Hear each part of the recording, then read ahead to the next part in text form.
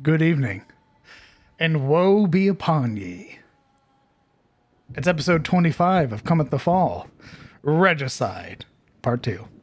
Hello, everybody. Good evening. I hope that you all have been having a good Friday, and I hope that this will be a nice, productive start to your weekend.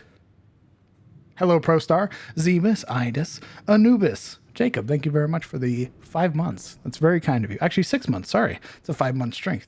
Thank you very much. Thanks for sticking around as long as you have.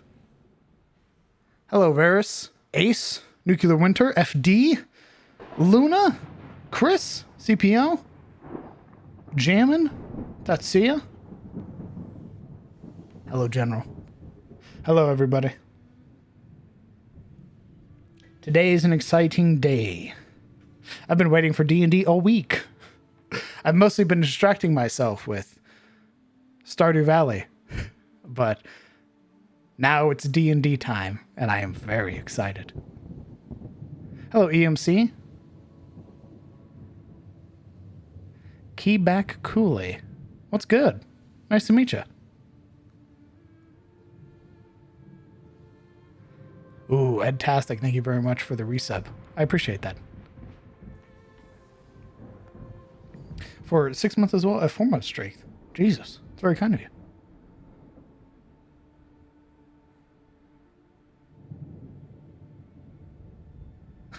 Hello, Guido, Zoro, Ladavian. Today's episode is going to be an interesting one. We've had the players debating and discussing over the week of what their plans are, their prospects going forward. Either they are going to return into the hilltops and hunt the other Basilisk King's mate, or they are going to return with what knowledge they have, what supplies they have, and earn some more coin in Elion's tier. Hopefully resupply, get some new equipment, and face the horrors that await them once more. We're going to let the discussion be hashed out in character. We've already had a lot of out-of-character discussion. But we're going to give the players, we're going to give the players 4 more minutes. We'll transition over in half the hour and get introduced to our players. Is it Doug Dot? Hello, Doug Dot.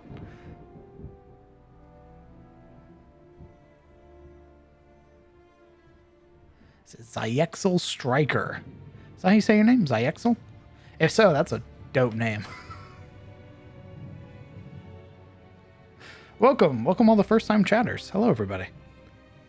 I am the Crown DM. If this is your first time being introduced, pleasure to meet you. I make maps, mostly. Monster creations. We do a lot of preparations here on the weekend, such as using Incarnate, which is a web-based map maker, as well as running a game every Friday and every Sunday. The Sunday game is ran over on my friend's channel, Momo. It is the Secrets of Urist. If you're interested in Dungeons & Dragons, building the D&D community once more, you are welcome here. May you find comfort and peace, and you're also welcome to the Discord as well. Guido, thank you very much for the gifted sub to Doug. That is insanely generous. Don't do the Discord as a trap. No. It is a group of welcoming, fine individuals who are more than happy to talk TTRPGs, nerd stuff, and have a general sense of camaraderie. So, if that interests you, you're free to join.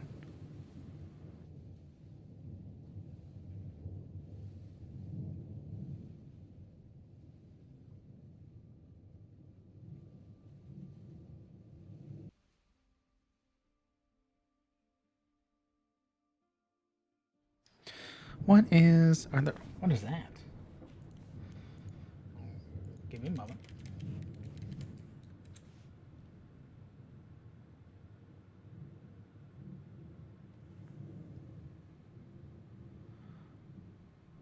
I'm afraid I don't know what that is, General.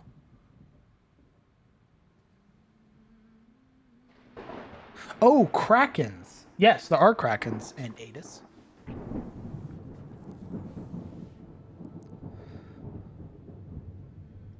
Davian, thank you for gifting a sub to Mad Hatter. That's very kind of you.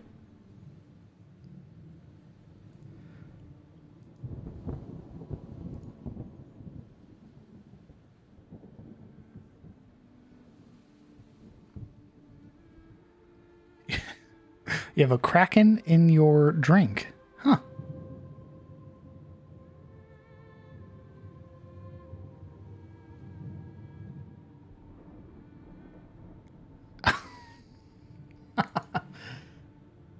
Ladies and gentlemen, the game hasn't started yet. Nuclear Winter, thank you very much for the gifted subs to the community. That is insanely kind of you.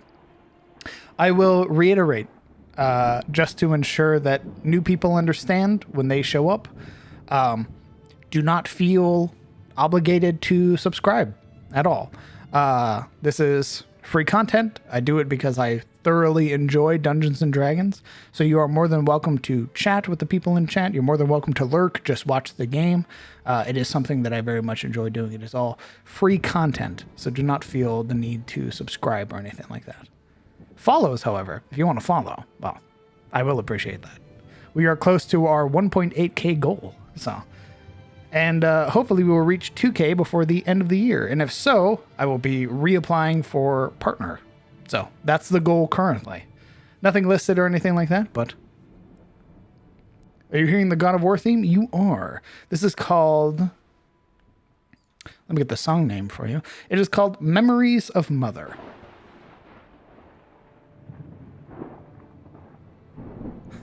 Well, hopefully by the time I reapply for partner, I'll also have some emotes for you guys too. They are currently in the works with the artist, so.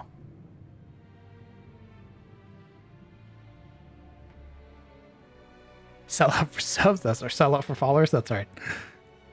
This may be a bit sudden, but what campaigns do you like DMing? Is there a campaign you rather avoid doing over others? I'm still relatively new as a dungeon master. I haven't had that much experience with running other types of campaigns. I've only ever ran campaigns in my world. I can tell you right now, I probably won't be doing another Souls-like campaign like I'm currently doing over for Secrets of Eurist. It just doesn't seem to generate the same type of excitement that like a high fantasy does. So, probably avoid that in the future. Afterwards, I'll tell you what else I generally like or don't like. I can tell you I really like sci-fi. Love sci-fi. I love playing with aspects of sci-fi as well. So introducing little sci-fi aspects into the world are always super neat. If we ever do a Carousel campaign, you will definitely see a lot more technology and a lot more sci-fi. I'd love to run like a futuristic campaign. I'd love to play in one, I should say. I would love to play in a sci-fi campaign. I also wouldn't mind running one. Right. Let's go ahead and let's get introduced to our players, shall we? Like advanced sci-fi that looks like magic level? Yeah.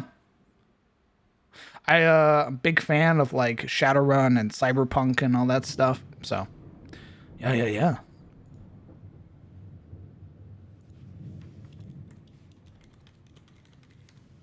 We're still missing a doofus, but I'm sure he'll show up.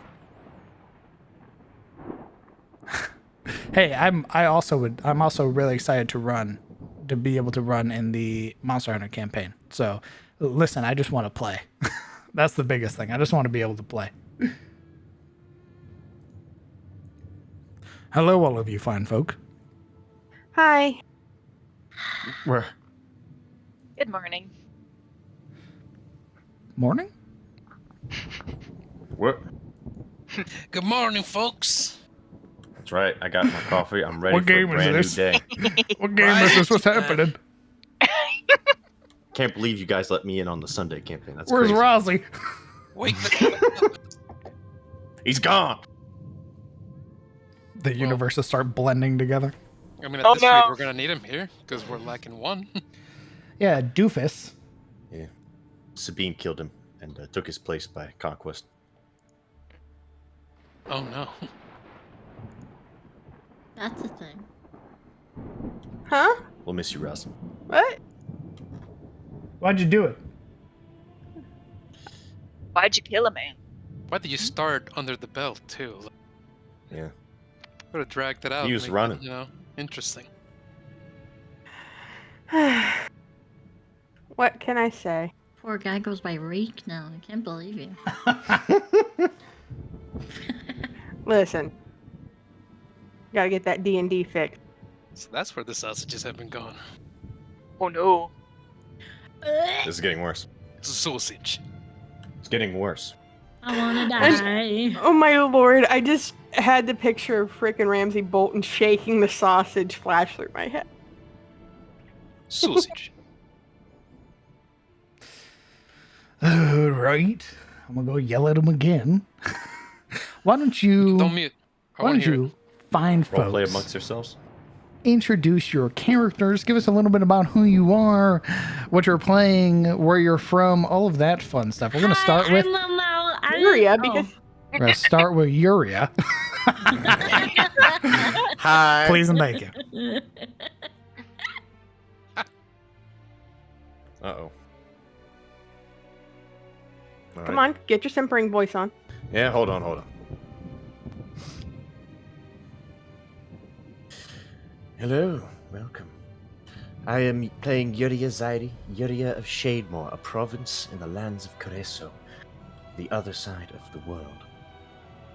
I have traveled here to Tyros to discover the lost history of my people, at least the ones native to Shademore. And in my travels, my very short travels, I should say, I have quickly found my new brand of companions. And instead of discovering lost history, I am instead discovering, well, new dangers. Forced to kill a basilisk king in order to kill the terror of the Shademore, in order to remove the threat of the Kingsmen hounding our steps. I can say I am surely out of my league in this case. No native hunter am I. I am a human, by the way, and I am playing a level 3 Hexblade. And hopefully, I'll live long enough to continue being Hexblade. We don't have a demon to say next. Yes, Celery. thank you. Thank you, Yuria. You're welcome. Good man voice. Mm-hmm. Cyril, please tell us a bit about your character. Oh, thanks, Dan. Greetings. I am Cyril von Ashford, Ward of House Ashford, this one blades.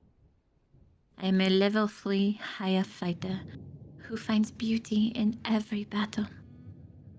I would lay my life on the line for house and home, and I endeavor to see the truth of the hidden malicious rot that finds itself squirming through my family. Come to find out that it has also affected our subjects. I will stop at nothing to find out why all of this is happening. To find the truth. Thank you. Savine? Okay, DM. I'm Sabina Linusser, female protector Asimar, and devotion paladin of Sario. I was born and raised in Katarina, and I was given to the Order of the Rose at the age of 8. After some reluctance and many tries to break out to see my twin brother, Laurent, I completed my acceptance, and I'm now a dame. I was whisked away to false pretenses to Hangkeep, and I'm currently finding residence at the Singing Tier and Alliance Tier. Given my current situation, I'm going to try and foster as much love and beauty in this place as I can, and maybe protect a few people along the way. Currently, apparently, protecting means dealing with a few deadly and horrible monsters along the way. Thank you, Lady Lamortia.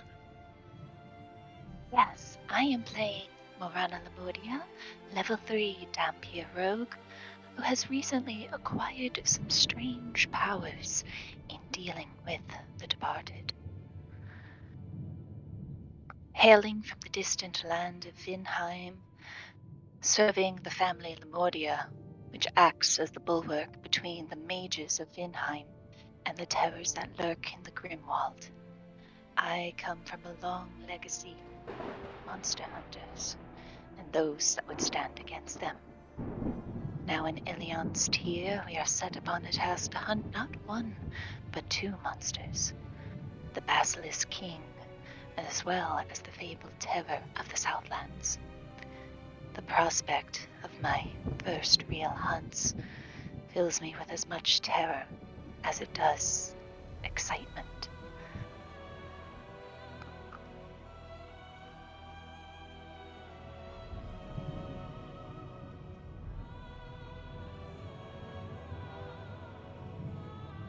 Wonderful. Mr. Kellan Aldane.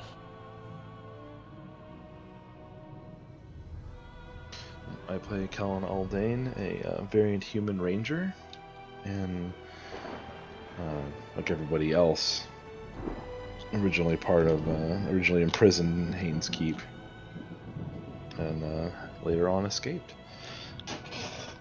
With the current situation, he has sort of taken the role of the wilderness guide of the party, and helping him guide it their travels, and mostly staying alive in the wilderness. Other than that, he is the overarching goal is to reestablish contact with the Grey Watch, of which he is a member, a militant organization in the wilderness, and they deal with monstrosities and mostly morlings and things like that. Until then, he is with them, and until they can find their way back to more of the northern reaches where more of them are from.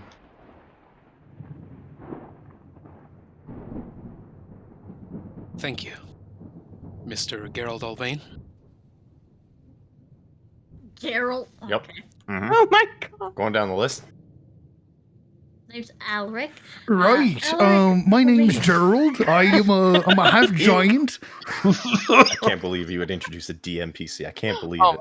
my god. My hope was that you guys would just finish and then the next person would go. I was sort of hoping that it would be unprompted, but thank you for doing what you did. I listened to the whole thing. Well done. Thanks, Gerald. All You're right, all right. You're like the father I already have. Like the father I don't have. Oh. Well, more for me. More from me. Okay. Who recounted last week?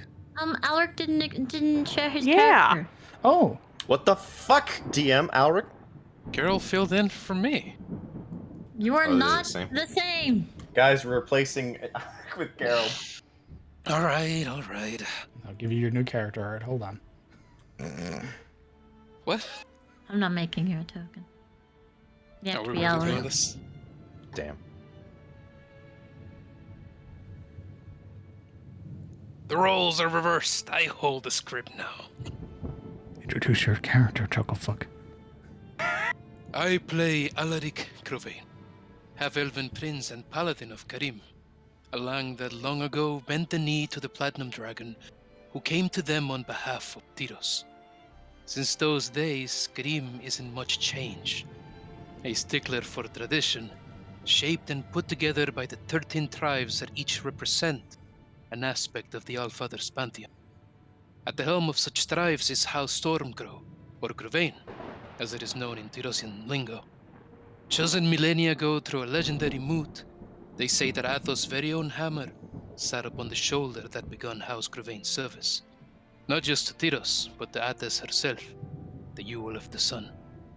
Since then, and to this very day, they have kept their oaths, and Alaric shall be no different.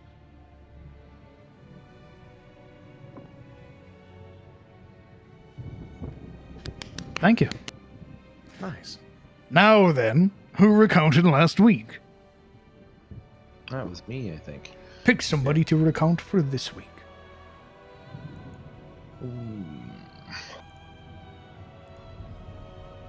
Let's say Sabine? Hooray! Nice.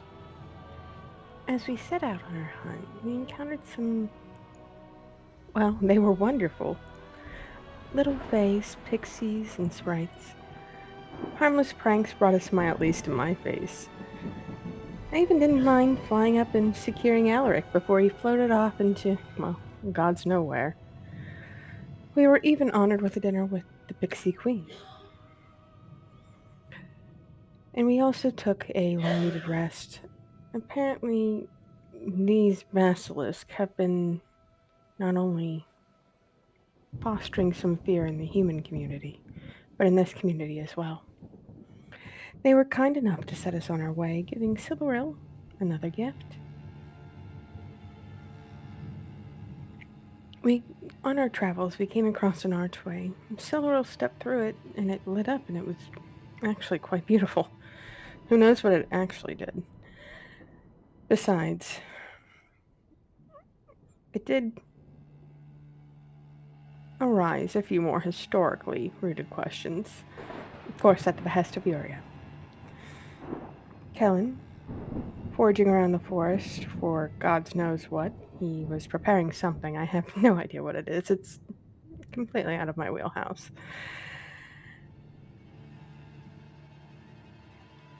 Either way, we tried to prepare a little bit more in the forest, but I think there's no such thing as being over-prepared for something like this.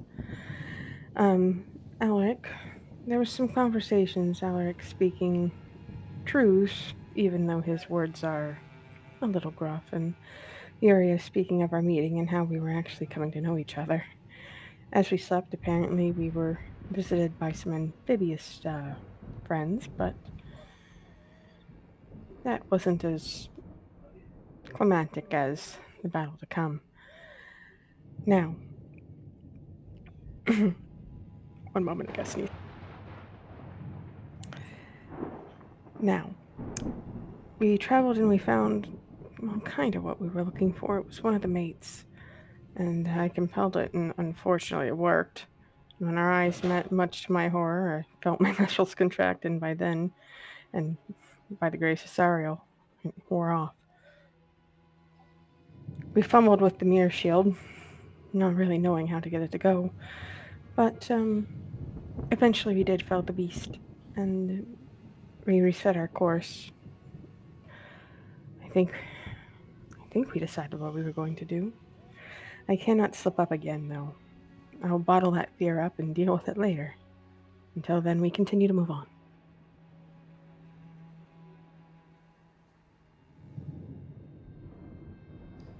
Thank you. You find yourselves now in your camp, having moved outside of the thicket and the hilltop, and have made your way back into the plains. I believe it was just after you all had rested. We made some sweet, sweet basilisk steaks. That's right. That's right. No, alas, you were getting ready to rest. So, eating your pound each of basilisk steak, cooked to perfection, I might add, by Yuria. What are you all doing? I'm contemplating how this monster tastes as well as it does.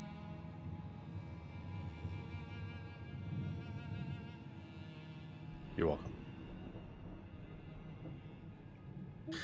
As we eat, Yuria would clear her throat about halfway through the meal. Before everyone retires, I learned some things in our most recent encounter that you may wish to know, that you may or may not have already have noticed. She dips her head towards the mirror shield, now back in Sabine's possession. One thing I learned was that It seems like the basilisks are nearsighted. Well, my plan was somewhat ruined because I got too close to the thing, and it could not see its own reflection. So I had to resort to simply using the shield as, well, similar to a plank of wood or any other flat surface that I slammed uncouthly against its head to prevent it from petrifying any of us.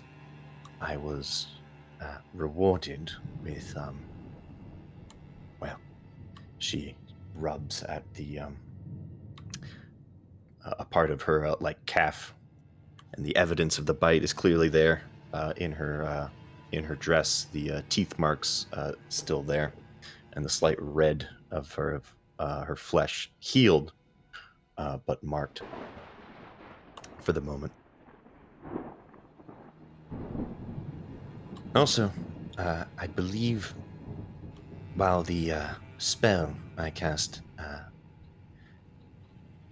helped us hide, it also doused any light, and, well, you may have guessed the shield does require a source of light for the creature to see into it. Wait a moment. Does that mean they cannot see in the dark?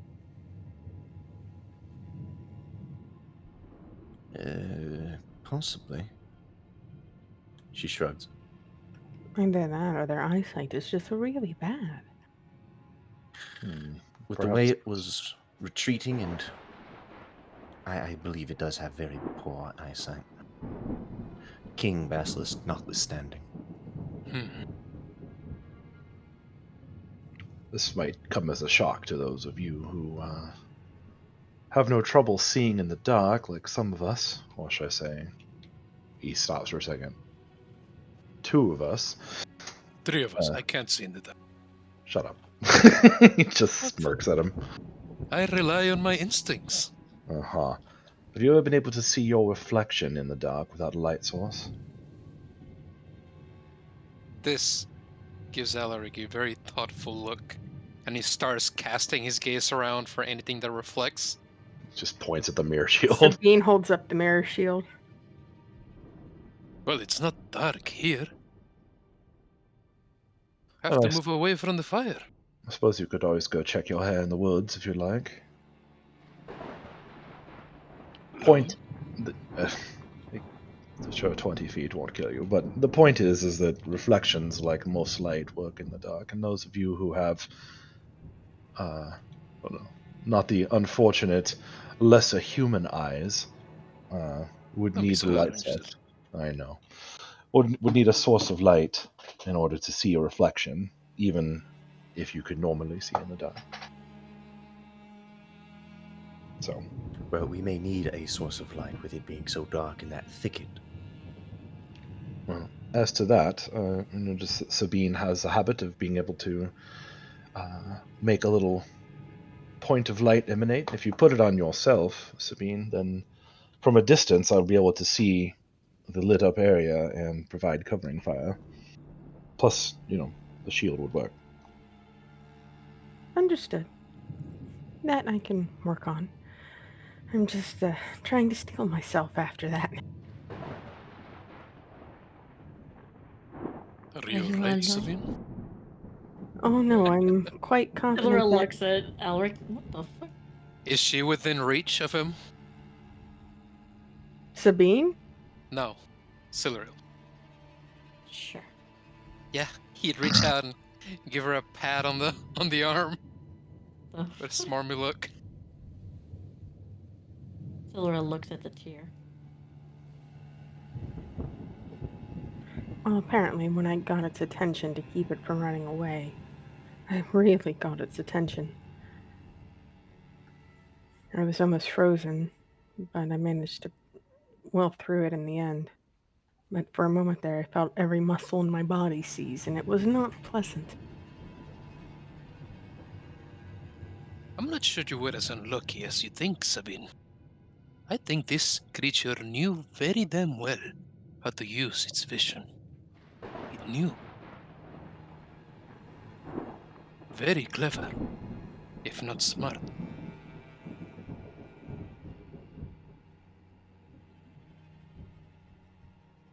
Hmm.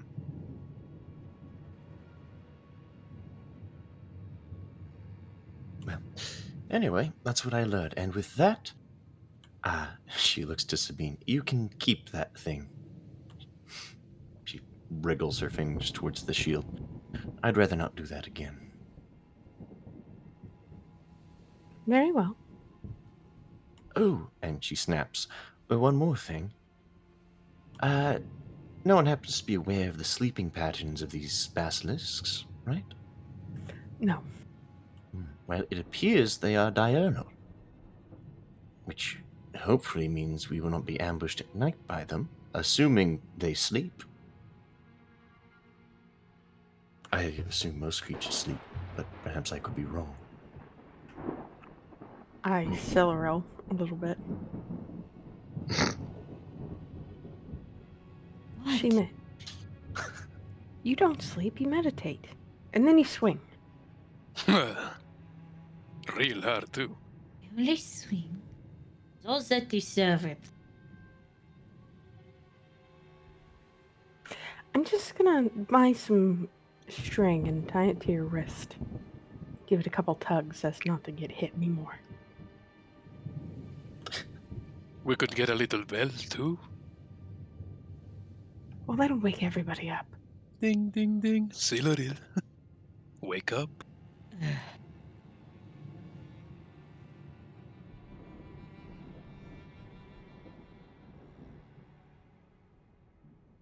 Right. Well, now that we are in the clear, what is our next move? Her eyes flick between Kellen and Marana mostly.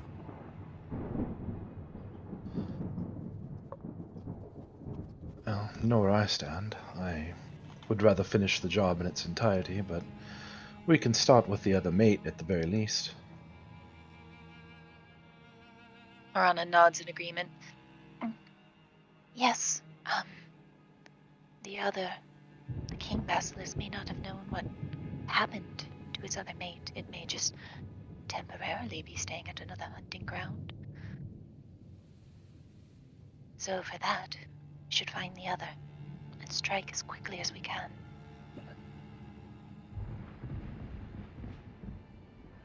Well, we have a general idea of where we need to go.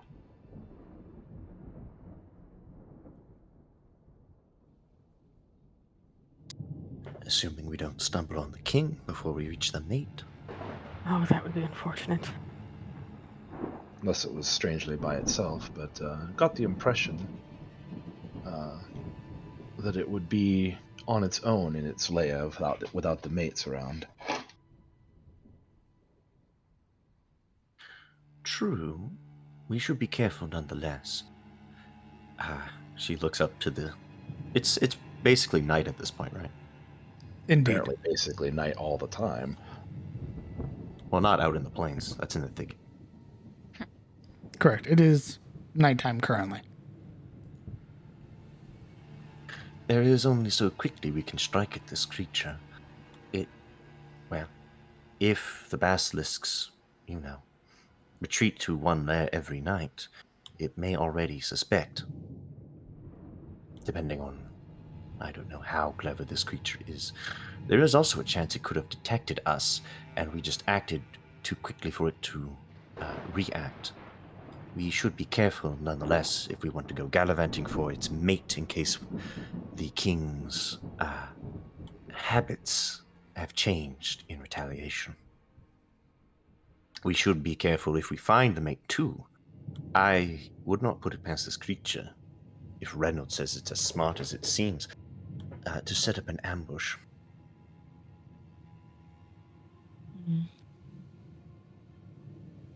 Sure.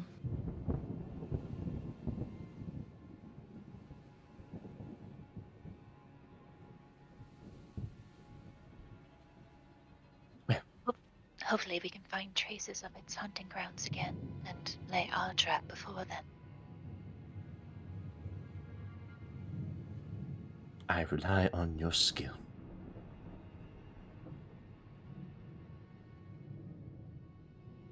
Marana passes a look between her and Kellen for a moment. Both of yours.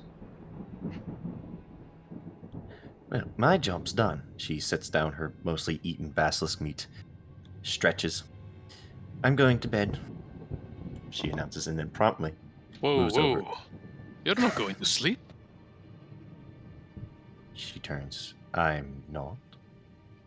How many times have we not been here on the fire?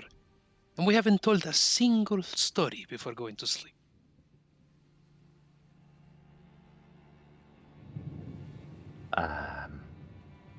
Are you volunteering, Alaric? I'm not volunteer, I am saying everybody gets to tell a story, no? No.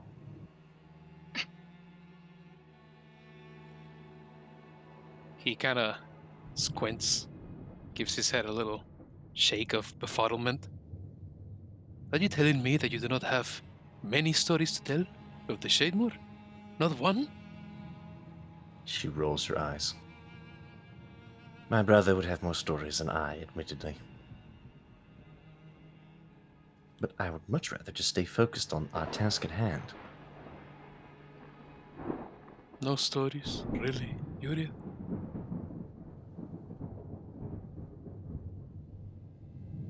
I'm not much of a storyteller. We're all, in a sense, adventurers, no? We all have that sense of Oh. adventure. Her shoulders slump. Don't say that. Why not? Because Because what? Are you too good for the name?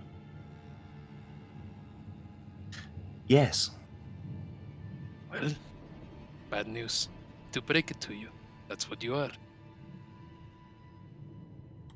she puffs. I hated him. You're very welcome to go back all by yourself. No, I'm not doing that. I'm As I also not figured. telling a story. At least I'm not going to be the first, she grumbles. Alaric looks around the rest of the party.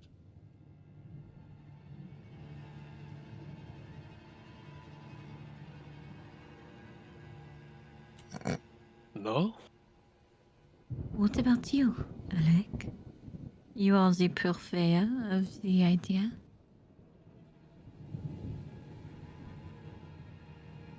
Well, I had hoped. I don't know that I'd get some of you excited for it. Get to come in third or fourth, or maybe go to sleep without having to. But I'm not sure if any would like to participate. DM, how late in the day is it at this point?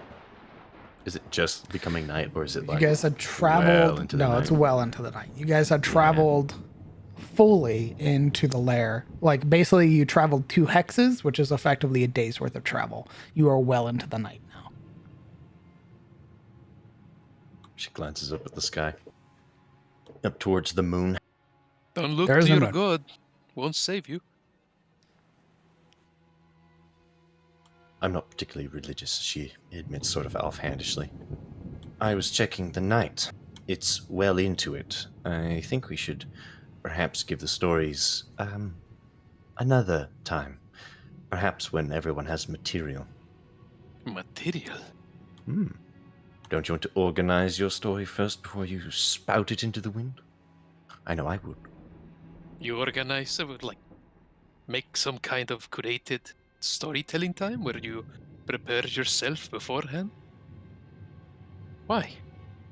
Speak from the heart. Oof. My heart says I want to stab you. It's very violent. And though we were friends, What can I say? Tyros is growing on me. Wait a the minute. new Tyros. You just insulted the whole country, by the way. I'll do it again. Why? Why? Think about what we've done in the past. She sort of pauses. 2 weeks? Possibly 3. But why would you insult the whole country just because of Alaric? think about where we've been for the past 3 weeks. What we've done. The trouble we've gotten into and out of. But Alaric, He's not helping. oh dear. Are you trying to shift the blame on me, Silver? No, I am saying that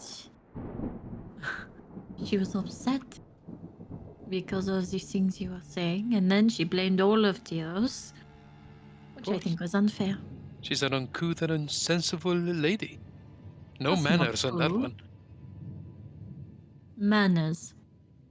She looks at him with the most, like, assessing look.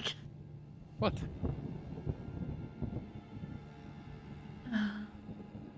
I should know. You should.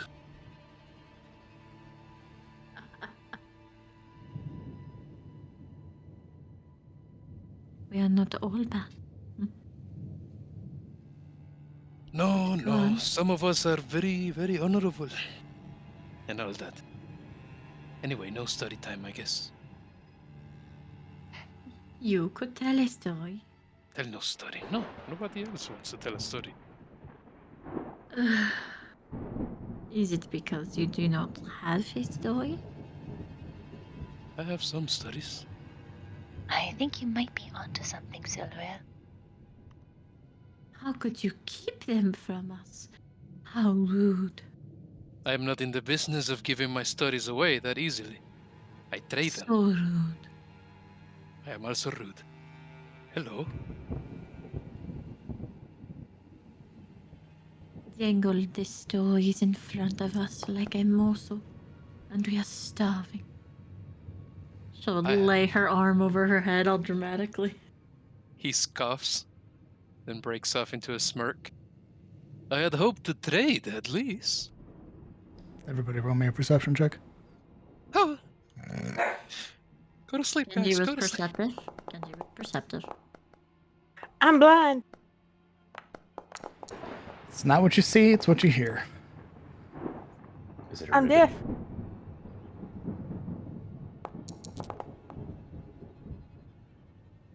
Everybody, wow. Not everybody. Marana and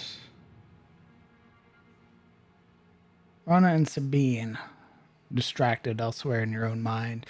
What have you? Perhaps the crackle of the fire too loud.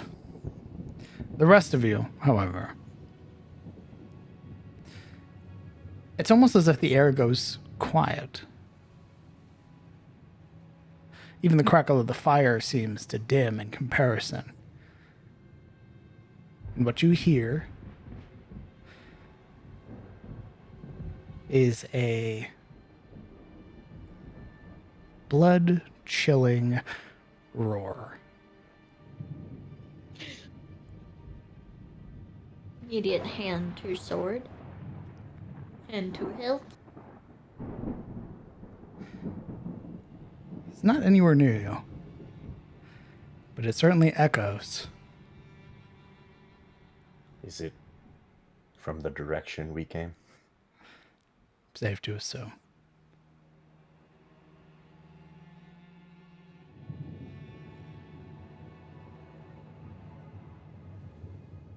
There's a...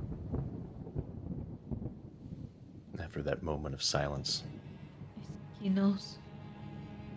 Yuria quietly nods. Is there a way to identify the roar? What it comes from? You have no idea.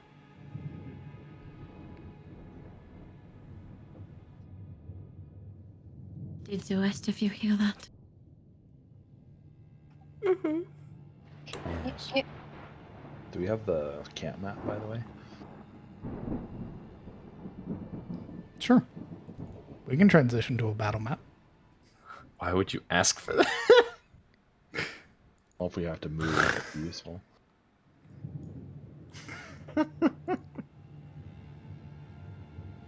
Delightful.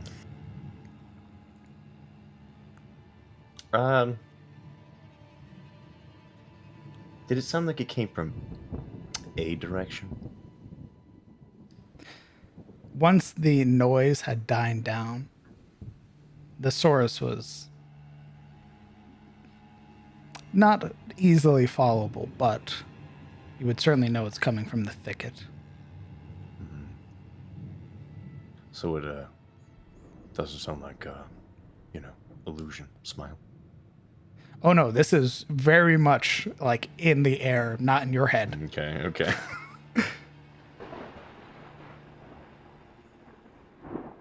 I think we should expect a shift in its habits if we go back there.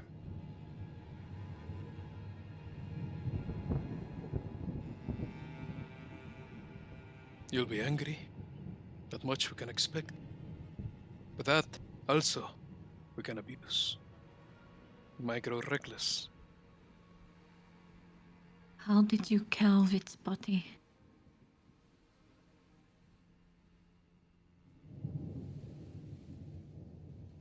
What did she say? How did you carve its body? Well, we cut it open from neck to groin. And then we pulled apart its hide and pulled out its entrails and worked the rest of the organs and then dressed the rest of the hide. There's nothing left but a Was blood it- mark. Well, some of the bones, of course, and a lot of blood. You Safe to left nothing say. behind? Well, safe to say that if the mate or the king itself found it, then they very well know what happened there. Some bones. Unless you guys were took little the off. organs, you guys left all of that behind. Yeah, there's a lot. There's plenty There's of a debris fucking behind. heap of a mangled corpse carved in half with a lot of the meat missing, its eyes gouged out, and its throat slit getting to the gland. You guys fucking desiccated that body. Oh yeah, Sure there's definite proof of it being done.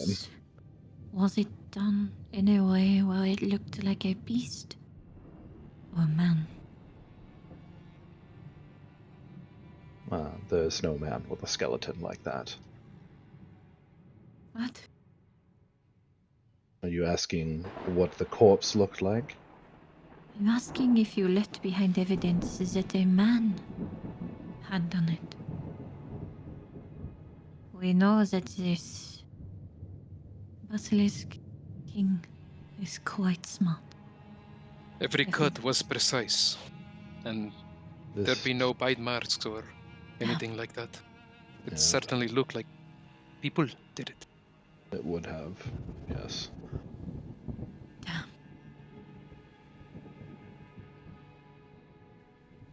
I had hoped you would have said beast. Oh, it was so mangled you are unable to tell. But if its intelligence is large enough, it will know exactly what to look for now. Think it might be hunting us? I'm unsure. She would like to kill it. If it were me, I would. But I'm also not a basilisk. You're close enough. It's not necessarily just a basilisk either.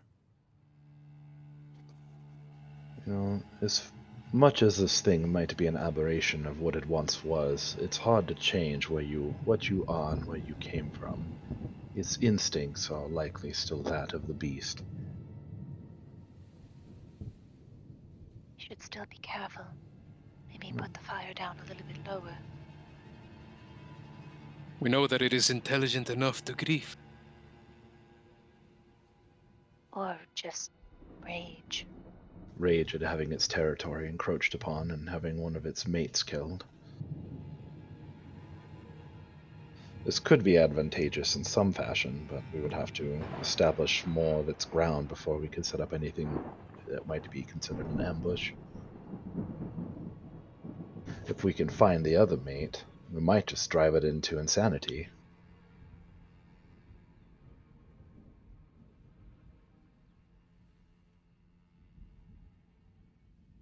Yuria licks her lips.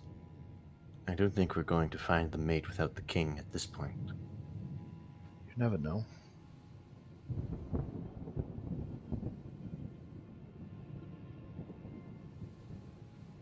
I think it's safe to assume that if it loses one mate, it will be protective of the other.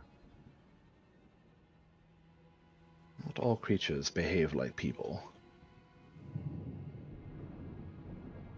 Well, this is no mere creature, is it? I'll just defer back to what I said previously.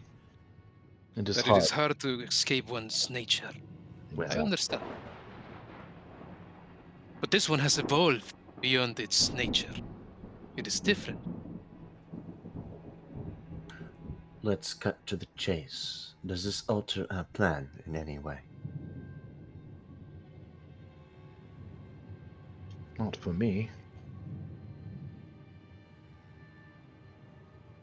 I still think we should go for it. It may have its sights set on the fairy town.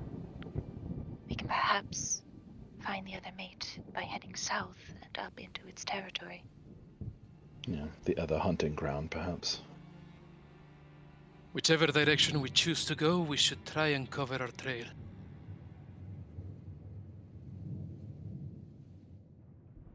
It's more likely going to try to hunt us by scent. What do you suggest? Well, not being covered in basilisk blood would be a good start.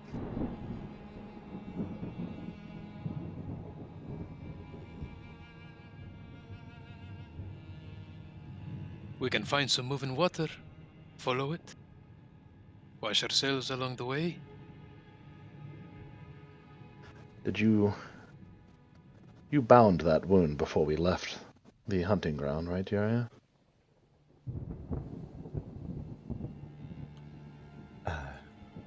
Sabine healed it. Well, then that's good. You haven't left a blood trail for it to follow. She Safe to say, however, that you probably bled plenty upon the ground. If it is a scent hunter, like I suspect it might be with its bad eyesight, it probably knows your smell by now. Have a care. You assume it has bad eyesight. You were the one who told us that. The basilisks have poor eyesight. We don't know if the king does. We do know that it has many eyes. Remember, nature. Altered nature, Kevin. If you have hunted by scent all your life, it is likely a good shot that you'll still hold on to that. Unless a outside hand comes and changes you. Why would you cull the ability for something to hunt by scent if you didn't have to? I wouldn't, but if I knew a clear weakness, its eyesight, that would be the first thing I fixed. Well, then you would have to also impart enough intelligence to recognize tracks and follow them, gauge size and distance by eyesight alone, which is something that Correct. usually takes years to learn. It's psionic. Oh. Circling back to the initial question, no, I don't believe this changes anything for us. Agreed. I just think it makes things more dangerous. I mean, if there's a scale for danger, we're well beyond the extreme end. We have been since before this even started. Then why don't we try to make things easier for ourselves, instead of playing How? with fire? How would you make this easier? Just curious. I've already explained what I wanted to do. Go Back, go make back. use of the glance, tell all that we know to the Slayer, go from there. None of that would help us fight the king. Yes, it would. And He Reynolds, told us that we could use the glance to better fight. he explicitly said that they would not work against the king, any potion Right. he makes, so it But would the not help. mates, I just don't see the point in traipsing back and forth cross-country for some creature comforts at this point. We know every what they're here little to bit do. counts, Kellen. That's we know, fine. we know what we're here to do, and it's best that we be about it. And in the meantime, he could grow angry, strike out, God knows what, those Fae. Continue to RP. I'll be back. On that, I do agree. It is currently angry. We could abuse that.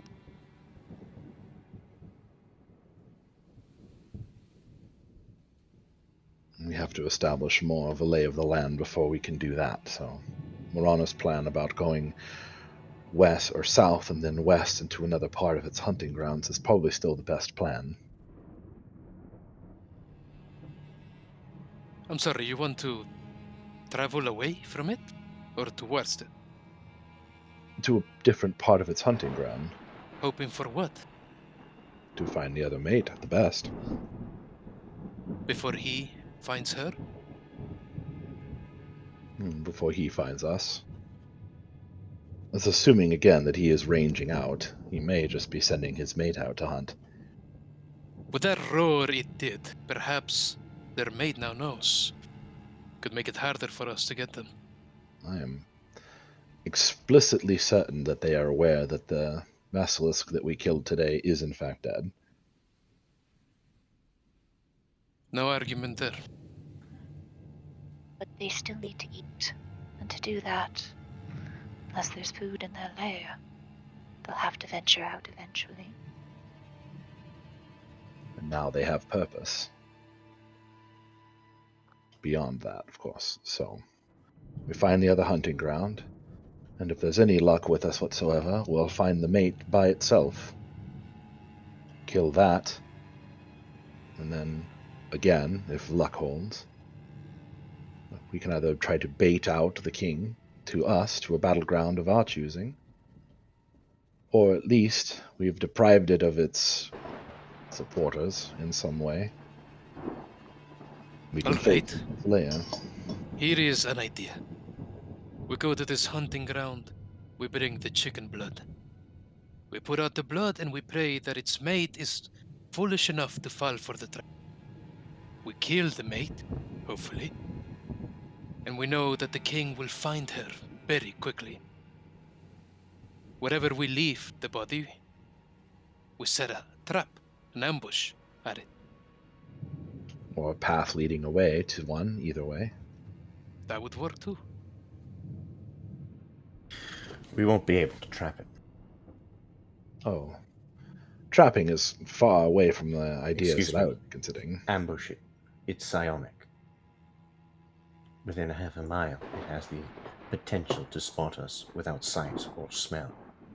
I consider that, but remember, it is angry. It might not even care. It might just want revenge.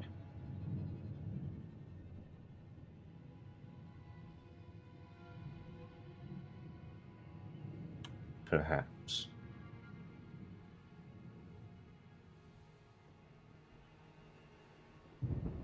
She looks to the other three. Sabine, Cyril, and Morana. Mainly Morana. Your opinion. Should we reevaluate?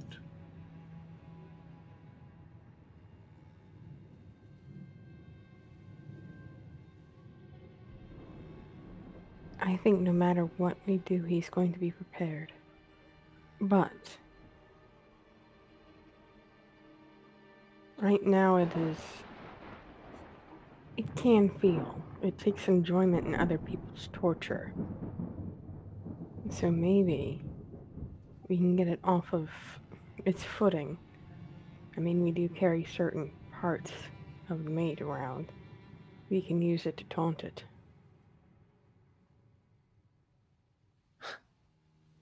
Very brutal. There's this cold smile that spreads across Yuri's face. You're thinking like a shade more now. That's horrifying. It's not horrifying. It's what has to be done.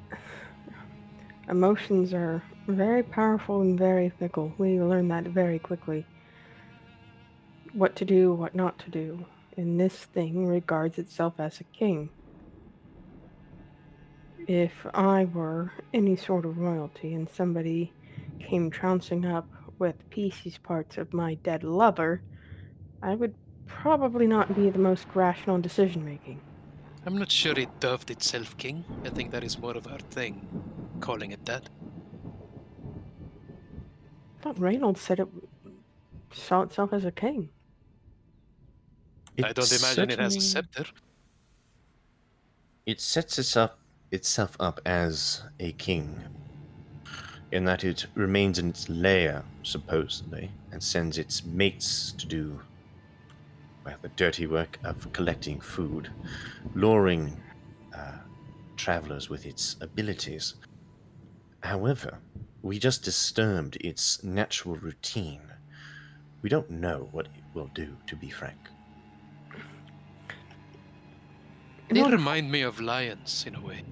in order for it to do what it does, the luring, it denotes some modicum of high intelligence. And the fact that it is observed that it enjoys something, it's an intelligent feeling thing. It's not a mindless beast. Which means you can manipulate those emotions and direct it. You just have to have the right direction. I suppose if I had had enough time and thought about it, I would have taken the head off of that basilisk and mounted it on a stick. Upside down, of course. All right. Well, Because whether it feels love or possession, effectively we took away one of its playthings, whether it be an emotional attachment or a possession. It's going to make it angry because it'll either A, it lost something that it loves, or B, it's a show of weakness which it can't have. At the very least, it lost something that provides it with food.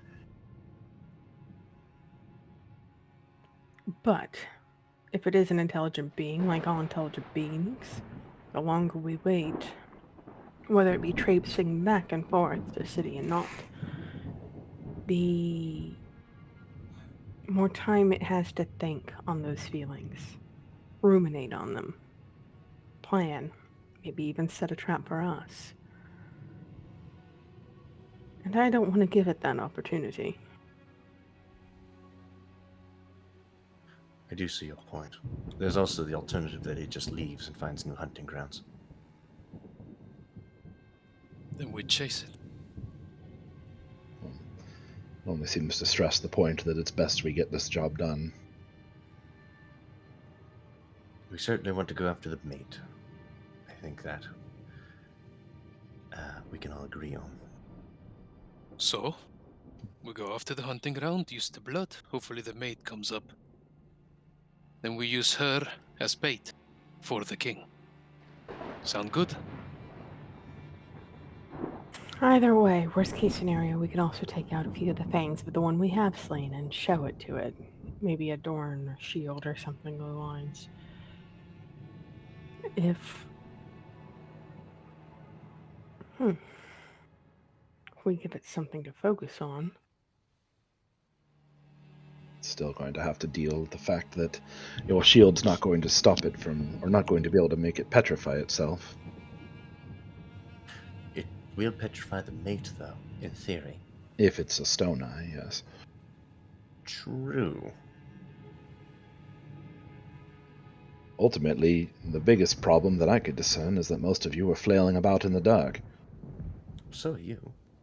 Yes, well, I didn't have to avert my eyes as far away as I was, and, well, being unable to see.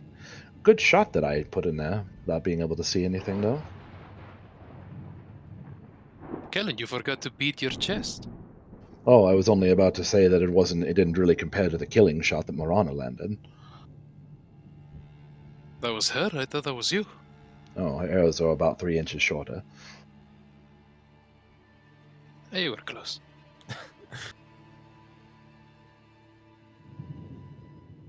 Lucky shot. Well made, regardless. But having to avert your eyes to strike at it isn't doing anyone any favors. It puts us on the back foot. And unfortunately, I cannot think of any way to deal with that remedy. Well, perhaps there is one, but it would require a bit of luck on my part. should be stated that the mates seem to dislike close combat. If our last fight was anything to go by, it tried to retreat and, of course, use its gaze to do the job for it. Though it was not intentional, I think rushing it put us at advantage. Will that work for the king? I doubt it. But for the mate, assuming it's a petrifying one, surrounding it might be a good idea. If we can. I think I'd have to concur with that, actually. The surrounding it, those of you who want to be, within touching distance of such a thing. Get it on Well- all sides. That way, even if it tries to run, you have it. If you give it some thought. You said it prefers to stay at a distance, no? It seemed that way, although maybe it was just trying to run to its king. True enough. If they like to stay at a distance, then we could potentially ignore them. Put all our efforts on the king. Deal with them later. We just need to not look at them. There's a pause where she raises a finger. It still decided to bite. It's not helpless at close quarters. It just seems to prefer to try to turn you to stone first. Indeed, and that's just the stone ones. Like Kellen said, we don't know which one this other one is going to be. Just a thought. It still doesn't really change much. We have to find the hunting ground and hopefully find the mate, and depending on what kind it is, we have to deal with it that way. If it is what do they call it? Venomai or something like that? Something like that. Then, at the very least, you won't have to worry about being turned to stone. Being poisoned, however, well, guess we shall see. Which probably only means that it's going to be even nastier of a bite if it does. Maybe it spits poison, like a snake. Iria glances up at the sky. If any of us want to any form of rest, we should start getting it now, I think. We can continue this conversation in the morning. Right now, I think we need to worry about who's keeping watch, especially at this point. Who's taking the first watch? I volunteer. This whole thing has me restless. I don't think I could sleep anyway.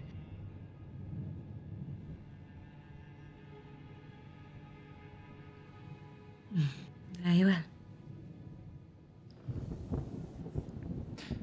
So, who is taking the first watch? Alaric and whom else?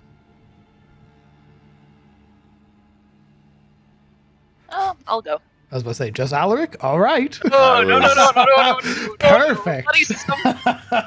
Buddy. By all means. With friends like these. All right, Alec, you watch. Sabine is apprehensive after her last watch with Alaric. Damn. Alaric and Marana. Perfect. Now, for the sake of brevity, unless there's anything super important, we'll keep the watch RP to a minimum for now and just stick to some perception checks and a D100. But I'll be rolling that. Why?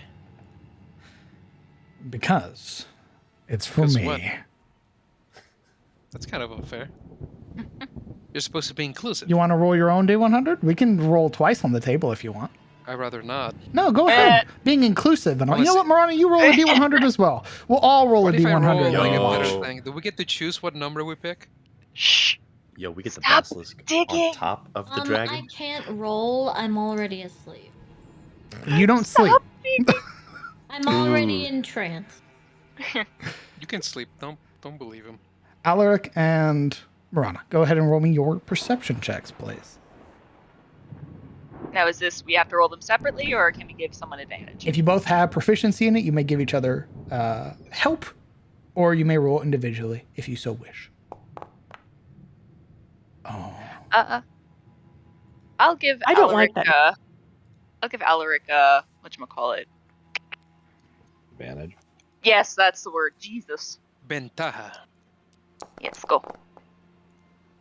Well, You Well, you fool. rolled at disadvantage no. for some 12. It's a reason. 12. It's a 12. It's a 12. A 12. Very well. Give me a moment. No. That's a weird little laugh you had there, Fran. Take it easy. Actually, you do get to roll a D100, Alaric. Oh, shit, sausage. Yeah? Yeah? Right Roll it now? for me, please. Bueno. A Oh my god. 100. Holy shit. A 100. A dragon Oh. appears and I wipes us hate out. whatever that means. Very well. I hate whatever this means. Hey guys, good news, we don't have to fight the basilisk because the terror found us instead. That would Very well. Okay. I need a quick moment. Uh-oh. Huh. He's gotta go Plot dig or deep death. into the A monster closet. 100. Okay. Do I get my gun gear now? 1 On God? second. On God? Uh-huh. Neat. Very pog. The Allfather's sword comes down from the I sky, wouldn't be calling to the Allfather currently. lands itself on a stump. You know, I can't wait for it to be nothing and it's just bait. God, I would fucking. This is just shit one of myself. those DMs rolling dice to be funny, haha. You need to Yeah? stop that. Yeah, Yeah, It's maybe not. so. You ass. wouldn't that be funny? Let's see. Let's see. Do I have what I'm looking for? How deep does is the monster in the monster closet? How old has this thing been made? It's, Waiting it's new. in. Oh, I have to make it. oh, he's making. Oh no, Oh, no. it's fresh, Yeah, that's literally hot off the presses. hot. You know, let's take a 5-minute break while I get this set Oh up. no! Oh my god. Let's take a Oh, 5-minute break God. while I get this set up. I'm gonna Hey, go man. feed my dogs. I'll be back. Nice. Well, Let's guys, see. I'm glad It I was could One nice give of you you knowing all. ya. check on the cat. See if she's come out yet. Probably not. I saw her at the door, by the way, for a bit, Okay, I'll go see if I can feed her. I'll be Wait, back. so- Got a cat? and ran. Did you guys get a new kitty? No, just temporarily cat sitting.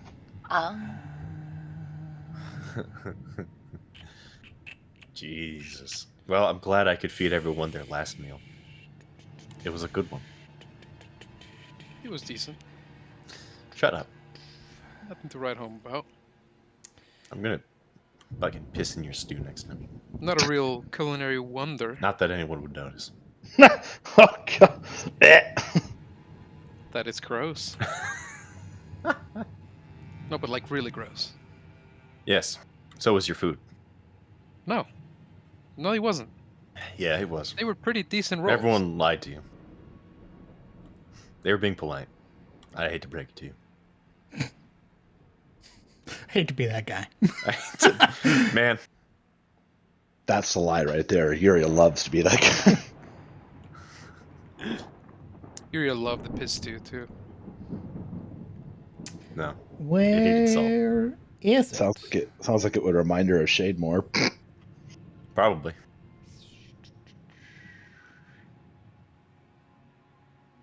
Is that like our first 100 for the get Correct. fucked? Oh, okay. Are you ready? No. Hane 2, No. electric boogaloo. Just when We're I had gonna- to complain about it too. You know how fate works. We're gonna be You marching literally back. put that energy out there, so. True. Yeah. It's like the fucking basilisk roll. You know, we kind of baited it, and then fate was like, all right. And now we're Well, getting yeah. our comeuppance for that.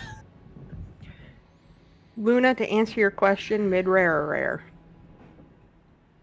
I prefer medium rare because that's like the traditional way. However, to piss everyone off, I would have cooked it well done, but I think the DM didn't allow me physically to do that because it was such Correct. a sin. Guinevere only taught you how to cook medium and medium He rare. took that knowledge out of my brain. You physically Yep. can't burn this, he says. Stop. Your cooking level's too high. I like it well done. Physically incapable of cooking a Fucking steak well. railroaded me into cooking a decent meal. Bro, power gaming my steak? What the fuck, bro? DM self-insert. Self-insert. Self-insert. That's Geralt. That's the D100. It's his self-insert. It's worse than any monster. Not He's Geralt, making. Oh my god. I'm rolling your up his- DMPC. He's rolling Oh, up a God. gnome right now. Self-insert.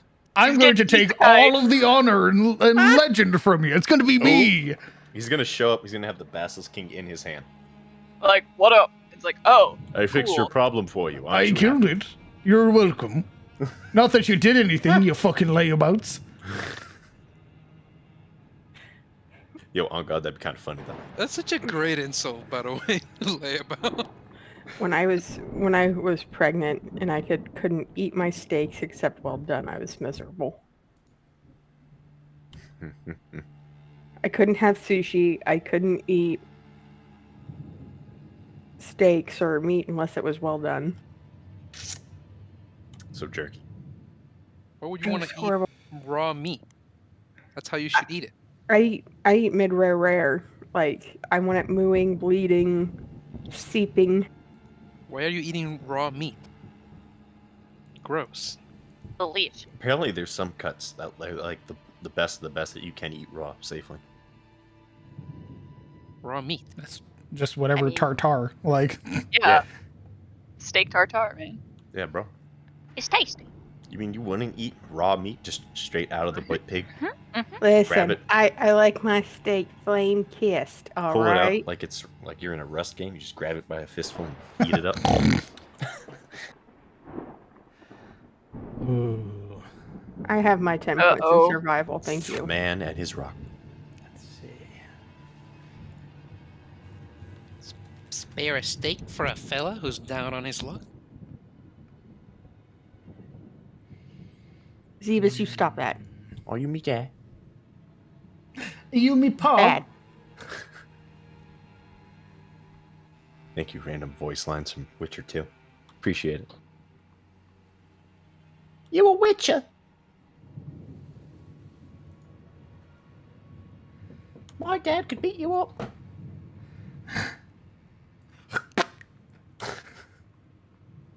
Why won't you let me kill children in this game? They're so annoying. CD Projekt There's a Red, mod for that. why? The one monster I can't slay. The most foul of them all. A manticore? No. A child. Ooh. The moment I had my 10-year-old, Atomic showed up with a mid-rare steak. Ooh. That was the last we saw of the child. Ooh. Ooh. Ooh, I'm Mr. Meesinks. Ooh. Look at You- me. Look at me. This shit's about to get real fucking spicy. Stop it. Stop saying that. You're hyping me up so much that I'm waiting for it to be the Kenku party back. I'm waiting for you to be That's like, all you hear. Is, "Surprise!" ooh, look at me. Just all of Run! Oh my god. They go I'm- and they hunt the I'm- Basilisk King and they come back and they're like, hee hee. They show up with like a cloak made out of it already. I'm a little bit of a steakler, McSeeks. How's your short game? Fucking Kenkus. I need to go to That was the Patreon board. real quick. What? Oh no. What? What did You he gotta- say? He's going to Patreon. He's fucking paying to lose. What the fuck? Oh no. Oh no. Can I just stress to the rest of my party mates running's an option? Yes, correct. You have to wake up first. And that's not necessarily true. Yeah? I don't think that's true. Perfect. Just in case. Ron just takes off running 45 She feet can ahead run. of everyone. She can 90 run. feet, 90 feet. No one else can necessarily run unless it's. Rana just fucking disappears like Goku with 2 fingers to her forehead. Ding, ding, ding. Just Naruto teleporting from branch to branch. She's You don't stealthing so actually she see her can. move. She's hiding so she can backstab, right? 3 rounds later. 3 rounds later, where are you? The token just fucking She'll- disappears. She'll backstab them any second now. token's literally on a different map. You see the player token on the world map slowly moving away. Marana gets back to the That's scene slow. here. It'll just be me. Relocation of the token. Oh. I mean, she's hidden from us, right? I mean, she's hidden from us, right? Quick aside, Oh no. personal question, has no bearing whatsoever about what's about to happen. Who has the rest of the basilisk meat? Not me. But I. No, we ate it. But All of it. here, let's ask the Shut real up. question. Who has the bag of colding? I have the bag of holding. I'm pretty sure once something is inside that, it doesn't have smell anymore. So this isn't just a small bag of holding that makes things cold. Is that correct? It's very presumptuous, good sir. Exactly what you told us. Very presumptuous. Just to repeat what was said by you. Okay. What the fuck is this thing labeled?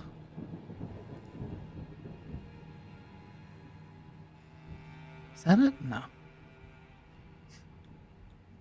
Sorry, I had to download a whole new file. I present to you, fellow Yes. players, the super mega owlbear. You I don't think wish. you'd have to go to. Yeah, I don't think you'd have to go to Patreon for that. You just take a owlbear and double its HP. That's. You don't have to pay, what, $10 to do that. All right. This is something never seen before. All right, taking bets. Darkest Dungeon themed, Dark Souls themed. If it was Darkest Dungeon themed again, he wouldn't have to pay for it because he's probably already ripped it off. Same with probably any Dark Souls monster. Okay. All right. I have it done. Maybe the story we should have told was the story of Tarth. Yeah. Yeah. The end. It would have been fitting. Sorry, folks. This is very unexpected. So I have to boom, Imagine getting floored by Bop. your own dice. boom. And not just a question from the players, like surnames. Marked as a.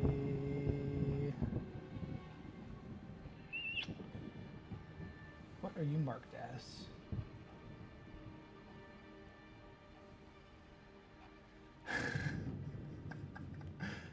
Okay.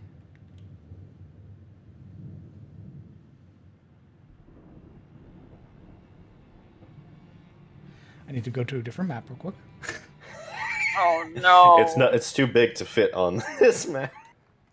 Make sure it's. We're gonna see another token on the world map up here. Alright, it needs to be bigger. It's Jurassic Did time. like God fall down or Big. something? Oh, Oopsies. to some people, yeah. Oh no. Huh. Okay. What? Some people. That could mean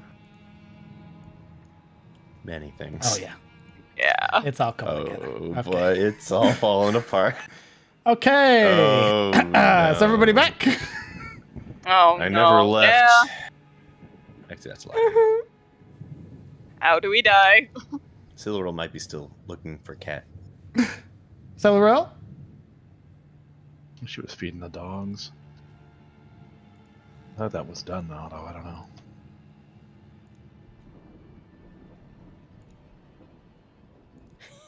I'm trying to emotionally prepare myself. for Move your destruction. tokens where they are appropriately, please.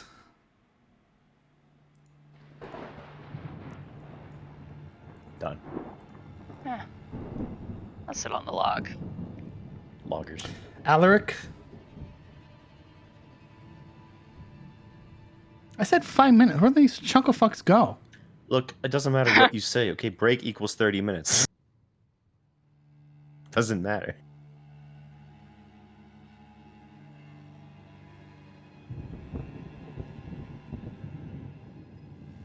Also, I think they're taking care of the cat. That's what they said. As well as feed the dogs.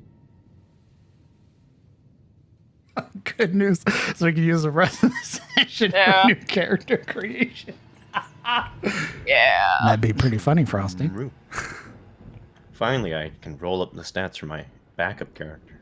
That's right. No longer backup, just new character. Oh, you thought it was the Basilisk King that was going to do you in? No, it was Alaric's role, in fact. Yep. Yeah, it was. Thank God we can blame Alaric for our death. Instead of the consequences of our own actions. Thanks for taking one for the team. I mean, to be entirely fair, no one expects to roll that well, frankly. I don't care. I can still blame him. It's his I mean, dice. fair. This is fair. He obviously has full control of his dice. He chose this path. Obviously, yes. Of course. Just like you chose the Basilisk. Like, Of course. there was a selection there, and you chose Basilisk. There was no other Alaric. option. Solaril.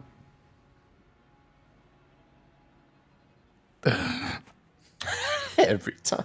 You gotta go get him. Take your breaks, people. This is the time to do it. Go get your drinks. Yeah. I haven't even finished my first drink. It hasn't been that long. I only have like 4 sentences in my notes. What did you expect?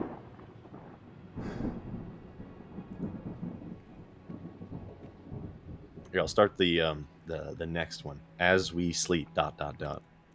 There you go. Now we wait. Ooh, waiting for them to get back. Jesus Christ. You said 5 minutes. It took maybe 10 in reality.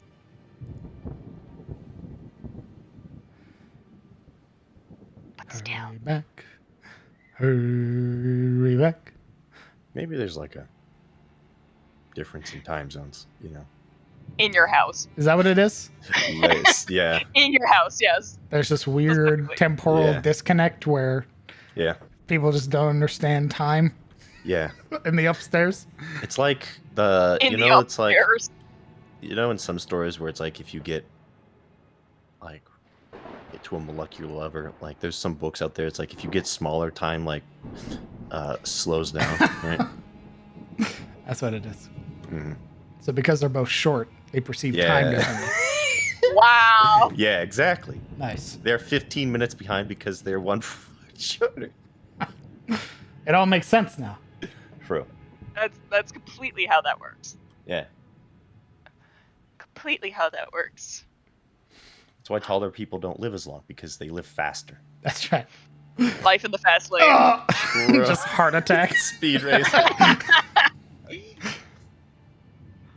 It's so weird. He the body of a 27-year-old, but the insides of a 92-year-old. Doesn't make any sense. Scientifically, medically, anything. Look at his heart. It's a raisin. God. Oh no. Alaric, there we go. Good. Where is There we Solar? go. Got one. She's just sitting down as we speak. Perfect. Very good. Is everyone else here? Mm-hmm. Mm-hmm. Kellen? I'm here. Solaro?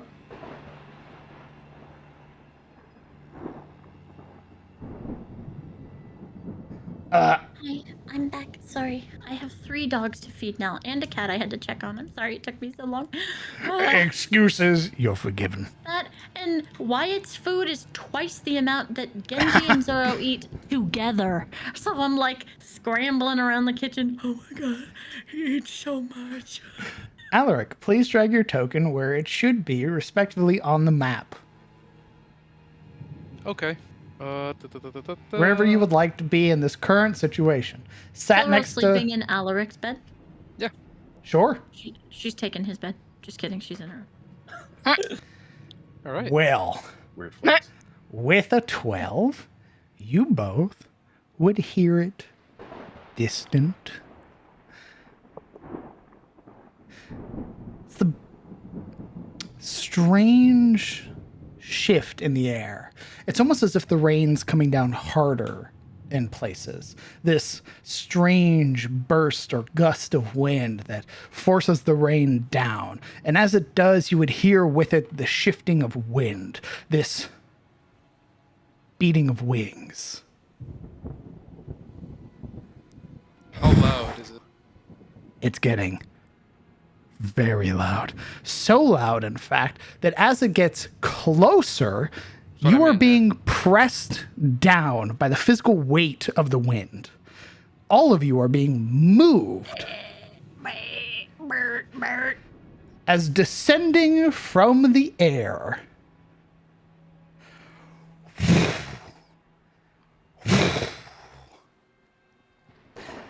A gargantuan bird.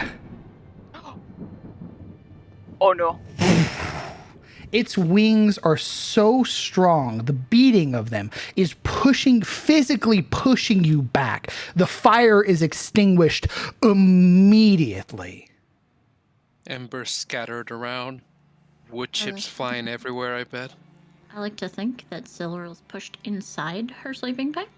And inside, like Your bag? sleeping bag acts as a sail, and you are now being physically moved Oh no. as it beats its wings. Once Alaric feels the strength of its descent, through instinct he would reach out to Morana and try to hold her upright with his arm, while he himself tries to remain upright.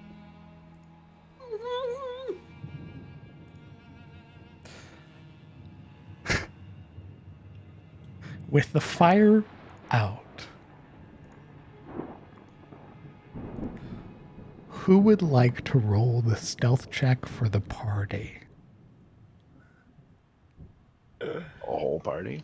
You will take the person's lowest stealth modifier and roll for the whole party. Hey, My yo, stealth modifier is 3. Oh, fuck. Alaric, What's good, brother man? your roll got us into this. Your roll needs to get us out. I'm a +1 stealth. What's good? No. He said the lowest modifier, so he doesn't necessarily have to roll. Yeah, anyone can roll. This accounts for, you're basically just using Alaric's bonus to your stealth.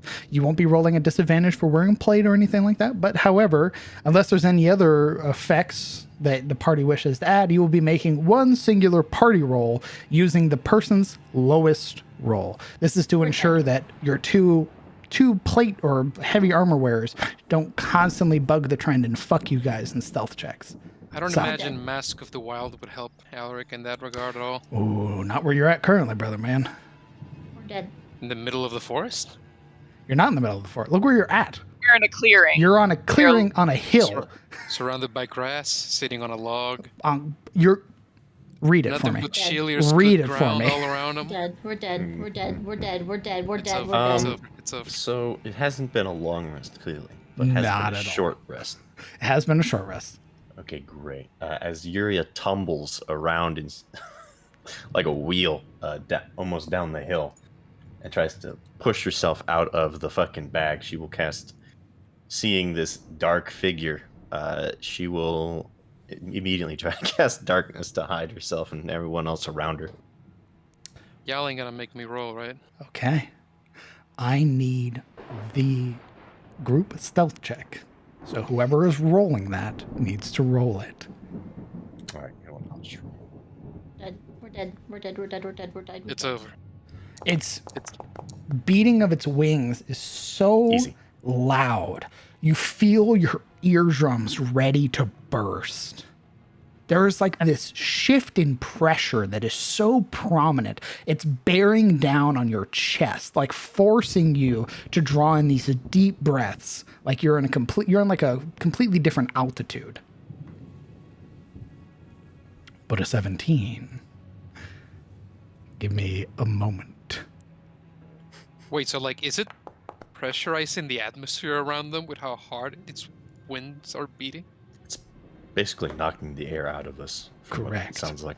Is this thing a Thunderbird? It is a rock. Ugh. It is a rock. ROC. Strangest rock I've ever seen. It eventually slams down as it lands, the sheer weight of it causing the earth to tremble.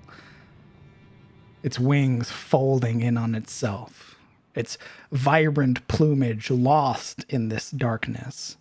And the darkness that currently surrounds the party, all of you are blind, save for Yuria. And Yuria, you would watch as this thing encroaches. You would watch as its head cranes to one side, a singular giant eye inspecting the swirling sphere of darkness. And as it encroaches, the steps are louder and louder until eventually its head is just mere inches away from the roiling darkness. I need one more stealth check. It currently has a scent, and it's looking. All right, brother, man.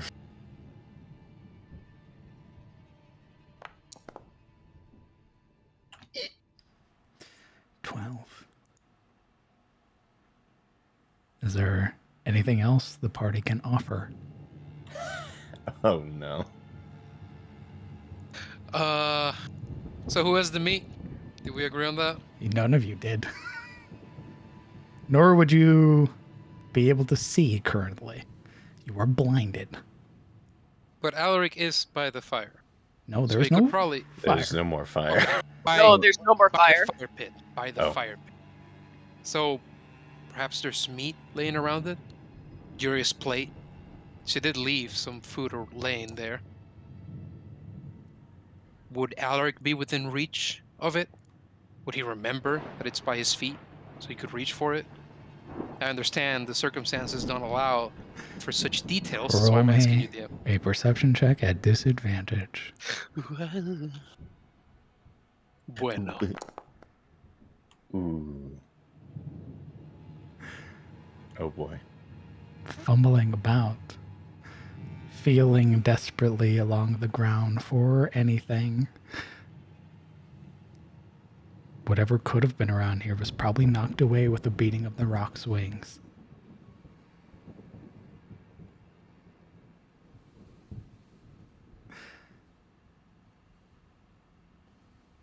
As it stands currently,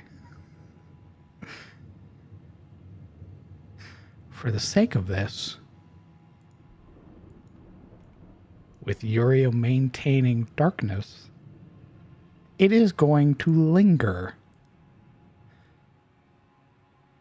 for about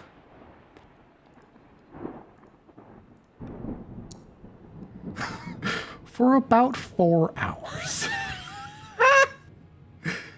All right, let me check something real quick.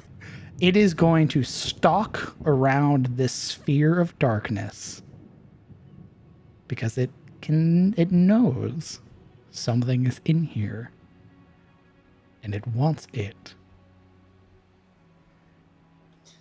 Well, it's not going to take 4 hours because darkness only lasts for 10 minutes. How many times can you cast it? Okay. I'm a warlock, so at level 3. So one more time. You have DM. 20 minutes, players. This is gonna get real weird. Given that we're out of options, By the way, real quick, Yuria would let everyone know telepathically that the thing is stalking and looming over the darkness, and that she has one more cast of this, another roughly 10 minutes before the darkness collapses. so we're under duress. You are. Unless you All can right. offer up something to distract this rock, or find a way of fleeing this encounter, you have 20 minutes. All right.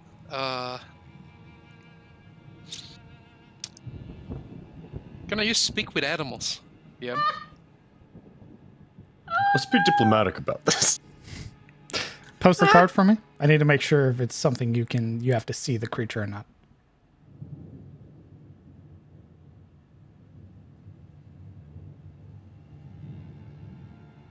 I think he just becomes able to communicate with them. Yeah, I don't see anything in the description that says sight. Okay, Alaric. What are you saying?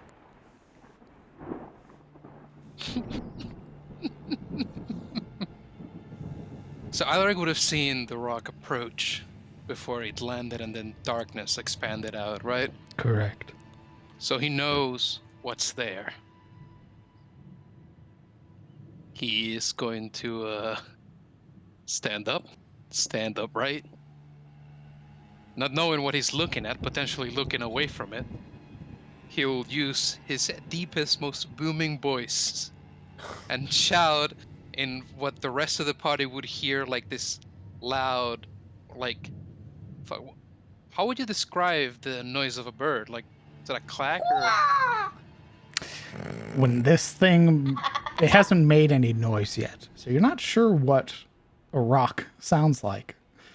Well, he wouldn't need to. I imagine the spell kind of conveys Indeed. the noise. The party would hear that, and it'd be this raucous, really loud repetition.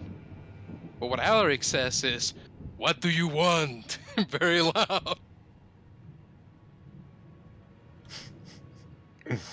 That's what you say? Yes. Okay. Give me a moment. I'm going to try out. Let's see how this works. Whoa, we're all gonna die. A little bit. Perfect. I smelled it on the air. The flesh. Give it to me.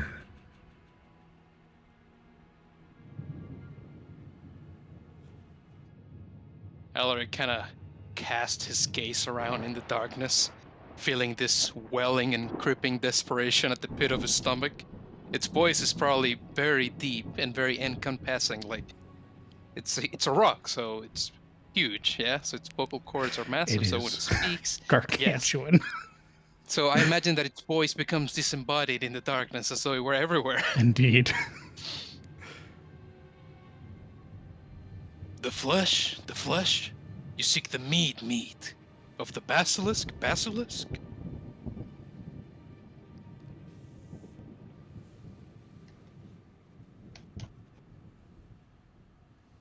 I smelled it. The flesh of the animal, of man, of elf. Give it to me. Oh, it just went Siluro? Alright.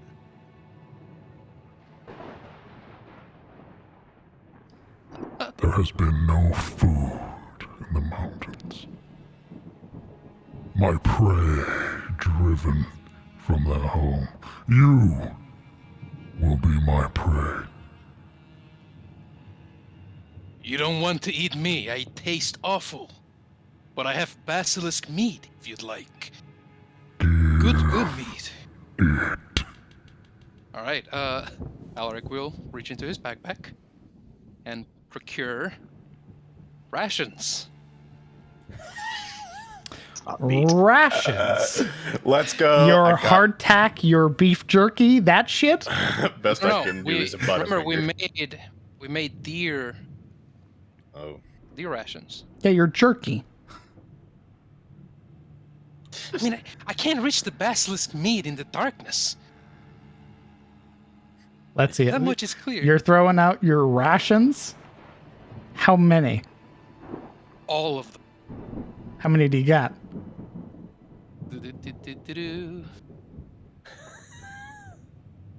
11. All right. We're dead. So, Yuria obviously does not know what Alaric is saying to the bird, or the bird back. But upon seeing him fishing out rations, I figure it's safe to assume what he's trying to give the bird. Probably safe. He also has this very desperate casting of his gaze around, but he gets just engulfed by the shadows, you know? Yeah. So Yuri is going to sort of creep out of her disheveled bedroll like a snail out of its shell And gently leaving the stone where it on the bedroll, so as not to disturb the darkness, she will quietly try to sift through the camp, what's left of it, picking up whatever remains of meat there were. And I'm going to ask for perception or investigation. Very well. Alaric, you offer up your 11 rations. We're going to see if Uriel finds anything else to sweeten the pot. He rolls it, like the first towards its feet, the other one he throws up in the air, then he's just casting them out. You would see, you would find the, let's see, you would find the other, I believe it was 12 pounds you guys found? Yeah. So the other 5 or 6 pounds of meat. And as you would watch Alaric, and you by proxies, or neither, you would watch Uriel. Alaric would not see it. You would watch as the rations are thrown out. The beak slams and digs a trench into the dirt. This crater forms where its beak had snapped, carving through stone and earth like it was nothing. The sound sends a particularly disgusting flurry of twitches across the side of Alaric's face, ever waiting for one of them to land on his head. This is not Basilisk. You're a liar! I'm looking, wait. Yuria sort of hurriedly snatches up bits of scattered meat and then sort of cradling the raw flesh, flings it towards the rock out of the darkness. Alaric, kind of desperately looking and feeling around, hits a rock with a foot and just flings himself forward, tail over end, and rolls across the dirt.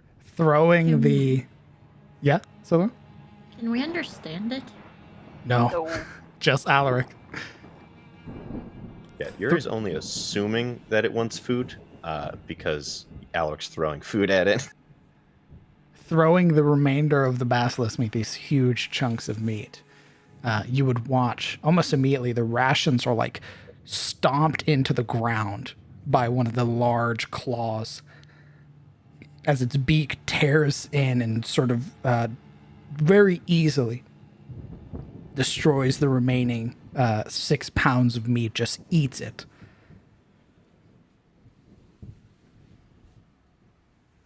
Alaric, I want you to roll me an animal handling check. Me?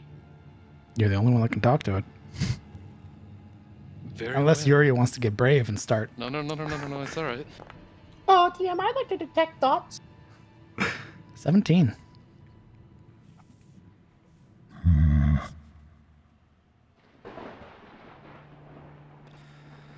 Small. Where is the rest? With the Basilisk King, obviously.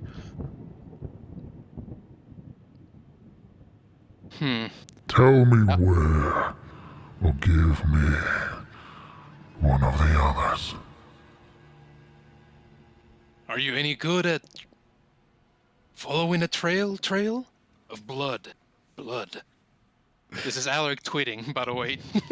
You would, Uriel, you would watch as its feathers sort of expand outwards as if it's swelling, its wings outstretching to their full length on both sides. You mock me? No, this mate to Basilisk King, biggest prey of this whole forest, and the one guilty of eating everything. It is east of here, and Alaric points out south because he can't see any cardinal direction right now. West. Travel east. Find more basilisk. It's not east. Nerd. What do you mean it's not east? It's west. It's west. Didn't we come in from the east? Yeah, which would mean that where we were going is west. Okay, but we heard the king cry out from the east where the mate was. From the So west. it's the east. From the west. Oh, the king cried out from the west, DM? Yeah. We went west and then we moved. We'll travel east. Oh boy. crap. Find the basilisks that remain. No. Their flesh, their meat will be mine. Might want to correct it before it runs off. Correct it. Alright, I can before I smell correct them it, now. I'm gonna roll survival, alright? Why? What do you mean why? To see if he remembers it is a situation under duress. Oh god. Can I, DM? If you want. Sure.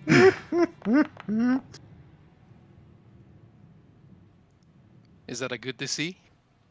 Yeah. The DC is range and difficulties of 5. 5 is easiest, 10 is medium, 15 is hard, things like that. So you tell me, Alaric, being bared down upon by a rock. I already rolled. I'd say it's hard.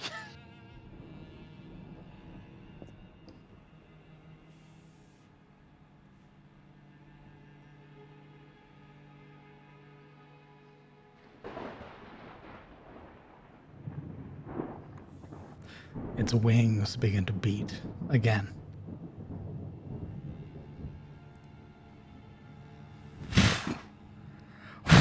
Immediately, you all are pushed back another 5 feet as it begins to rise into the air. I think I would. Oh no. Where's the edge of the. Where's the edge of the. You're on it. It's from this bedroll. Oh no!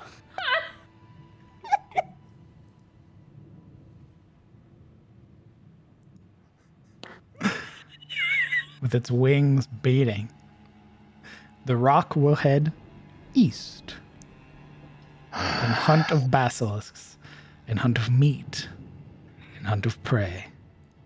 And we just... Imagine how nice that would have been to have, a giant ally killing our basilisk. Did you say ally? Imagine that. Imagine having any assistance with this whatsoever. Can't have that. A rock? A rock and ally? Are you sure about that?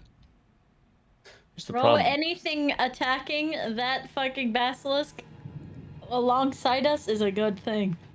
Here's the problem. It's not going to attack it alongside of us, and it's going to eat the Basilisk King, leaving no proof that we killed the Basilisk King.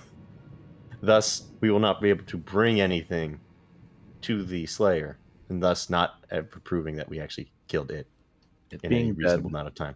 It being dead would be good enough for me. You literally sent it towards Elion's tier.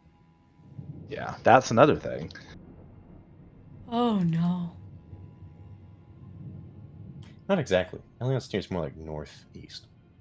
More like we made an enemy when it finds no basilisk east of here and Wait, comes so looking for hold us. on. Didn't we travel west, like westward? Yeah, we traveled west down the river towards the mountain. We made it into the thicket, and then we backtrailed. So we came in from the east, right? Yes. But we fought the basilisk further west. We backtracked to get to a safe distance to make camp. Right. Oh, that's right. Yeah. We're in the plains now. We're not in the thicket. You sent the thing towards population. Not quite. We're also a lot farther than like. I mean, I don't know how far a range it's going to go flying in that direction, but I think we're a few days travel away from Alliance, so I don't think Alliance's gonna get murdered by it necessarily. You would be surprised how fast those things can move in air. Eventually, the darkness cloud fades, the alacrity stone falling still. Your camp disheveled, barely resembling a camp whatsoever. The nearby foliage utterly destroyed or uprooted just by the beating of its wings. However, thanks to the sacrifice of the remaining basilisk meat and Alaric's rations, and a distraction, albeit not a correct one, but a distraction nonetheless, you have managed to stave off an encounter against a rock. Horrifying. Yuria, on her butt at this point, from when it took off, sort of clambers onto whatever's left of the stump of a log that they may have had. Sort of collapses on top of it, rubbing like her forehead. Why is everything in Tyros so fucking big? And reasonable. Look, it left us. That was close. Why did it leave us? We had What? a conversation. What did you... Well, it was hungry, as I'm sure you can tell. I did deduce that, yes. Yeah, you're very smart, Yuria. What you did there with the meat, you threw the meat, right? You're the only one who can see in this thing. Yes, I threw the meat. That, plus my rations, were enough for it to be staved off enough so it would listen. And I told it that the way we came, and Alaric has this, like, how to describe it? Like a proud look.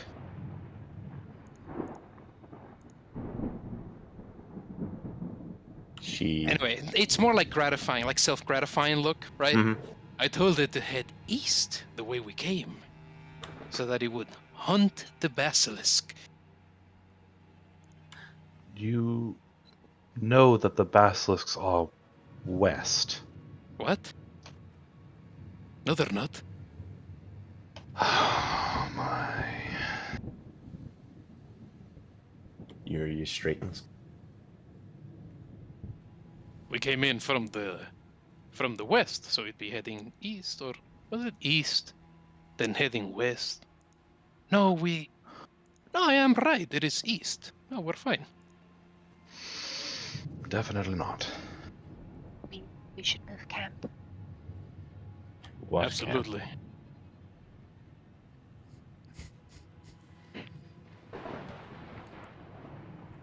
Your long rest tonight will be effectively put you well past your normal wake-up time. You will wake up later in the morning to get a proper full rest. However, it was an initiative. Not yet.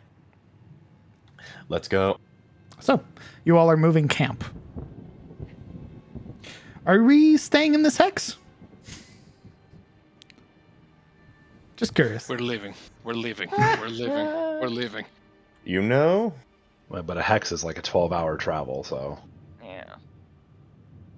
I'd say probably staying here just in another place, because otherwise we're going to be at this in another whole day. Time to get some exhaustion. I'd rather not. All right, let's get eaten instead. Well, whose fault would that be? Not Alaric. Mm-hmm. Motherfucker gets saved and still complains. I think we do need to move one hex, because that thing flies really fast. Well, then It we're go going long to distance. then this 1 day long rest is going to be a 2 day long rest because it takes 12 hours to move a hex. Well, they're taking the hobbits to Isengard, so I think we should probably move. Agreed.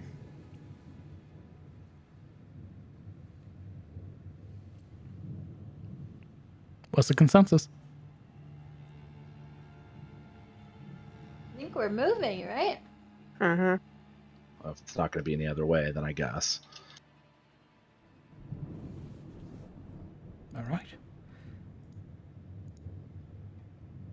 We Tyrosians are natural sprinters.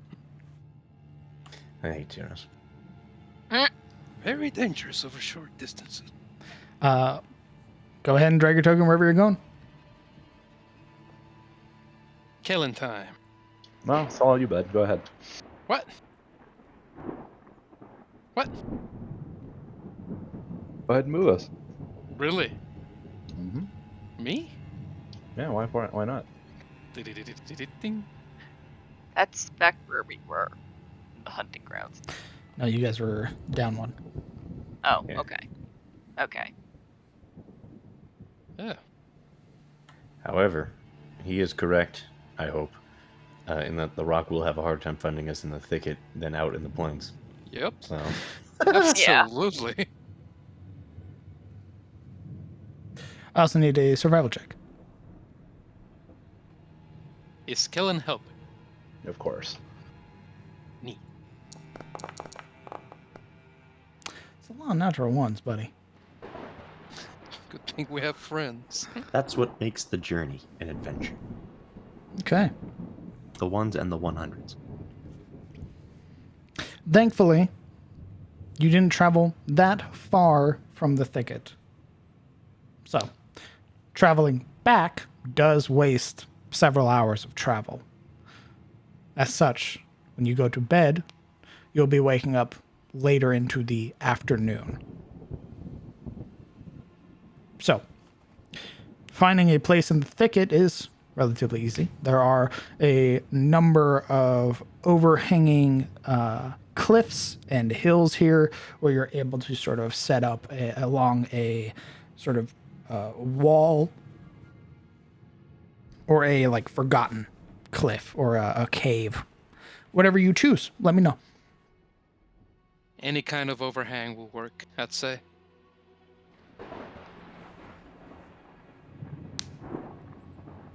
There's a lot of silence, a lot of quiet. There's 6 people here.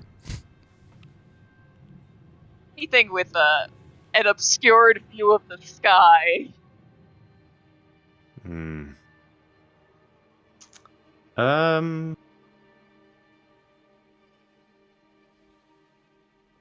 surprised we get a choice. Cave or overhang, whichever is clever.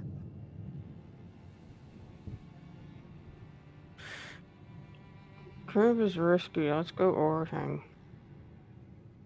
I don't know if Yuria would be. I mean, I think Yuria would say cave, just because it sounds logical to avoid a rock. Yeah, but that's how you get spider. Yuria's okay with that. Are you okay with that? No. Why not? No more of that bunkum and balderdash.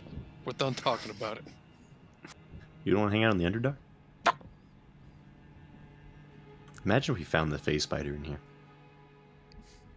What's up, gamers? Grabs Alaric. Hey. Oh, no. You know, been playing Skyrim lately. I changed all spiders into deers. What? Mud. I hate that. It's amazing. It's very menacing. Incredibly. Well, I like to imagine it uses the same animations, so the deer's like just like crawling Yeah. up to you. They're just frolicking at me. I hear overhangs and I hear cliffs. Or caves. Caves can be easily defendable. There's a choke point. Cliffs make you visible, as do overhangs. So, Cave. No visibility, please. okay. Who wants to roll me a nature check? Nature check. Yeah, fine. Do I get help? What are you trying to roll a nature check for? This is to find a empty cave, not currently being occupied.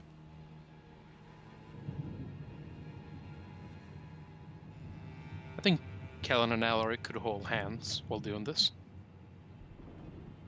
I can give you like moral support. Fingers interlocked. Their thumbs stroking each other's palm as they look for Their first home. marks or hints of a beast in the cave. Their first house. Kellen? Yeah, will help. Okay. We're going to check.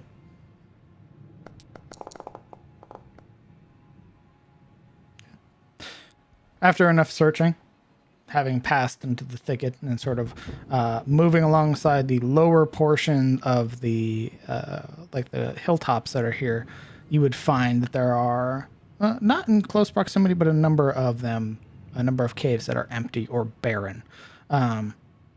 One that you would find doesn't appear to have been lived in well over a season.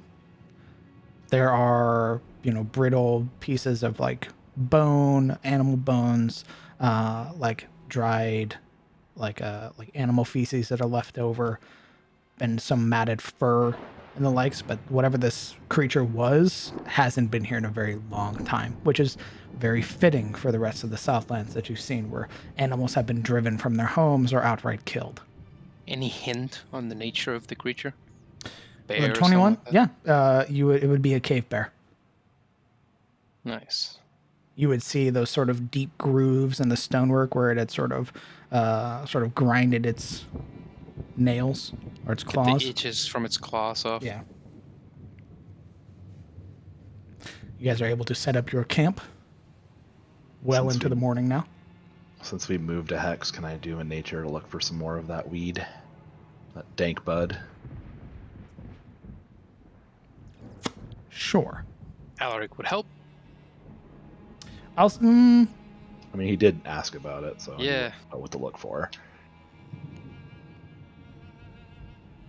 I'll say if Alaric's looking for a reasonable place for y'all to sleep, he would be occupied.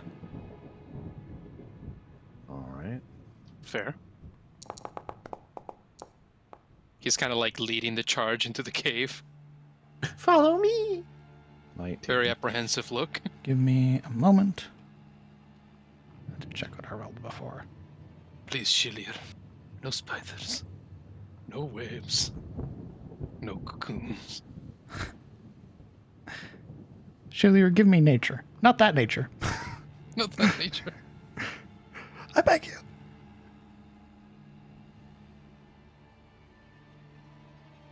Okay. Yeah, you'd be able to find like another bushel. Just a plant that you're able to rip out of the ground and start processing, similar as you had done before. Yeah, so I can have 2 of them at this point, I guess. Total. It's like the you'd last be able plant to process it. I don't know if I think you guys used all your vials. No, I had 1 extra. She gave me 2. What'd you put the basilisk vial in? She had her own vials for that. Marana, how many fucking vials do you have? Enough. Where? I had a number. I don't know where it's gone. But I think she had like enough for like the months-long trip down from Vinheim. Okay. It's been about 3 weeks now, close to 4. She's been rationing them out. She hasn't been having one like every other day. Give me a number. How many do you have left? I cannot find the number right now, so do you want me to roll for it? Sure. All right, what am I rolling?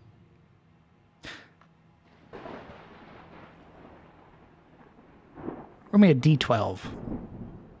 What's your intelligence modifier? That's 0, chief. Okay. Roll me a D12. Jesus. I only have 3 left. Okay. Ooh, we should never fight Olithis with this party. Yeah. I'll say her giving you one of the empty ones, you're able to make another of those. What did I have you roll before? I think it was survival to make the arrow. Okay.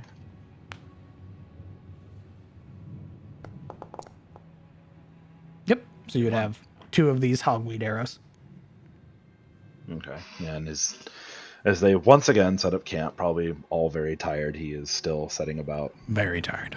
working on this little mini project before going to bed. In fact, he guys can are- even take the first watch if that's part of it. You guys are well on the verge of 24 hours, so if you guys continue and not rest, it will be constitution checks for exhaustion.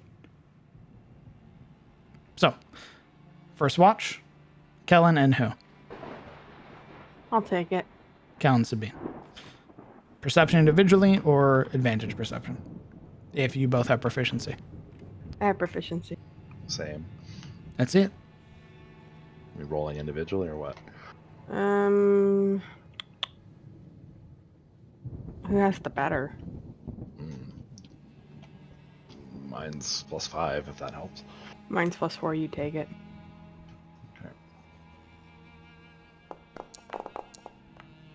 Not today, though. Oh my god! In this dank, Getting hours. deep cave, you see nothing, brother man.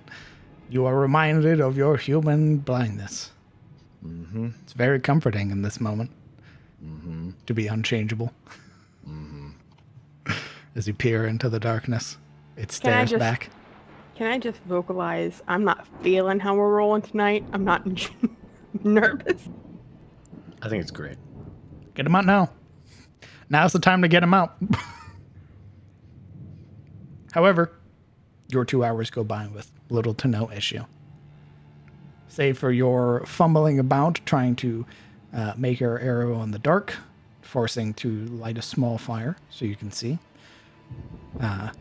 Your 2 hours pass. Who is going next? I will gingerly wake up Alaric. He It's gently, Alaric.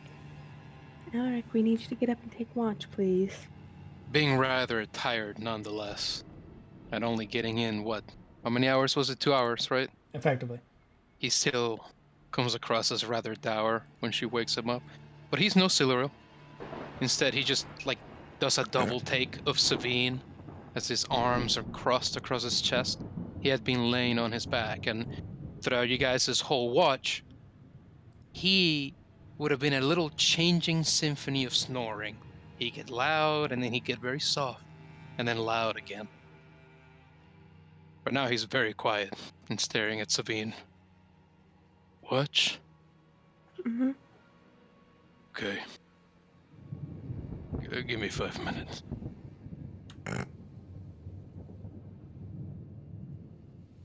She would actually be kind, give him 5 minutes, and wake him up. He wouldn't fall asleep. After 5 minutes, he'd just kind of start swinging around his limbs, sort of rolling himself off of the bedroll, scoffing at the cave floor as he pushes himself up. It is Alaric and who else? Marana again? Who are you grabbing, Talon? Yeah, whoever Kellen decides to grab.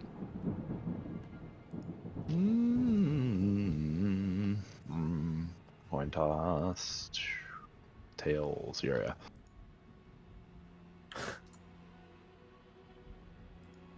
Fate. You would find her sort of wrapped up in the bedroll. Too tired to display. It's just rumpled. In her hand is she would have the blade sheathed, cradling it like some sort of a child cradles a stuffed animal. The scabbard against her cheek. As you wake her, one eye peers open. Am I interrupting something? Sleep. Other than that. Should there be more? Oh, you're just cuddling your sword. It's kind of weird. Why aren't you after what we saw? Can't argue that. Feel up to doing a watch? No, she says as she gets up, rubbing her eyes. Fair enough. She would snatch up her blade and go take watch without looking very grouchy. Perception checks, please.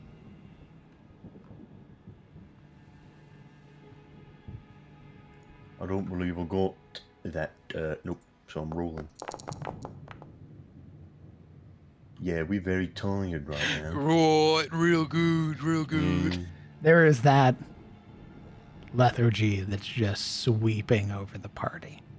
On the verge of it being almost 24 hours, having been awake, a 2-hour nap, combat, fleeing. It is exhausting work being adventurers. And here you sit inside of a cave, watching the entrance with bated breath, hoping to God to not hear the beating of wings, to hear the skittering of bugs, to hear the snarls of beasts. Instead, all you hear is the snore of your compatriots as your watch goes by with no issue. Siluro, I believe, is the last one. Who's waking up Siluro? I'm already Alaric. From far away with little pebbles. What? Yeah? You're gonna... Like measure the distance, hold them between a thumb and an index finger. Roll me an and just attack roll. Cast them at, like tiny little pebbles. Roll me an attack roll. An attack roll? I don't... What? See if you hit her. D20 plus dex. 20 plus okay. Can't wait for you to crit and hit her right Alright, in the if eye. we're getting technical, she's prone, so I guess a disadvantage. Yep. Alright.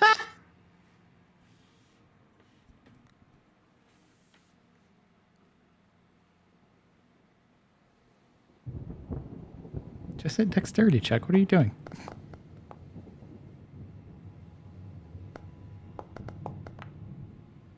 Oh my god.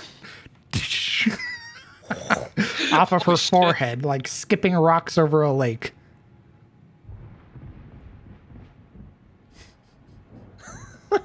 Silurian.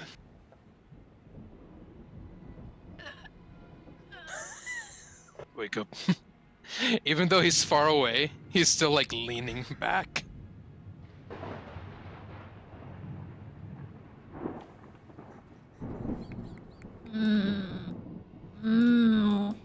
Wake up, Auntie. Come on, get up.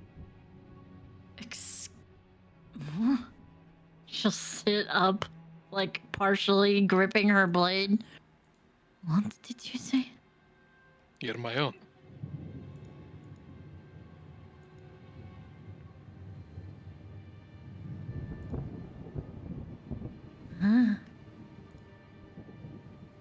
What? First you throw rocks at me, and then make jokes at me. Why do you hate me so? I'm not calling you old. I'm not your aunt, so You why are are absolutely to be? my own. Well, you've never met me, but you are my aunt. No. Look, I want to sleep. I'm too tired for the Nile. I'm going to go lay down. No. So we'll roll back over. Wake up. Come on. No. Kinda steps in once. Still rather apart, right? Like an arm's length. Siluriel, it is your turn. You have to get up. No. Auntie, please. Stop calling me that. If you get up, I will stop. Why would you call me it in the first place? You are cruel. Why do you take it as some kind of affront? Because It you is are a fact. lying to me. I'm not lying.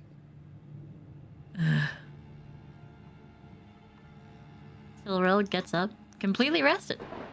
Feeling great. Feeling poggers. Yeah, she is. She's great. Yeah. Go ahead and mark off a long rest on your sheet.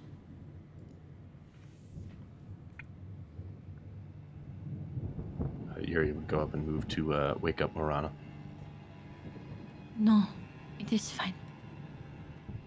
You shouldn't do watch alone. I have had no issue. We haven't had any issue until that bird came along. Yes. I prefer to do them alone.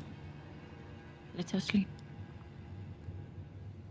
By the way, when Siluriel stood up and went to take her watch, Alaric didn't bother unrolling his own bedroll. He just kind of fell onto hers and used it as a pillow, because I imagine it's much She smaller. would move him. So when he What the lays fuck? there, would she use like psychic powers or her hands? How is she gonna move him? She would move him. She would roll him with her foot. With her. Yeah, he's essentially unconscious. You go from laying on the bedroll to laying on the ground. It's about half an hour that passes before your body starts getting that that uncomfortable feeling where there's like a stiffness, and you're just sort of, your body instinctually tries moving and eventually rouses you awake to realize you're not laying on anything except for a boulder. With family like this, damn. Silverl, go ahead and roll me your perception check for the first 2 hours of your watch, please.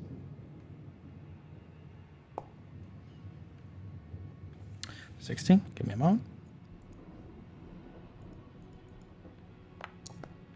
With family, like, shut the fuck up. 37.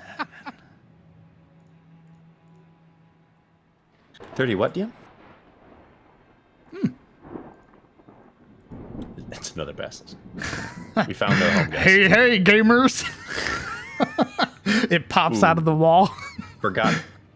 No one rolled a good perception. We didn't see the giant obsidian statues right outside the door. Warning you to not come in. You were all bleary-eyed. Wow, those shadows sure look weird. Wow. Sitting out here, Silvero, watching the cave entrance, you would watch as small, like, fireflies sort of flutter in, sort of drifting lazily through, landing on some of your sleeping compatriots, their body like sort of shimmering for a moment and then settling again, and then glowing brightly again and then settling again. And they are here for about an hour before they eventually drift off back into the wild to finally rest.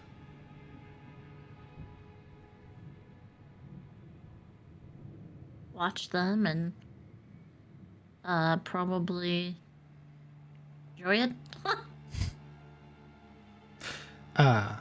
Out of everything here that the firebugs had landed on, or the fireflies had landed on, the most prominent things would be Sabine, your necklace, and that's it. That's weird. I never seen no firefly do that before. And it's almost like it really sort of shows how different the insects are. Like, even sitting in here in this sort of darkness, when they light up, like it illuminates the chamber for a moment before settling when there are so many in here. But they vanish after about an hour, back into the wilds. Do they land on Uria? No. Sabine and Silver. They land on like your guys' stuff mostly, but they land physically on like Sabine and Silver. The most of them do. Oh, I got you.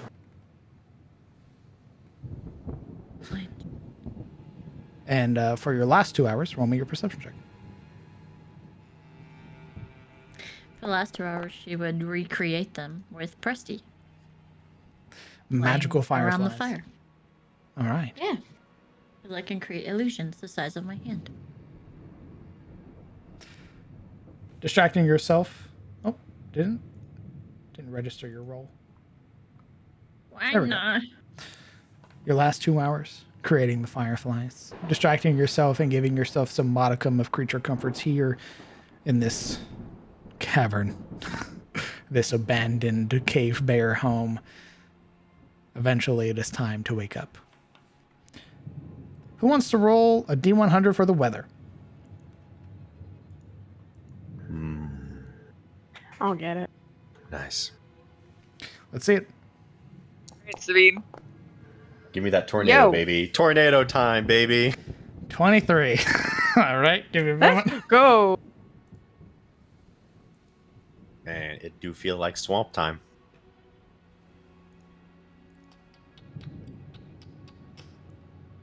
You know what? Fuck you. Undrained your swamp. What are you doing?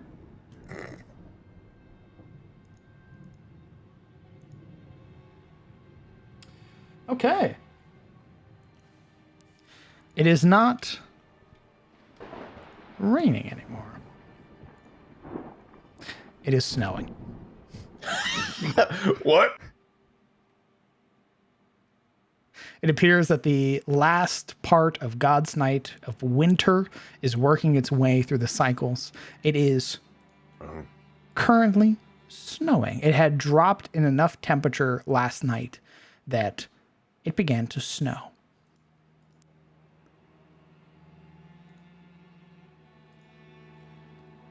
Oh no. Thankfully, it's not a snowstorm. It's not a blizzard, any extreme, but it is snowing.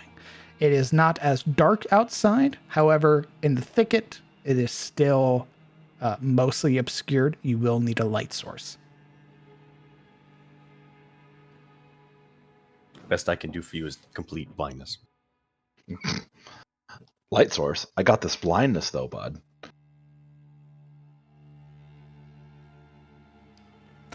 Right. So, I believe you begin to... Or what are you doing as your watch comes to an end? She would be probably forgoing the song as they were being hunted. And just picking things up so that they don't leave things behind. Okay. So cleaning up the cave. Mm-hmm. All right. You all wake up bright and early. Not bright and early. It's well into the afternoon now. There's a flurry of snow outside, but it is the 8th of dawn. What are you all doing?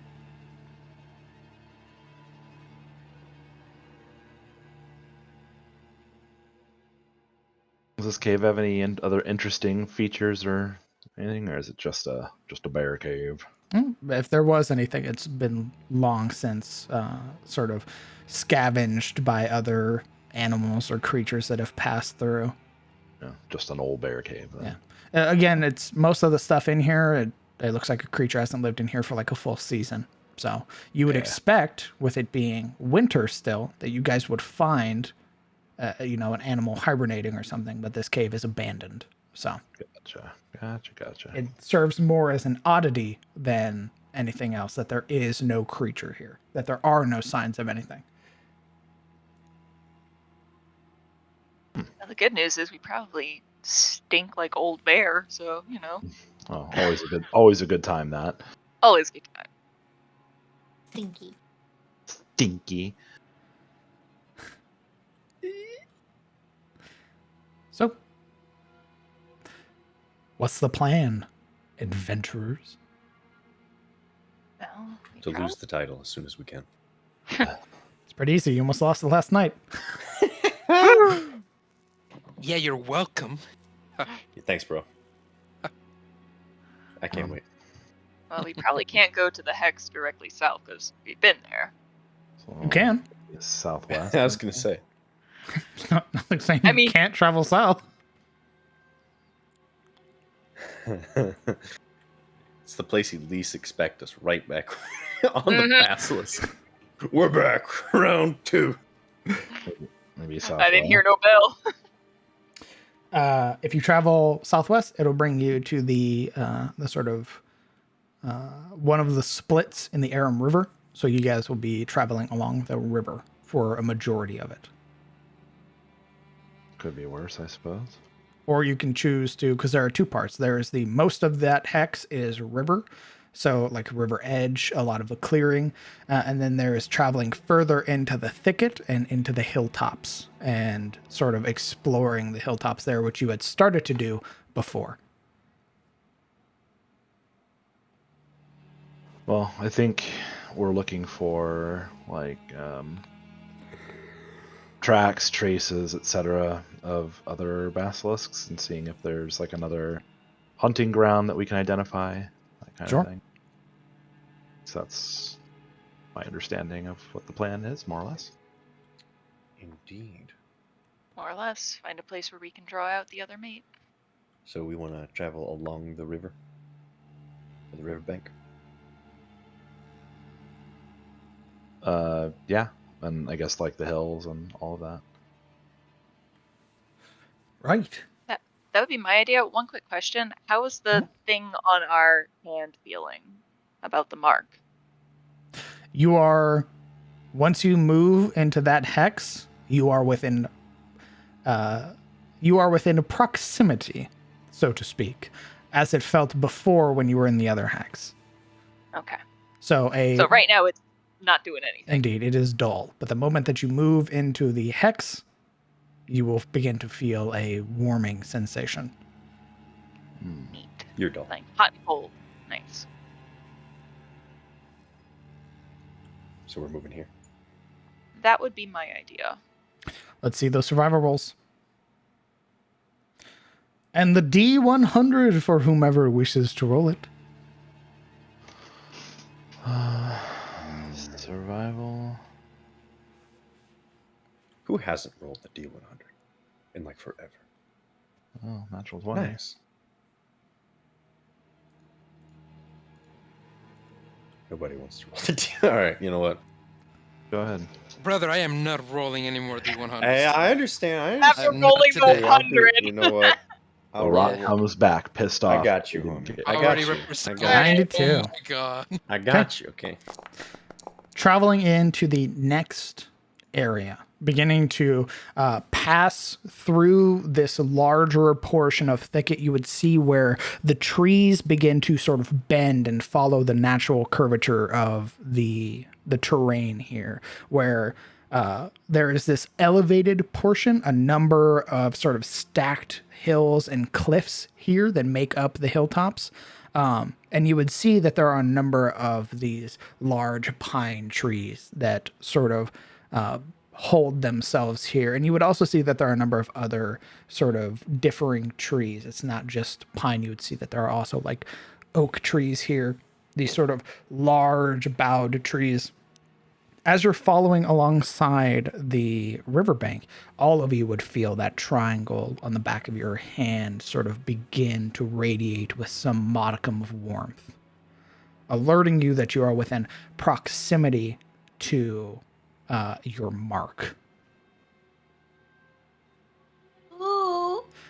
Who, with a natural 20, you would also begin to uncover that it's not so much basilisk tracks that you are finding, but even with the small snow flurry that's beginning to sort of now stick to the ground, you would be able to find what appear to be older tracks of like caravans, people traveling along the river. You would see where there are divots created by wagons and carts and the sort of imprints of this dried mud here, where you would also see like hoof prints as well.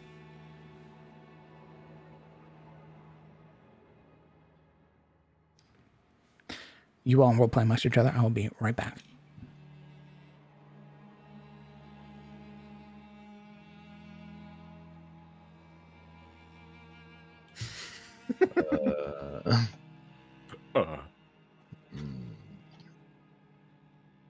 Well, interesting to note that this is probably where it's been hunting for people, which is what caused it to be such a threat in the first place, this close to the road. Can I keep an eye out for that box that was described to us by the shopkeep? Well, we'd have to find the wagons first. Yeah. I'm just We- stating my intent. If we find the box, then I'm sure, yeah, we'll see why I couldn't do that.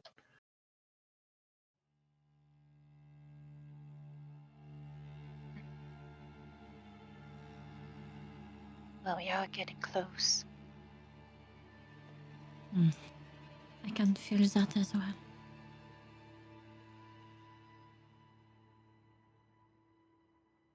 We'll have to be cautious moving forward. Moments like these, feeling like we're reaching some kind of precipice, brings me back to how I always wanted to be a baker. What? Bake.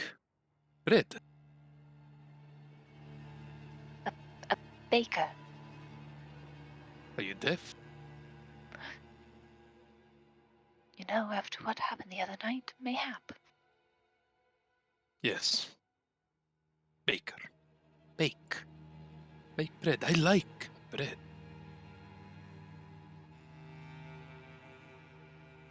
How long have you wanted to be a baker? Well, 5 years or 5 minutes? well, we had quite the cook. Back in Rofield, in the keep. She was amazing. Every morning I'd wake up, smell the bread. Cheer me up, especially on my first days, when I was scared the most.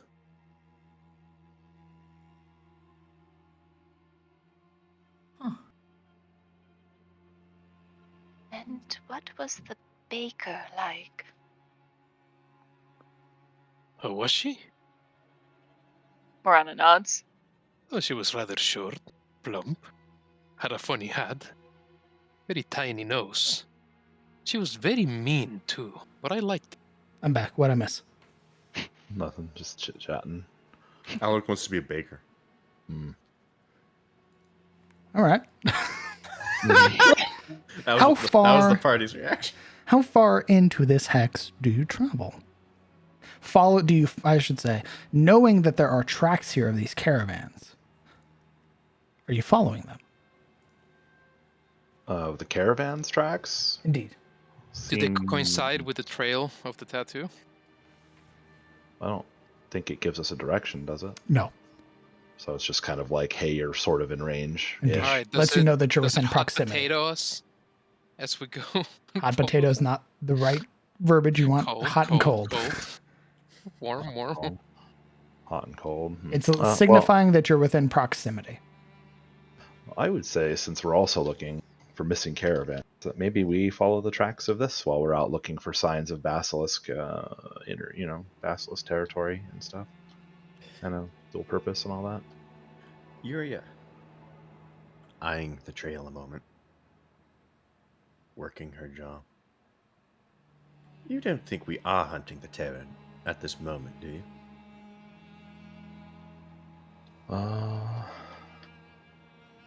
That there might be some misinterpretation of rumors? Wouldn't that be a surprise? Well, it's just I remember that story about the Knight of Stone. What if it wasn't the fact that he was killed when the when the beast broke his armor, but rather he himself was turned to stone and eaten, and thus the armor became redundant.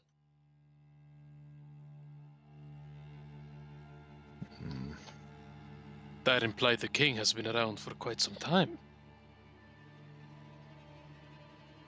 If it's as dangerous as Gerald made it out to be, if we do see sign of it, we should probably do our best not to antagonize it. Just yet.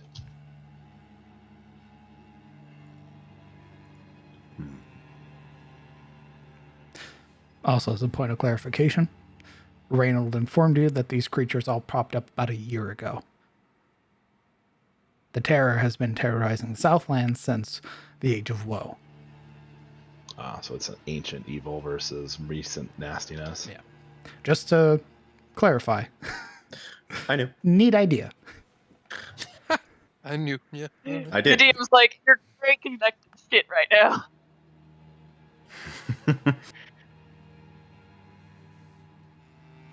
So, having found these tracks, you can either choose to continue following the riverbank or head back into the hilltops. Because as it stands currently, there are no basilisk tracks. Are the tracks of the caravans going kind They of are southwards? indeed. They are still heading southwest, so they are continuing to follow the bend.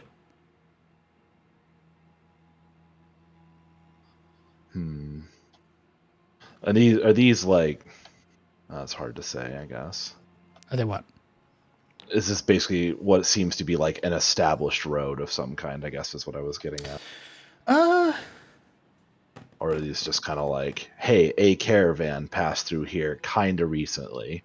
No, it's judging by the tracks that are here. It's well traveled, or it was. So it's like a convenient path that's well trodden. So Indeed. it's like beaten dirt. Silro would know, given that she's from the Etchenmore. The Aram River, the way that you used to be able to pass it was a bridge made by giants a long time ago. It was destroyed by the giants when her family basically was pushing the giants back and was taking over the Etchenmore. It has never been rebuilt. The way to cross the river now is by the ferry. However, some boats are so large that they can't get in through these sort of ends of the river. As such, larger like ships that need to travel shipment and the like park at the end, and they send out like smaller boats to sort of pick up stuff off the shores.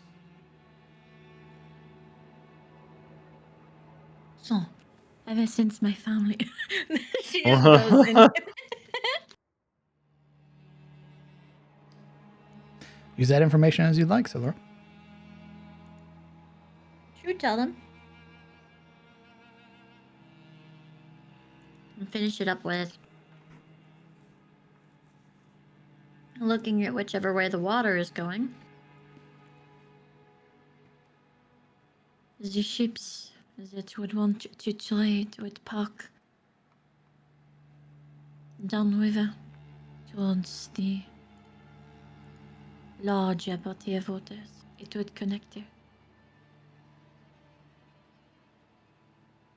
It would make sense that there were caravans coming through here on their way to either the ferry to different parts.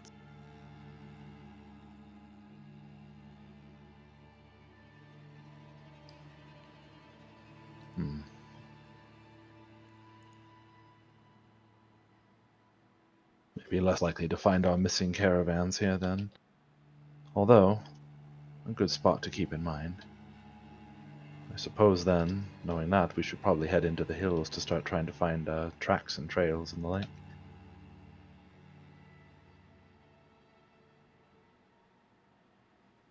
You would know more about that than me.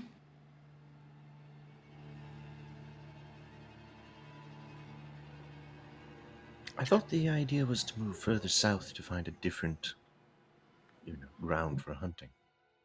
Well, we could. We did get kind of sidetracked, however, so just making sure that plans haven't entirely changed.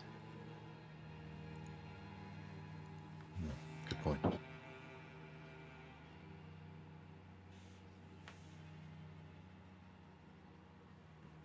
I suppose we could go on south along these tracks. Perhaps we'll find something interesting and then swing east again into the other area of the territory. Or we can head east now. As you all are discussing this, everybody roll me a wisdom save. There it is, brother. Shite.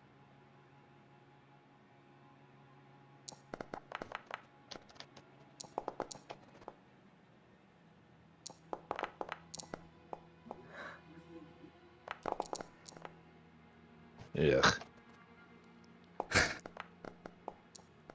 Hey! Yuria and Sabine, you would feel something pushing against your mind. The rest of you, why don't you share a memory with us?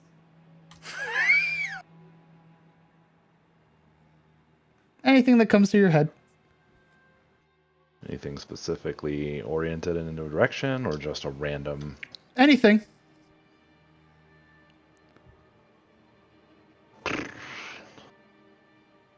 Who wants to go first? I need to think about it. So. All right. Real Not quick you. question. Oh, yes, Sabine? All right. You know how I've discussed about how she has that kind of like mental palace that she goes to? It's part of her compartmentalization, part of her training. Sure. Can I let it in, but into that? No. This is your own like mental fortitude fighting back whatever this is attempting to prod into your mind. It is just a natural gut reaction. Understood. The rest of you, however, something is, without you knowing, probing around, finding so many things.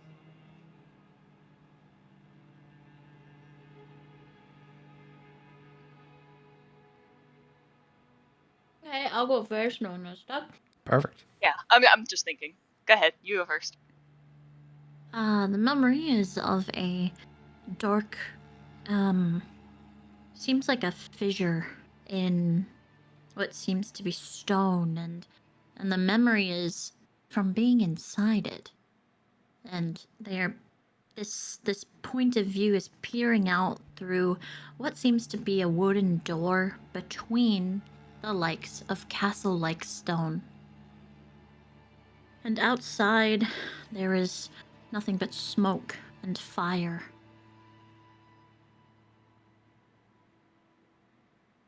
And there is fear in this memory. Until slowly, the point of view recedes away from the door and transforms into a beautiful bedroom where there's feet at the end of the bed that have poked through beautiful woven blankets from that which only could be given to those of nobility. There is comfort in this memory as Silril gets up and goes to look at her vanity and sees she has been sweating in her sleep. Perfect. Marana, Kellen, Alaric, I need a memory. Sure, I got one. The clicking of heels as a young Marana is escorted down a long hallway. Finally, towards the end, the doors are opened and the 2 guards beside her, gently, as much as they can without harming the lady of the house, push her by the arm inside. Her father, behind them, stares long and sternly at her. And in her desperation, Marana says, "It's not fair." Her father turning around. "That is not for you to decide. Not now." "What? Not ever?" she spats back. And his chin lifts as he turns on a heel, and the 2 guards close the door behind her. Indignantly, Marana goes to try and pull open the door, chase after her father, but finds that they are locked from the outside, the doors to her very own chamber.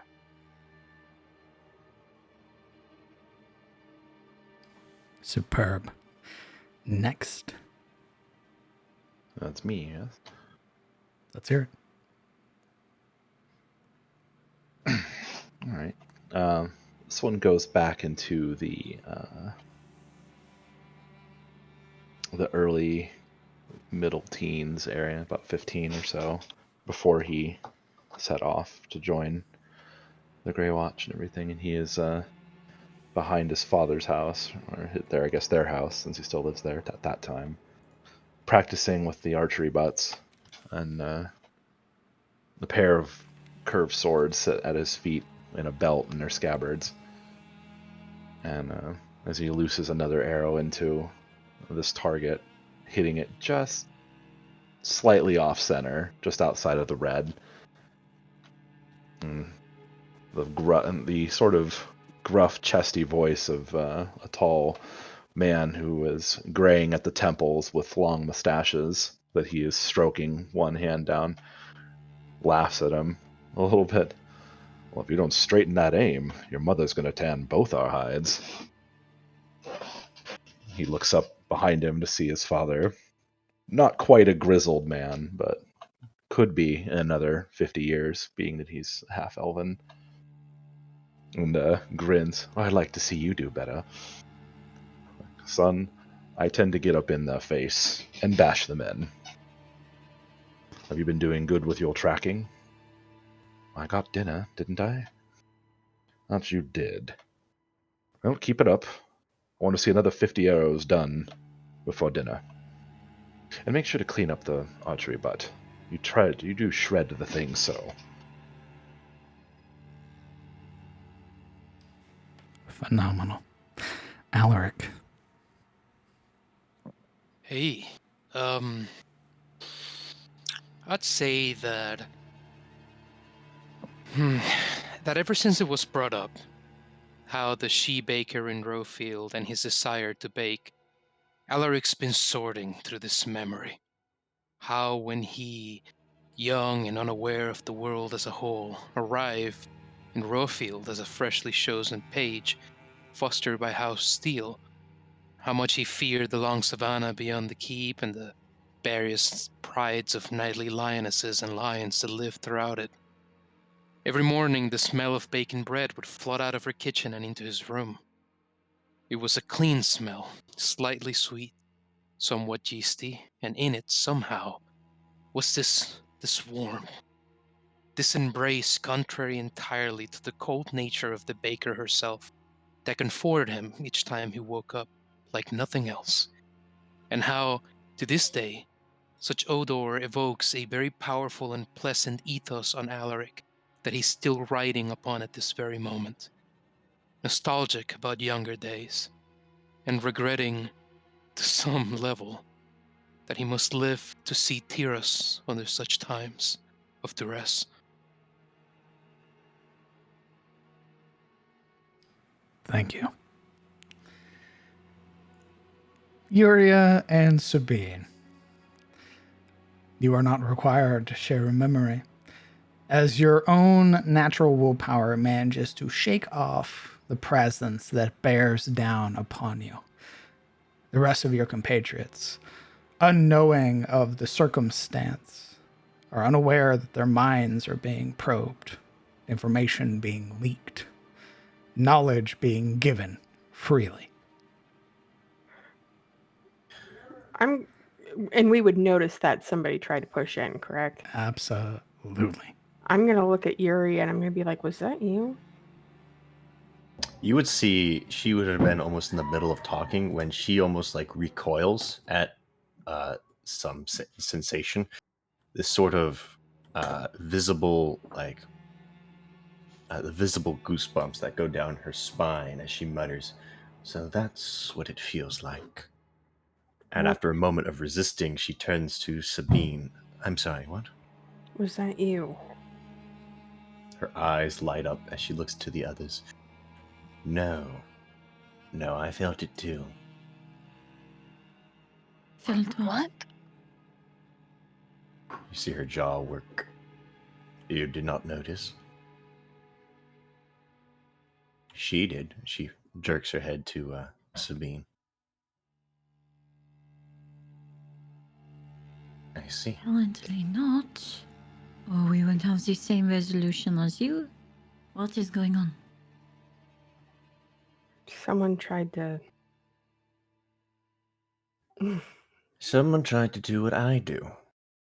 To me. The basilisk is on the prowl. king has found us. Oh no. I wouldn't suggest trusting anything you hear if it sounds familiar, unless it's...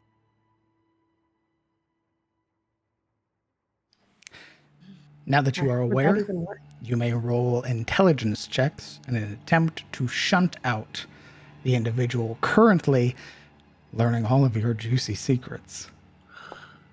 Going through, knowing how this kind of works, Yuria would find. Ooh, which of you probably has the lowest intelligence?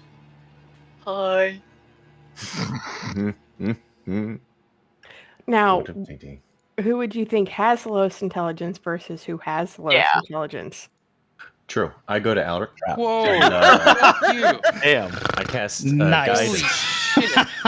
Holy fuck. You that see. was without even missing a beat, dude. Just bam. It's rough, bud. She's a political entity, so she's naturally going to assume that intelligence relates to how well you hold yourself politically and how well you keep your mouth shut. And Alec's not good at that, so Oof. sorry, bud. Anyway, she would go to you, and you would see her touch the book on her hip, touch you with the other hand, and cast guidance on you. Okay. You know how the buff dice works, Yuria? I believe I roll for the 1d4. Correct. So, unless you would like whatever this entity is to continue probing in your mind now that you're aware of it, you can roll an intelligence check in an attempt to shunt it out. Is that all of us, basically? Those who are caught, yes. Hell yeah, brother. You're welcome. All right. That'd be a 10. Okay. Do I need to roll it? I roll it now, or is Yes. It... Okay. Unless you want it to continue. Rooting around for secrets. Indeed. No, it's cool. Oh, go ahead. It learns the thing that is on the most prominent thing on your mind, which, as it would stand, the most prominent thing on everybody's mind is hunting the basilisks.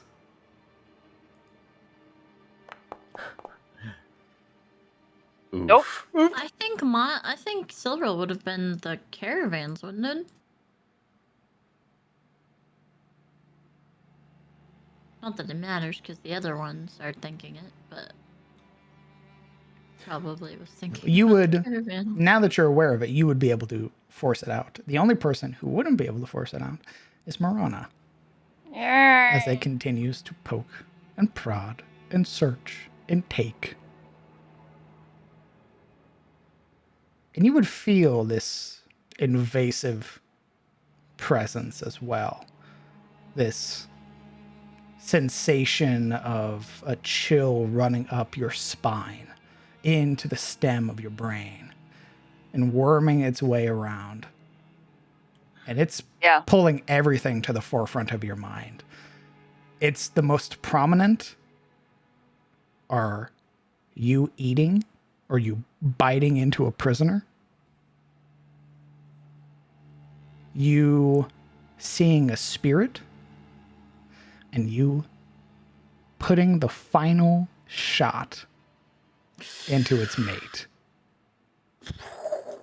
And those memories surface out of nowhere. Like a file's being opened. She goes from fine 1 minute to clutching her head and just grumbling and growling. Good job, Jerry. There's also another reason Yuria would have gone to Alric, because as soon as she went to Alric, she would be asking, did it feel similar to me, by the way? Describe it. Did it? Yeah. No. This felt almost more haunting. In comparison, Yuria's was far nicer. This felt like a battering ram being put to your cerebral cortex. Like, You were a presence, Yuria. This thing was prowling about, looking. It wasn't here waiting to hear anything. Came with a mission. Weird. fair, you did let me in, so... Keep saying that as if it was a point of pride. Well, you're the first. And also, I'd imagine it would feel different if, as opposed to me forcing my way into your mind. I mean, is every girl you kiss the same? She, Could someone help? Oh. What She is will- wrong? Rana seems to be having a hard time with words.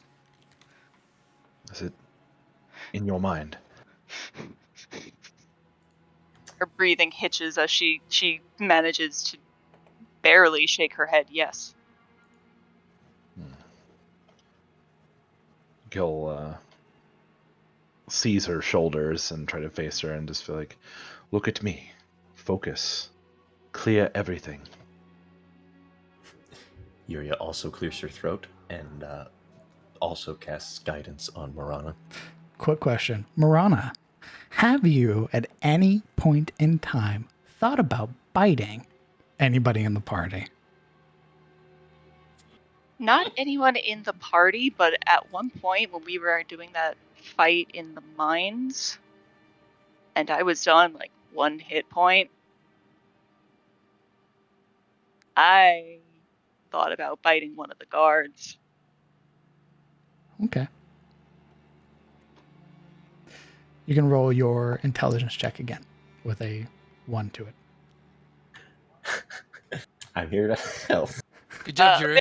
Thank Ability check or saving throw? This is a intelligence check. This is contested versus the Basilisk Kings.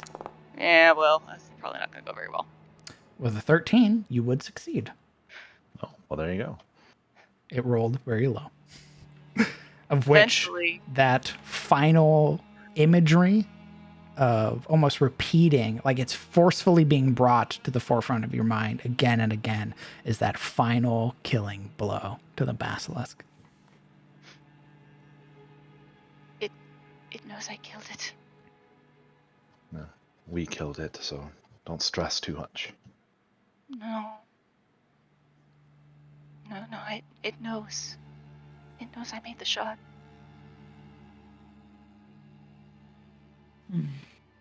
Don't despair, Lady Lamordia. You have us. We'll be fine.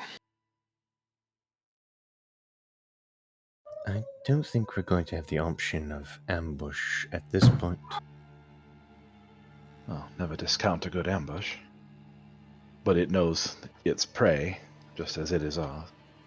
It likely also knows our location. Give me a moment, I'm testing something. I want to Oh, make good. sure that it works.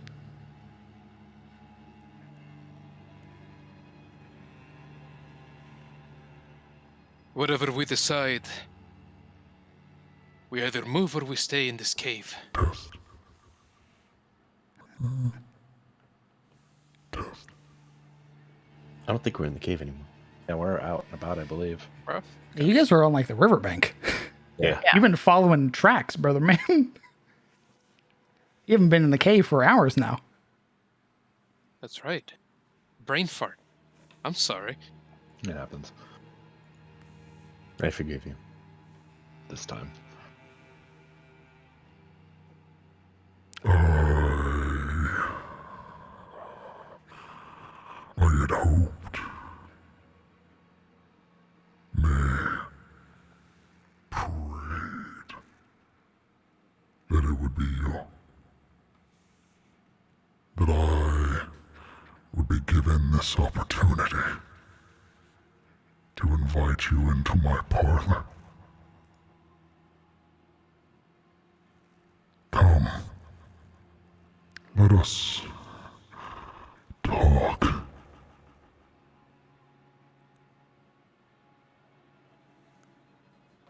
You may respond if you wish. Her eyes light up, and the first thing Yuria does is look to Kellen. Is this to everybody, or This just... is everyone. Gotcha. And snarks. A beast with instincts, Most people are little more than such, so don't be too proud of yourself.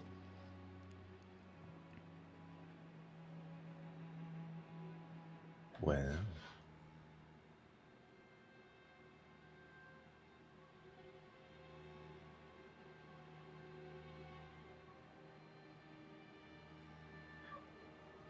Yuria looks in sort of just in the direction of like where the trail came from, or where the trail leads, as a sort of a symbolic gesture more than anything else.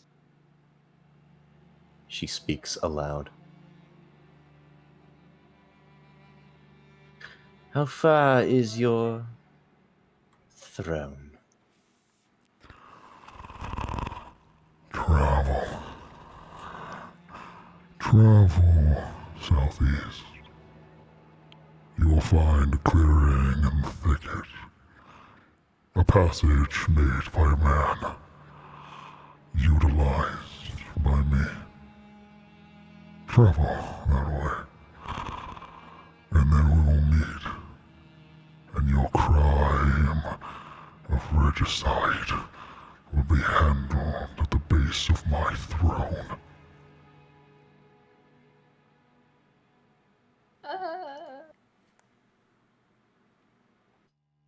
Why should we? Leave if you wish. Flee if you desire. All of you must sleep eventually. And when you do, my maw will be the last thing your eyes ever see. The only thing you pitiful worms deserve.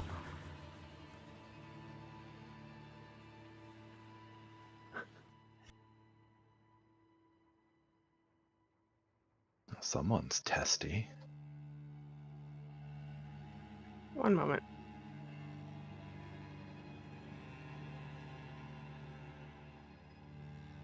Trying to find the appropriate wording. Give me a second.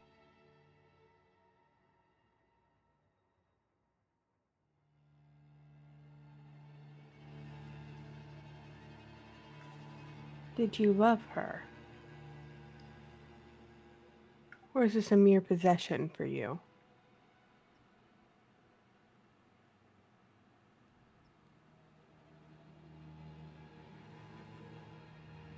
The queen that you slayed, that you feasted on. She was mine.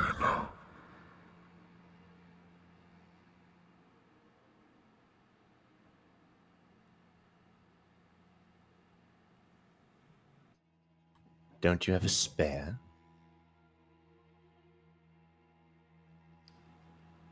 I have many mates. My children will flood this land, turning it all to stone. And soon, my new breed will be finished. And your people, you miserable insects undeserving of this land, you will be their food.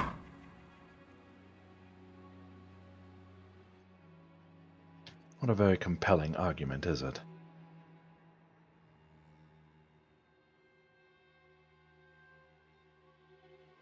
Don't worry, King. We'll see you soon enough. For now, sit pretty on your throne. If you can. You know, a real king would just come and face us in an open field, but apparently he's too cowardly. Yeah, well, You think yourself clever. These tricks have been used before. You are not the first, and you will most certainly not be the last. The path leads southeast. I've cleared a way for you. Whatever you say, coward. why?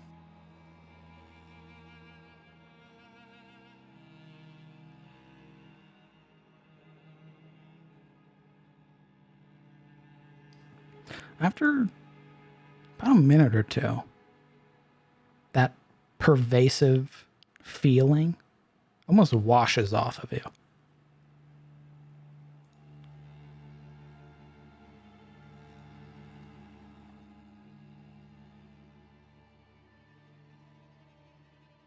What do we do?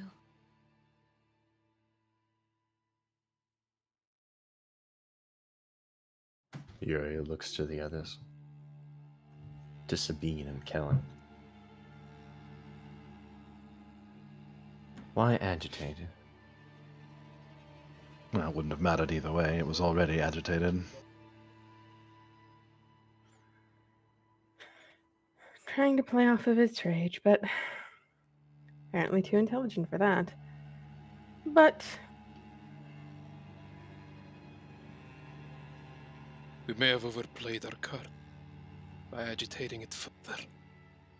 Made it too obvious.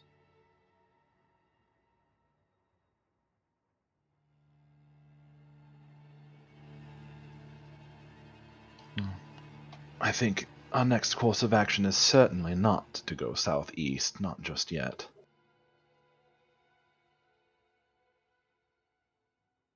I'm sure by now the thing has rallied its mate. I don't imagine he'll risk them. mates, probably plural. Can't hold on to that position forever unless he likes to starve or eat his own.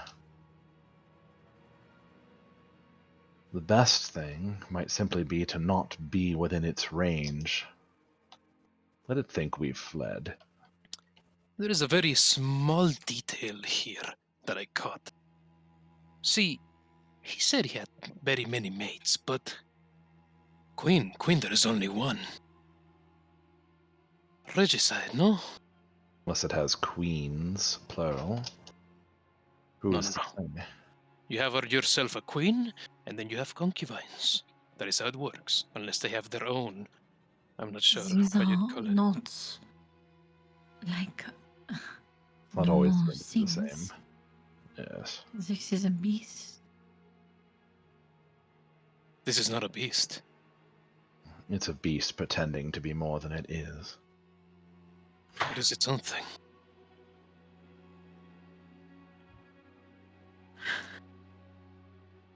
Regardless, we know where the range of it is. Southeast of here, apparently, is directly into its lair. And the range of it was, according to Reynold, about a half a mile. Is that right? According to reports. According to reports. Well, let us range a half a mile out of here.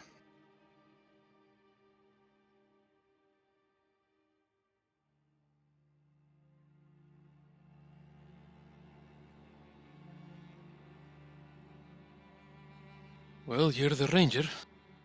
Lead.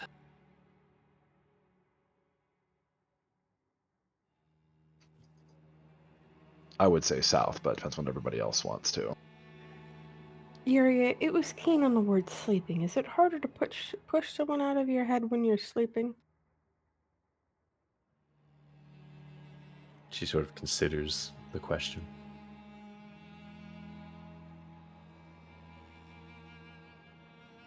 I don't know.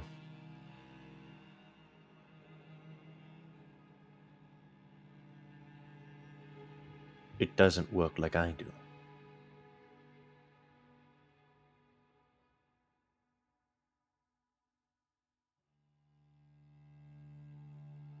She looks into the forest.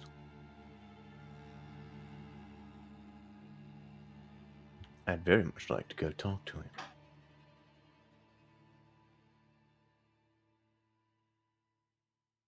I have a feeling that would be a very short conversation.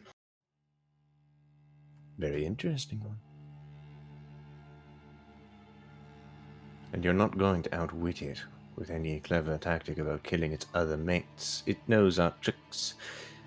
It knows what we want to do. It knows that it can find us easily. Sorry. This was my fault. I'm sorry. It also probably knows where we came from. How was it your fault?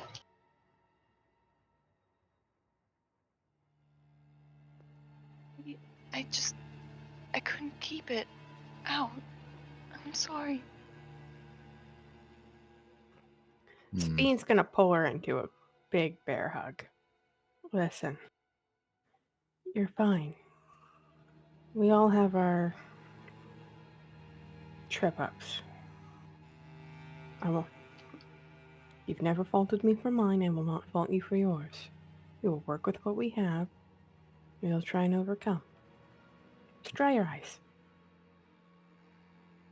It had 6 chances to try to get it right, and any one of those, that's good odds. Odds are it would have known that we were here as soon as we got close. If not for you, could have been me. Would have been anyone. But we have a job to do. See if we can hunt. Maybe even these odds a little. It's right, though. We will have to sleep. If we are too deep in these thickets, it will ambush us. It's best that we make our way away from here, then, for now.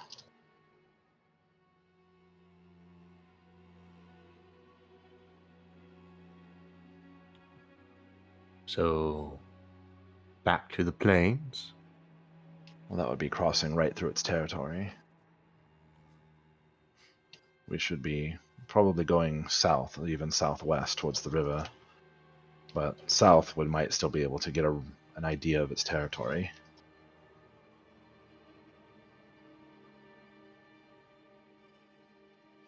When I say southeast, by the way, it's not like the hex southeast. Oh. It's literally heading south is its lair. It's where it's inviting you. So we'd want to go southwest along the river if we're trying to avoid its lair for now. Yes? It's still getting closer to its lair. Well, circumventing it. But again, I'm a half mile roughly, and I suppose we'll be able to test whether that's accurate. I need to hit my long rest button.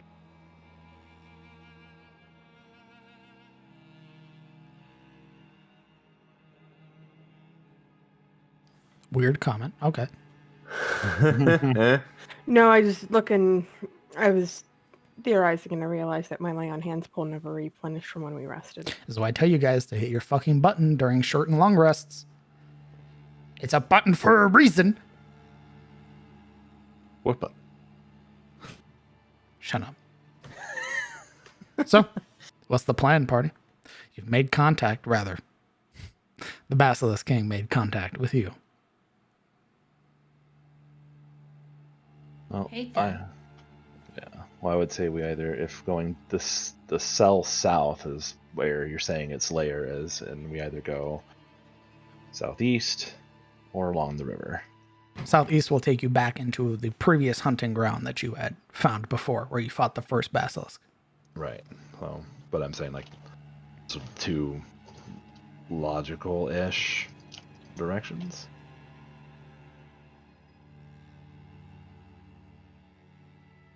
Anymore. I don't think we have good choices either way. Oh yeah, it's definitely not a good choice regardless.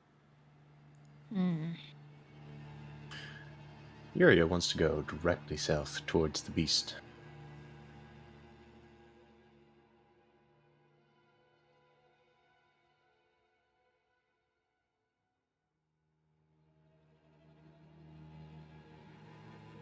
If we go directly towards it,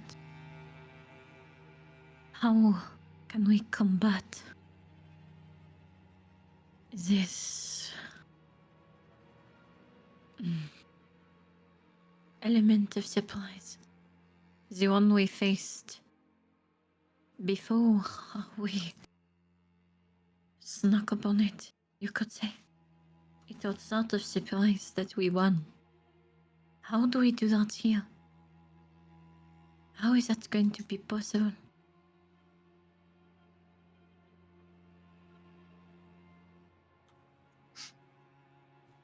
I don't think we can.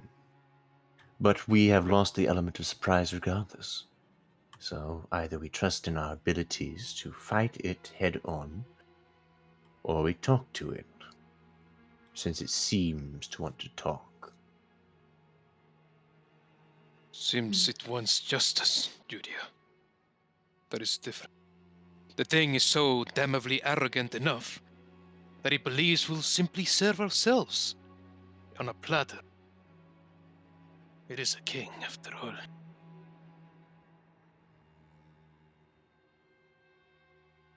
She shrugs. Either we fight it, or we retreat entirely. I don't see the wisdom in skirting around it, waiting for it to attack us.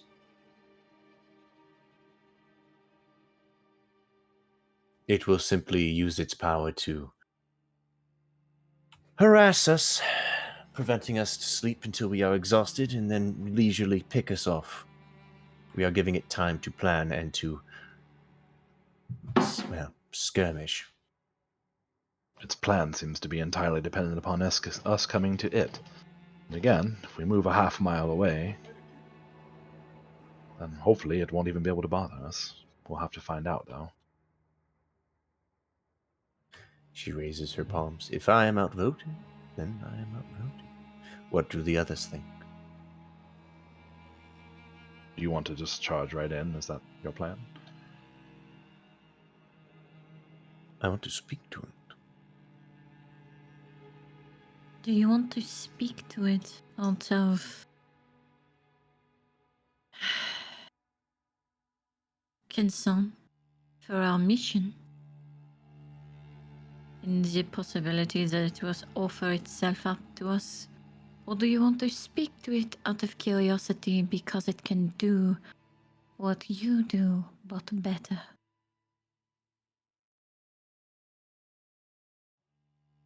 One of those puts us in a very bad position.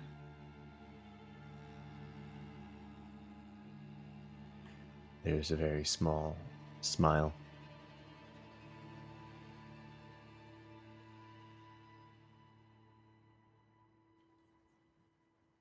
The latter is compelling.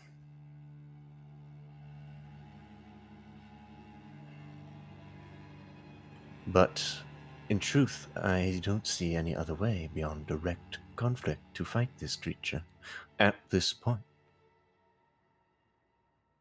We have weakened and angered it. It knows where we are.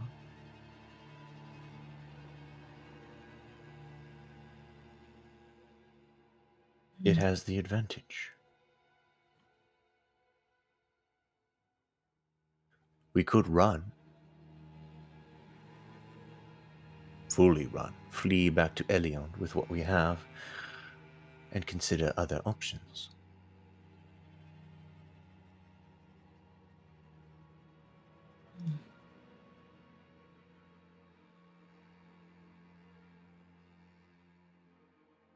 I think that is not going to be much of an option.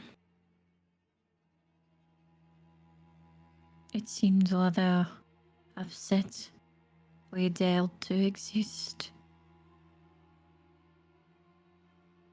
There's the other small problem of it and its supposed children. It spoke like it was raising hordes. An army.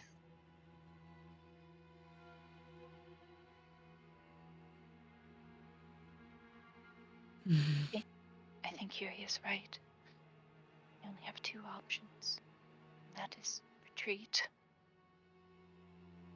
or we fight this thing. I both will go now.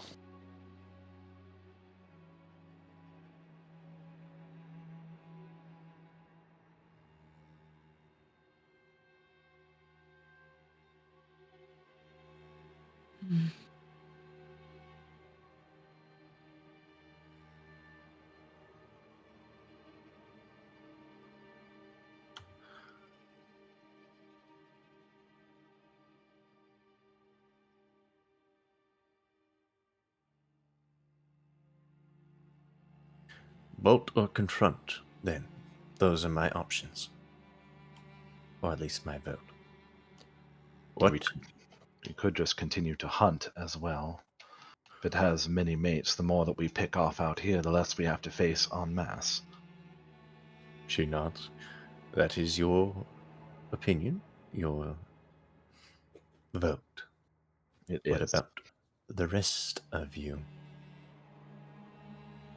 I don't want to lead it back to anywhere.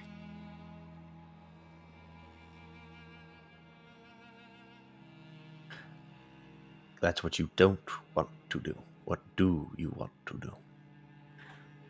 Let's try and end it now.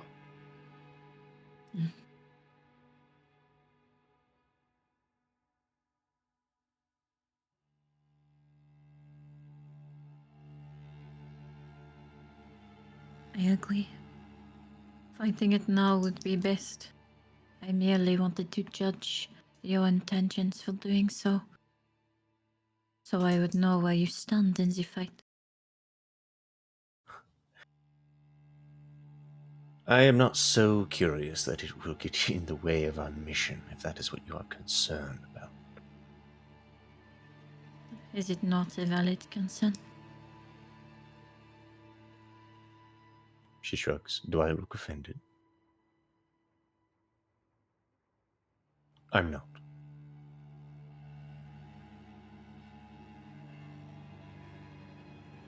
Do you truly expect to be able to hold conversation with it, Yuria?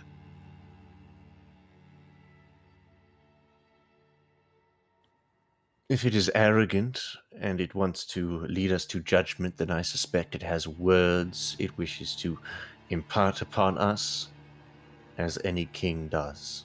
Huh. What do you think a creature such as that holds for justice? Death, of course. A Death? meal. Too good for you. No, no. If what it thinks it's fair is to eat things turned half to stone, it must have something worse in mind. Well, so then we don't talk to it. But do you want to approach it regardless? How else do I hit it with my hammer? We should also be wary that this may be called a king to us, but regardless, he is sadistic. His course of judgment will more than likely end that way. I have an idea at a bit of a compromise. Instead of going for it right away, now that we know what its lair is, we could approach it and set a staging point where we can wait for his mates to come, in case he recalled them all. Could ambush more of them. Thin out their numbers before we fight him.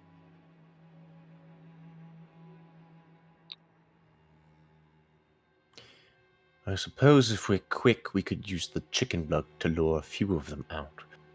But I suspect any prolonged engagement will attract his attention. Even then, it'd be a fight of our choosing.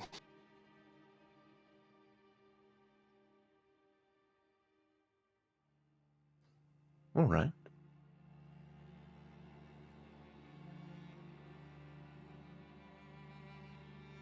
We would have to use the mirror shield. I think it's the only thing that would be quick enough to dispatch one of the basilisks before the rest of his ilk charged us.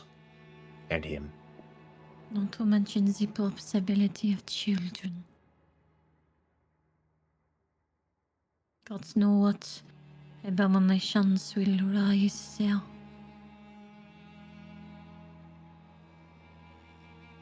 You recall the fight in Olwen's shrine? All of you. We held our ground. What if we find an uphill, put down the bait, and hold our ground? Well, unfortunately, they kind of have a ranged advantage, any of them that can turn people to stone. If the hill is high enough, they won't be able to see us. You mean like more than a hill, like a cliff almost. Right, a dell. We can't hunt defensively. They can just wait us out till we are too tired to hold our ground or forced to sleep.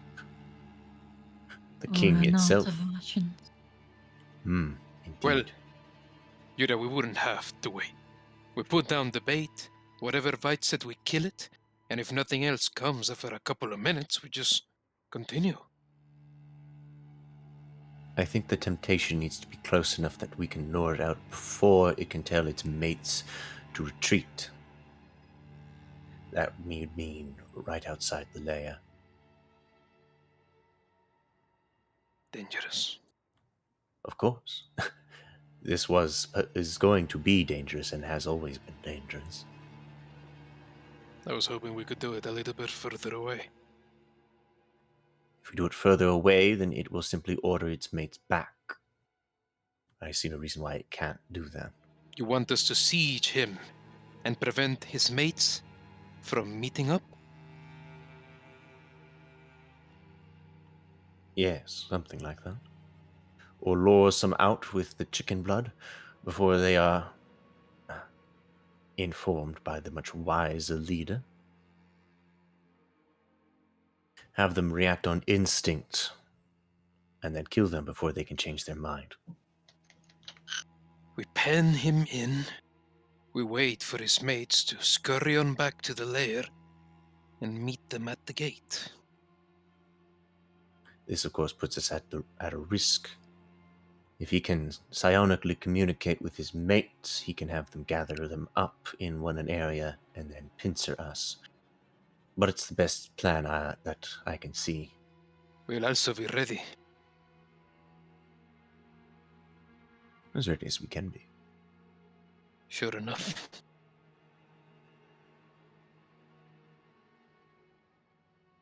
Well, Perhaps we should move away. At least. I could not tell when he was plying into my mind then. What if he is doing the same now?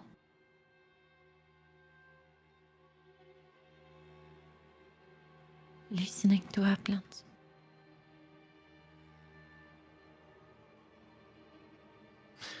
her eyes flick to the forest. How, we're on the riverbank, right? Correct.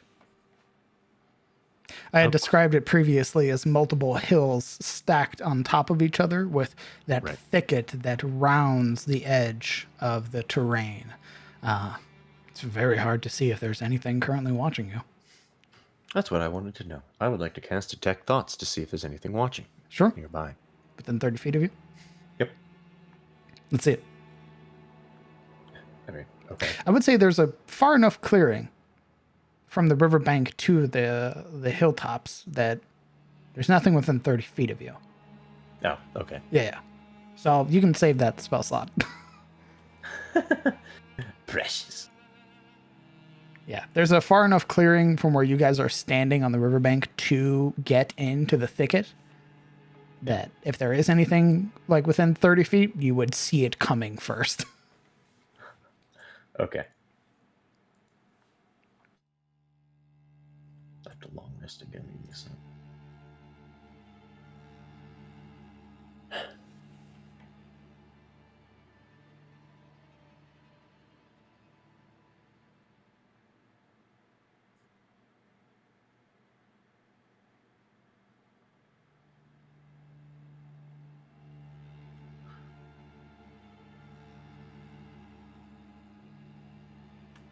Well, she looks to Marana and Sabine. Marana just looks shaken and still very much not okay. Sabine's been trying to comfort her the entire time. If we leave, we'll have to sleep. Which it might ambush us.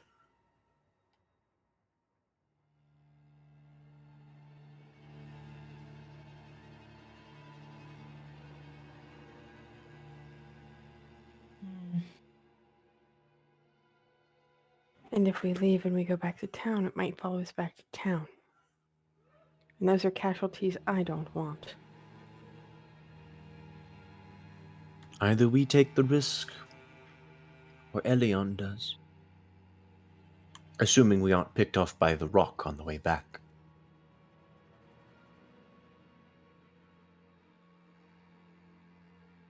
Not the worst of endings.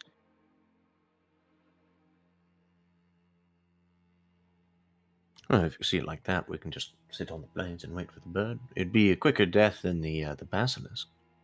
It certainly rid us of all these, traveling responsibilities.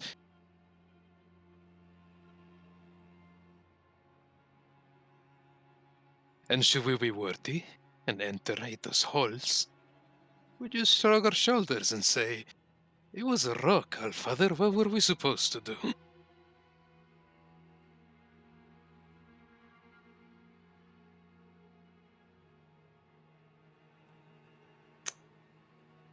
Small comforts.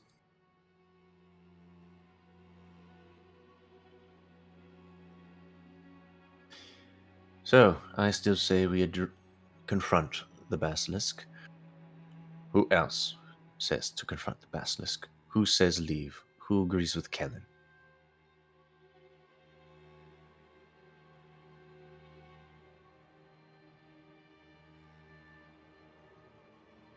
Silrel would look to Marana and Sabine. I already said that I do not wish to take it back to town. You keep saying what you don't want to do. What do you wish to do? If we leave, it follows and it'll ambush us. That is not wise. Figure we take care of it now, while we know what's going on, and before it has a chance to do any more fortifications or anything along those lines. It's intelligent. It's going to keep planning. If it doesn't get us one way, it'll get us another way.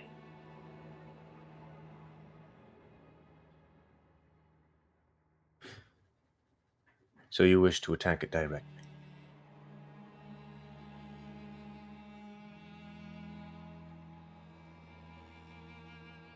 Are you going to say yes?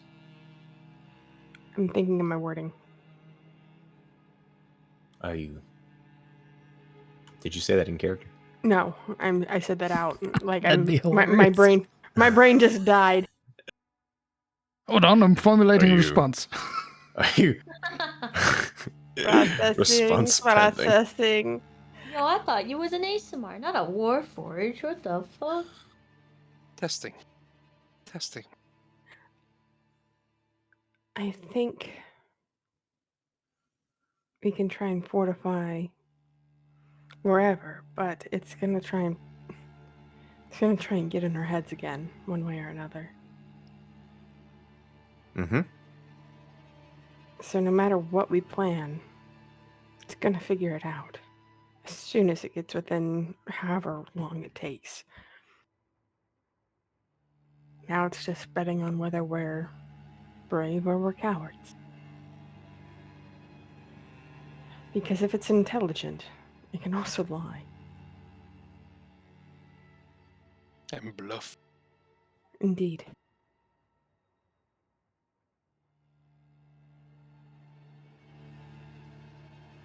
Well, I do not think that it is lying. But I think that it is aware of our judgments as our society, and left it at that, knowing that we would come, hopefully knowing we would expect a trial of some sort, and instead his judgment could just be enacted. He is, in all towns, going to have control of the battle.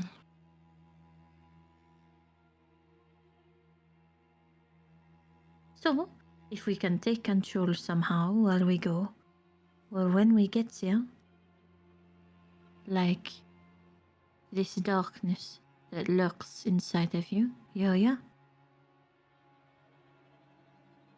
These things we should get an idea of first. In that moment, Sabine has a complete and utter blonde moment. Oh, you mean the literal darkness, not the proverbial darkness. What? It comes out of you. Every time. I'm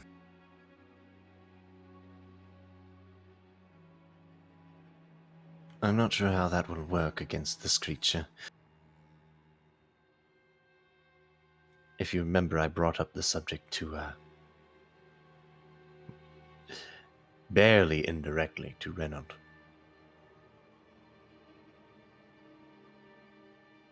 Yes, but it works on his mates.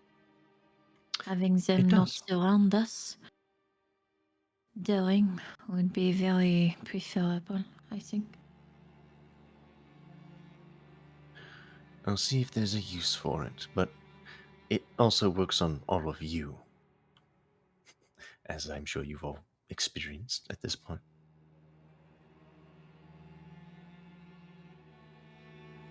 Well, then what are we going to do? Enough silence. The longer we sit here and talk, the longer it's going to give him time to prepare. What are we doing? I've already said where my boat lies. I want to go fight it. I want to go talk to it, and then fight it.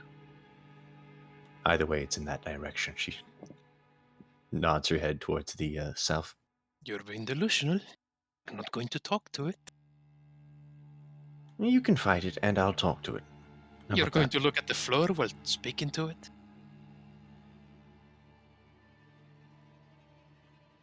Is that... I believe that's a form of reverence in some cultures. Oh. You will enter like some other wheedling peasant. Being smarmy and kind and trying to earn its affection? It's a monster, Yuria. He'll eat you while you're looking away. Regardless. Others here. Your choices.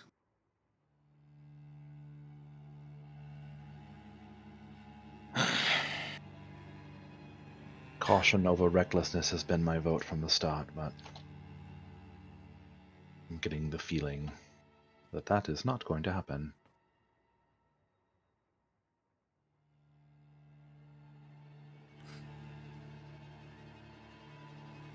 So 3 to enter the maw.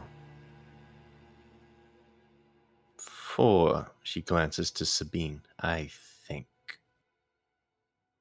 I'm afraid so. And she glances down to Marana. Well,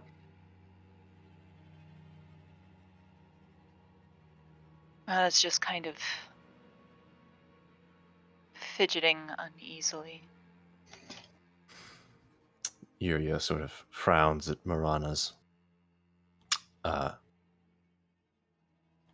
upset nature and sends a telepathic focus in her head. That feeling sends a visible shiver down her spine.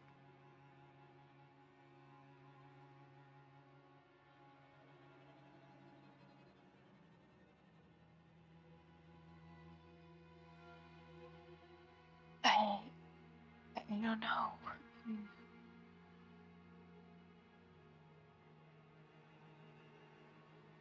I definitely think we should try to weed out the numbers, but not sure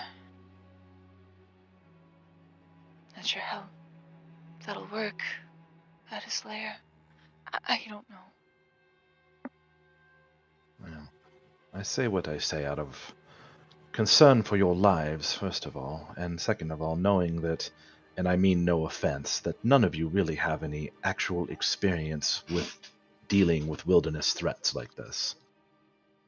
We can charge in like a bunch of haughty nobles and try to make a good affair of it, but we'll probably lose about 2 or 3 of us in the process. If those numbers are acceptable to you, then by all means. I, personally, would rather none of us die or get turned to stone. I thought you were all for killing this thing. What has changed? Nothing has changed. It's how we go about it, as I've been saying. You want to keep ranging about, hoping it comes out? I want to keep moving around and getting its numbers down so that we're not fighting it and all of its children and mates and everything. So you're hoping that its mates are still scattered around, It meandering.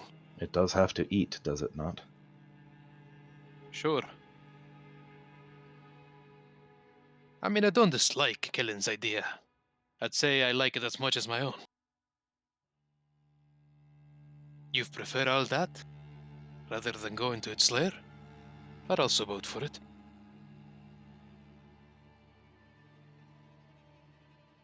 I'm just saying, when you're dealing with a force that probably has you beat in numbers or in capacity, the best thing to do is even the odds. Never fight it directly. Well, Yuria, if you know you can win, by all means. Yuria works her jaw, eyeing Kellen. How long have you been hunting? A long time. You want me to give you like an exact count of days or something? Rough estimate of years? Well, I learned to hunt for food when I was 8. But if you're talking about hunting creatures and killing them, since I joined the Grey Watch, about in 6 months of training, 1, 2, 3, 4, 5, 6, 7.5 years of doing nothing but this. No courtly breaks in between. If I didn't know any better, I'd say you have something against nobility. This is beginning to get old. Are you taking passes at me? I think he's taking passes at most of us. I'm just saying, your experience is vastly different, and while it may seem the heroic option to charge into an enemy's ground, in enemy territory, where they know everything, and you know Right. nothing, Right, is a good way to get killed. Kellen, why do you feel the need to rub it in our faces? Because That is what I want to know. I feel that you're going to be making a large mistake that's going to get people killed. She And raises. unfortunately, that seems to be a very noble prerogative these days. Why do you think I joined the Grey Watch over joining a court? Are they all profiling assholes like you? Yuria raises a hand. Fine, fine. All right, Kellen. I suppose we've ignored you and your advice enough. He just crosses his arms and taps a finger on his elbow, waiting for the other shoe to drop.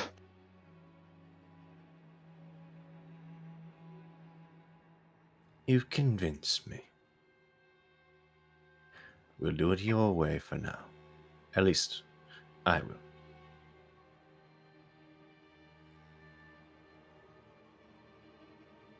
I've changed my vote.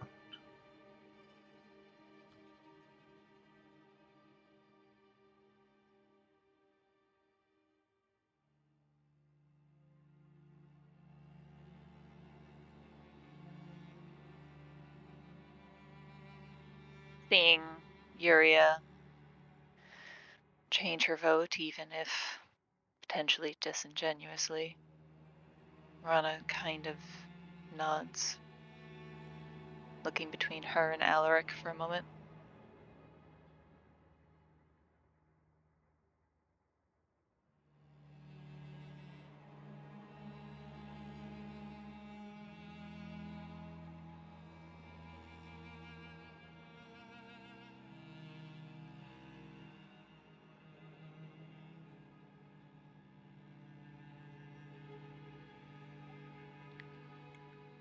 Where do you propose we draw it to and fortify? Fortifying won't do much good if it can read our thoughts and know exactly what we're up to. Hit, run, hide.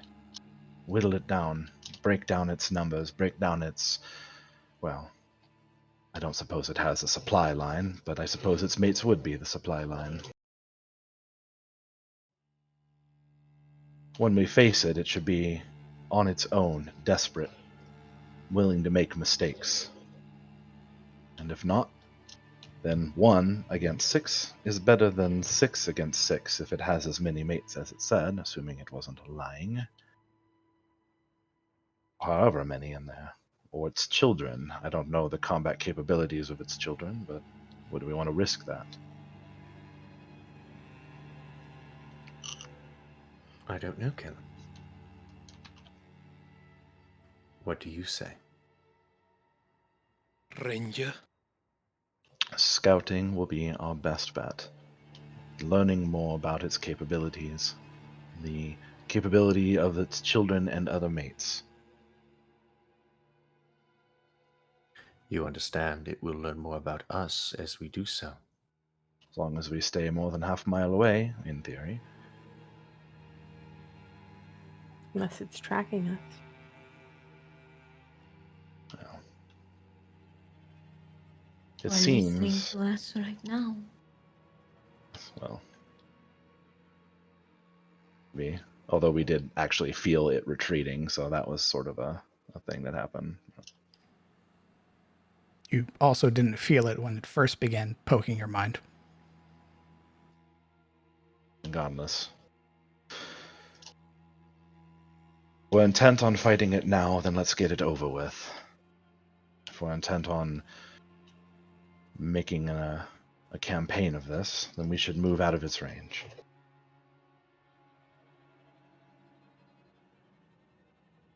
You've convinced me. I will go where the majority of you want. You and you alone are the only way we can defeat this. I could go in there, sword brandished, and be turned to stone the moment I go. Or cut down after fighting.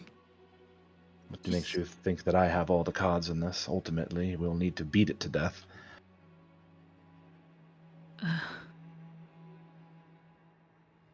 I follow you, Ranger. You with the experience. You can enjoy the condescending moment if you like. Just know that my intention is to keep us all alive. And if that is not good enough, then so be it. Yuria, your wit is wasted here. Fine, Kellen. Just leave us alone. He sniffs in what could probably only be described as some kind of annoyance and starts heading southwest, putting first west to get or get like that half-mile distance to see if it actually does anything, and then southwest. Okay. As you continue to move, roll me your survival checks for the next hex, and roll me a d100. We will also need to move the token. Correct. Seeing as you said it, Marana, why don't you move the token? So this one right here, yeah? Southwest, yes. Okay. I just wanted to confirm before moving. Ah! Double 13s, that's interesting. Okay, and then your d100. Who wants to do 100s? Silveril got it. There we go. Okay, a 10. Good. Give me a moment.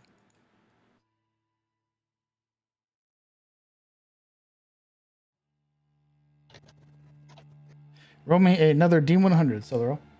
Oh no. A 9. Good It's tame numbers. Oh. It's our buddy. He's back. Tame, wholesome numbers. Mommy! Decent sorceling numbers. Yeah. Decent degenerate numbers. No, good, healthy 9 to 5 numbers. Good, healthy, 9 to 5, white collar, Yeah. high numbers.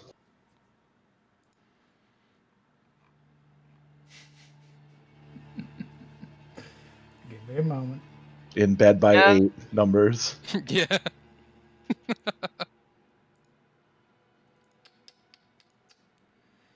Let's see.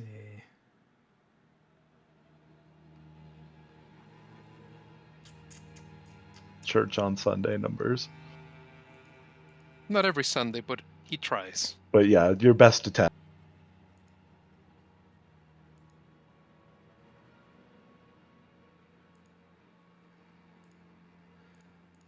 Okay.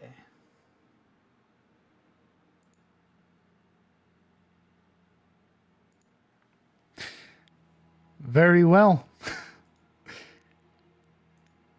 As you all begin to travel, following again the riverbank that begins to lead to the end of the Arum River, you would see that there is more of a clearing down here.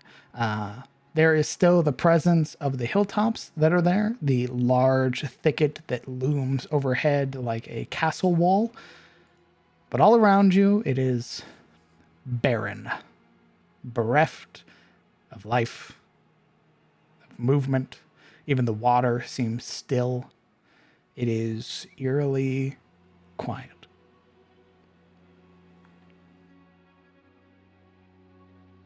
Why doesn't everybody roll me a perception check?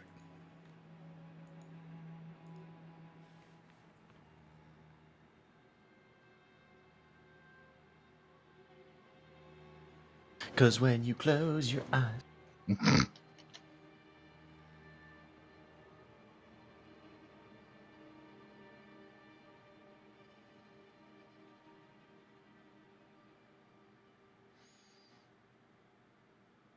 Okay.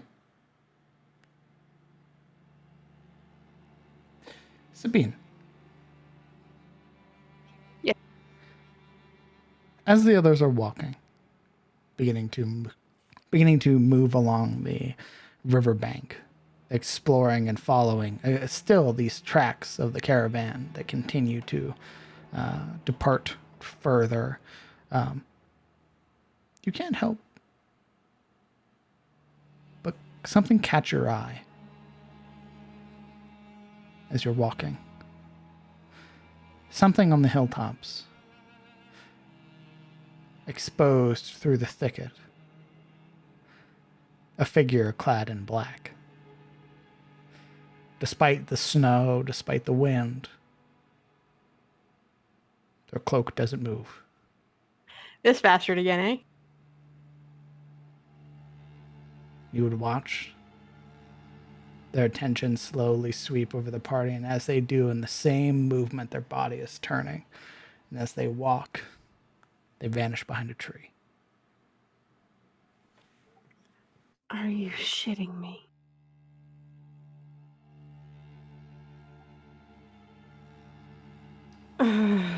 She's gonna let out an exasperated sigh. On the hilltop, don't look.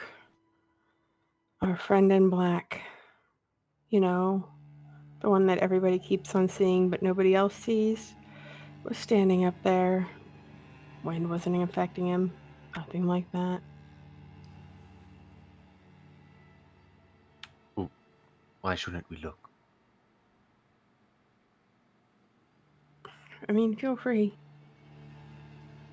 But as soon as anyone looks, he's not going to be there because this is how it works. Several of us have gone through it, and apparently it's my turn. Oh, well, all right. And Yuri goes to look.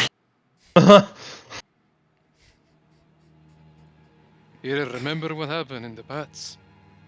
Slow down. Taking a moment to look, Yuria, directing your attention up to the hilltop.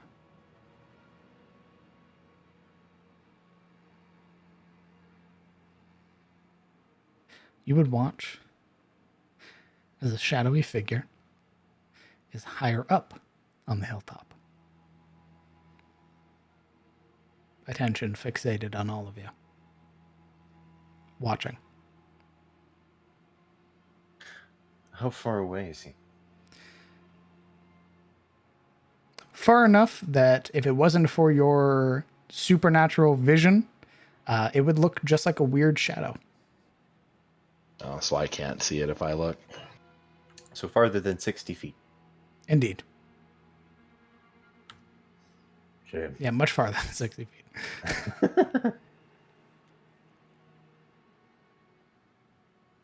I think he is spiting you, Sabine. He's standing right there. Sabine, you look, but he's not there. You still see him, though. I don't In see fact, him. if everybody looks, he's in a different position for everybody. For Yuria, he's stood atop the hill. For Celeril, he's near the base of the hills. For Sabine, he's tucked behind the tree. For Marana, he's on the water. For Kellen, he is in a small clearing within the thicket. And for Alaric, he stood on top of a tree.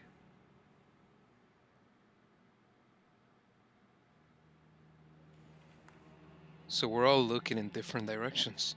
Indeed.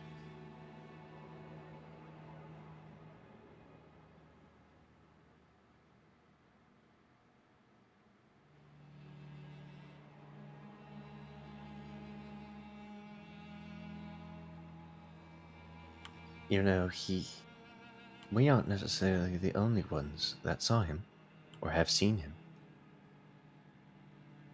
I believe Guinevere mentioned, oh yeah, what was his name? Old man. Roy, I believe. Apparently saw something like that before it disappeared from sight. I've heard many stories in the past of old Allfather walking among us mortals in human vesture. This is reminiscent of that, in a way.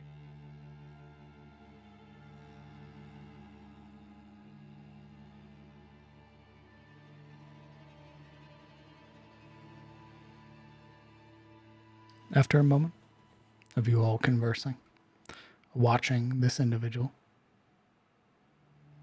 they descend from the tree, they tuck into a corner, they simply walk away or sink beneath the waves. They're gone.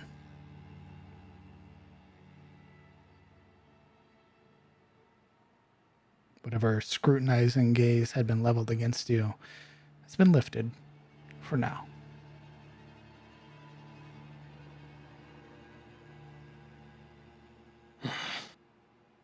Who knows what the hell it is? I realize that if mortals cannot divine the true nature of themselves, and we presume that it's a god, could just be some kind of assassin. Whatever it is, it's getting bolder.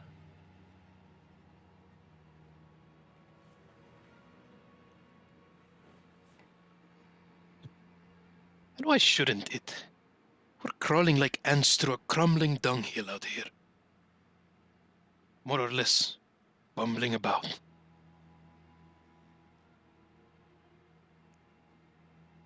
It is getting late, by the way.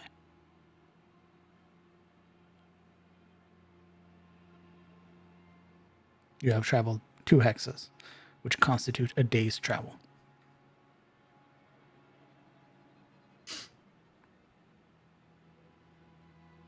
So what is the plan? It's time to make camp then, isn't it?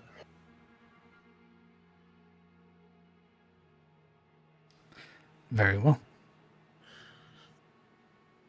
Yuria looks to Kellen. Where do you recommend we set up camp? What's the terrain like that we have to work with here? You have a lot of, again, it is the sort of riverbed that's here that leads into the thicket. It was well traveled, flat enough terrain. But there is minimal to no covering out here. Some loose trees, some boulders that have pushed themselves, up from the sediment being moved by the river. But overall, it's very open.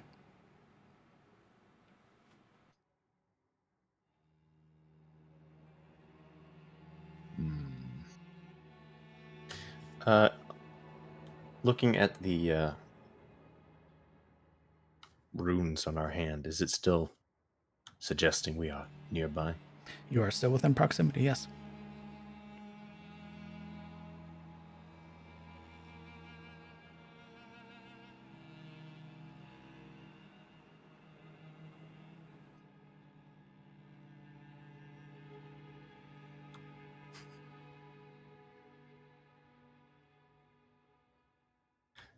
Yuria, eyes raised to Kellen.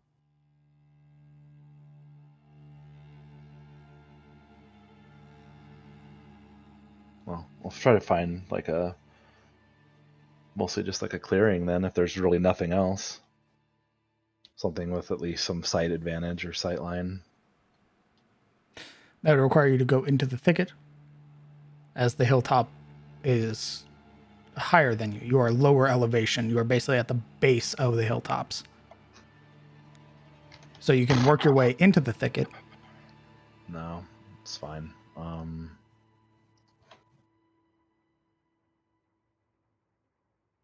You said there's just not much out here, though, right? Indeed. You've been following the riverbed, which has overall remained clear. Again, aside from some sparse trees that are out here, some loose boulders.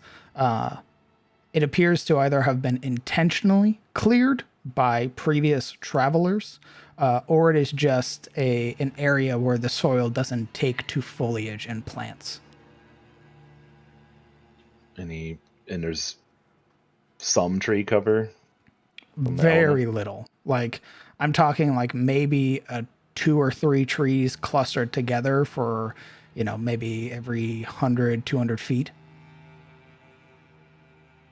So really, unless we go back east, we just have to camp out in the open, is what you're saying. You would surmise, following this path, this is where when the water begins to rise, when the elevation begins to change, like, the water begins falling off of the Bloodfen Mountains and flowing out through the Aram River, this is where the water begins to rise. And the base of the hilltop is where that water sort of meets to. So what you are currently in is a recessed sort of river, where the river hasn't had full flow yet.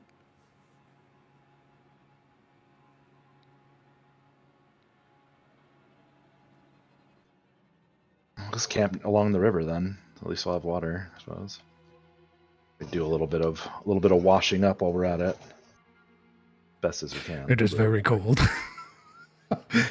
Can always heat water with pots and stuff like that if we absolutely needed to. But ultimately, yes, we're near fresh water. That is the point. Okay.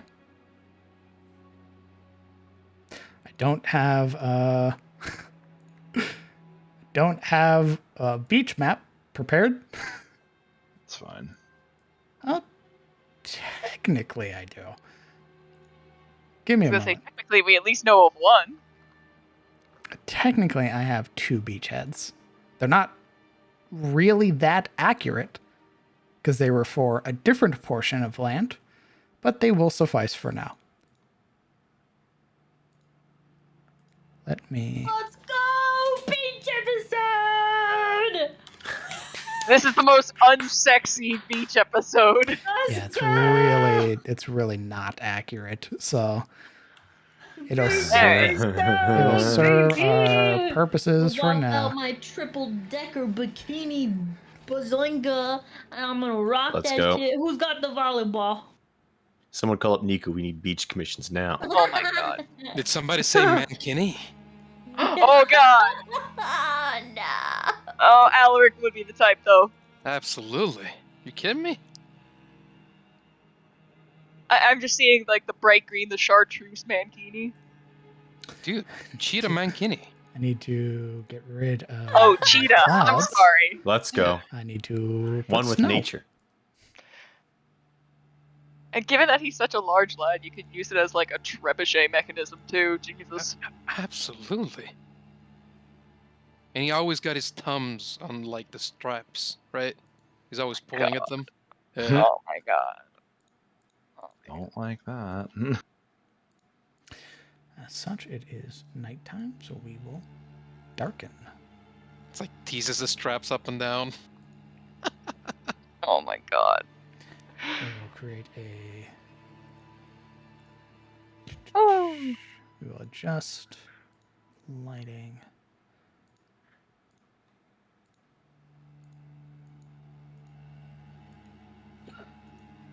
What do you mean, revealing? Let's go. Oh my god. Then I will make the light source for your fire.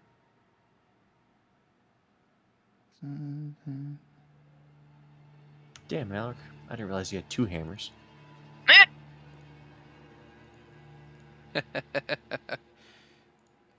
There you go. Ooh. Resting on the beach, setting up a fire to prepare yourselves. You all begin to settle down for the night.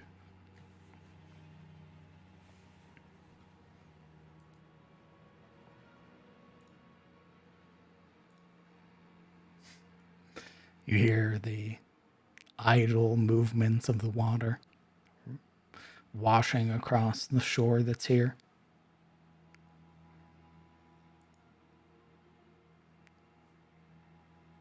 You all begin to set up camp.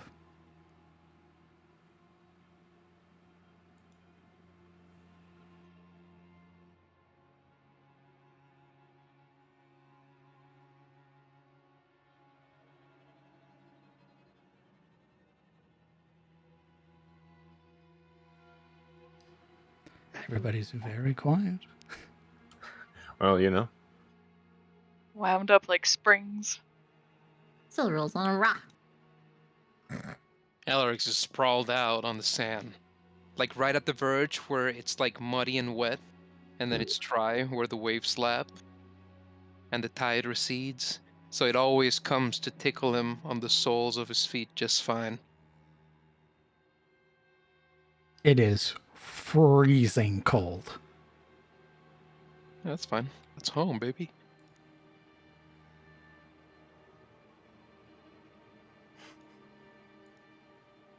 Definitely something. Yuri is a little used to the, it's almost reminiscent of Shademore with the chill and the wet and that beach scent. Not to mention the awful sense of dread. And the monsters ready to kill you? Absolutely. Amazing.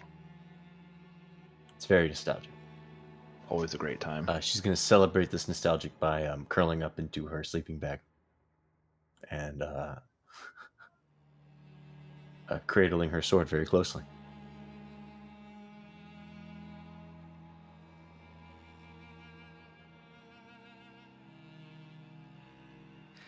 Okay. The 3 of you, whoever's even sleeping, I can warm your beds for an hour or so while you are asleep, but only 3 of you at a time.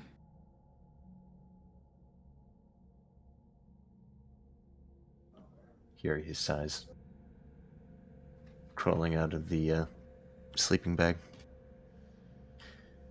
I suppose I'll take first watch. You can heat up my bed as a reward. Sorrel would cast Prestidigitation on 3 of the beds, one of them being her own. So, 2 other people will have to tell her if they want her bed done. Dame, how do you plan on keeping that warm while you sleep?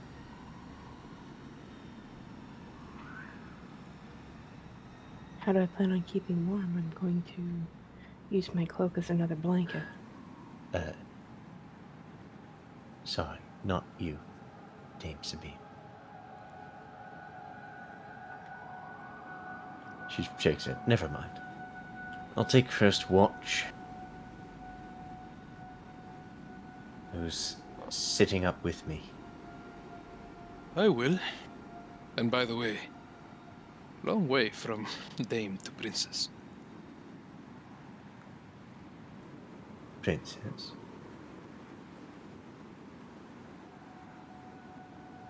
Her brow quirks.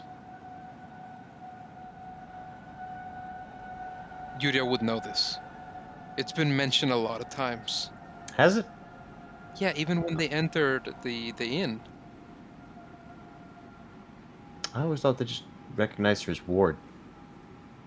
She was the only one who was presented. Well, yeah. To be fair, they recognized her as a member of the family. They never gave her the title princess. Gerald never called her princess. And she never called herself princess. Yeah, I've only heard Ward, which Yuri is assuming is basically like a knight. So Alaric is quite literally dropping a lore bomb. Wah, wah. Keep in mind, though, that when they called her Ward, we hadn't yet fleshed out what that entailed, right? The discussion was held after. It was also never further explained in character. Yeah. Like I said, that was Yuri is. I'm not saying Yuri is correct. I'm just saying she's assuming Ward means some sort of knight, like Dane or Sir, because it has not been explained yet. Then take it as a lore. Silral's on all fours, casting Presti on her bedroll, like back to the party. That's the princess. Unaware of what Alaric is saying. Yuri's side eyes. Alaric. Princess. He's not quite looking at Yuria. He's staring off into the ocean, watching the water spray. The water. Watching the waves lap up from time to time, as small as they are. Oh, do you not hear me? I was just making sure I did, and that you weren't. You know. Being facetious. Yes. I wasn't.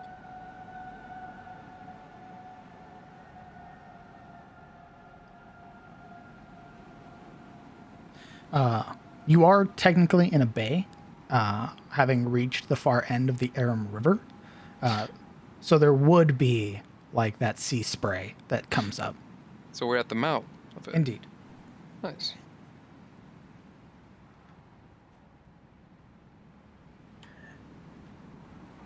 If that's true,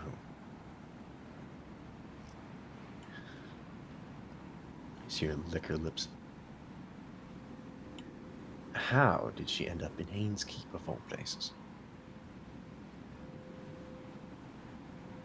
Shouldn't you be asking the same of me?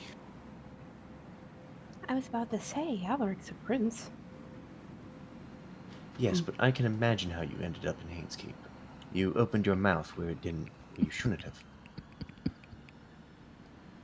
You keep saying that. But when have I? You made Geralt cry.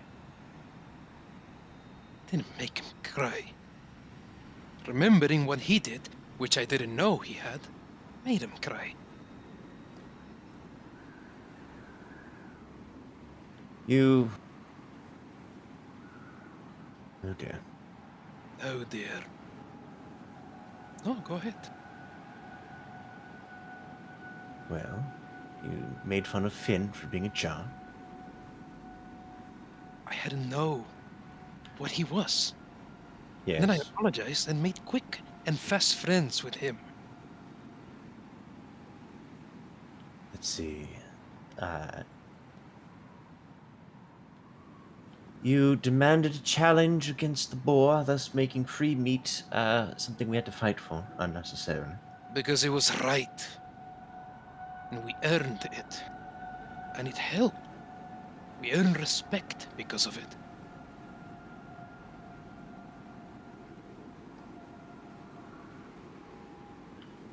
Hold on, there's one more thing, but I can't remember it. I think the snow is sapping the memories away. No, I think your opinion is maligned, and you want to believe something that is not so.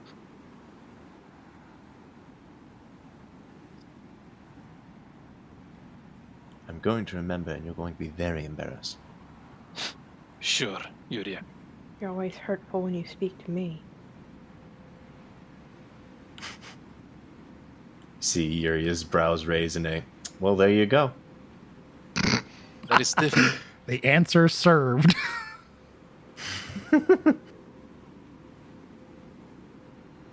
You're borderline cruel. I am not cruel. I am entitled to not liking people. You could have stopped that sentence that you are entitled. You're entitled as well, are you not? No. No, you are. You as much as open your mouth, you get whatever you want. No, I am a servant to the people, to your Sure. people. The only thing you serve is that mirror that you so love looking into. You're vain, and so is your god. How could I like you? Something so shallow. And this is why you were in Hainskeep. No, this is my opinion, Julia. Your opinions get you in Hainskeep. No, it didn't. Being drunk and pissing in public got me in Hainskeep.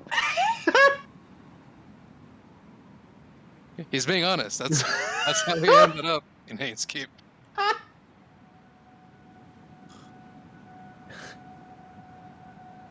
Wait, she would know. They mentioned it on the ship. It's been a while.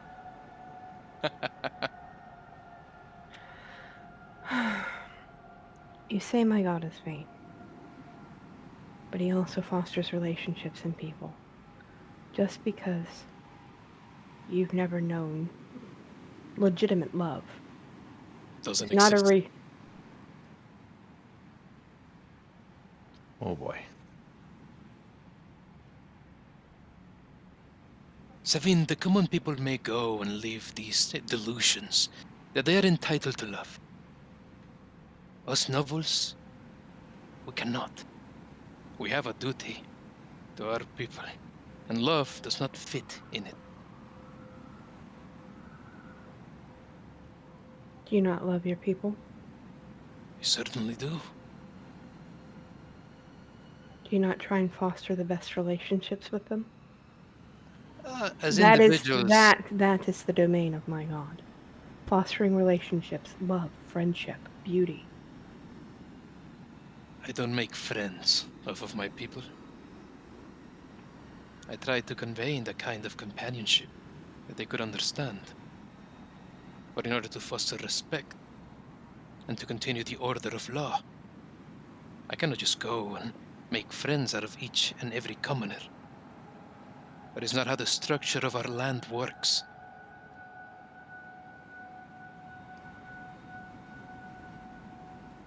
But do you try and foster relationships with them? Yes or no? Whether it be civil, anything along those lines. I remember faces, names. I'm going to lay it out a little bit more for you. Is there any feeling you like feeling? Are you claiming that the domain of feeling and emotion belongs to your god? It does. I refuse. Then you're ignorant. No, you are delusional.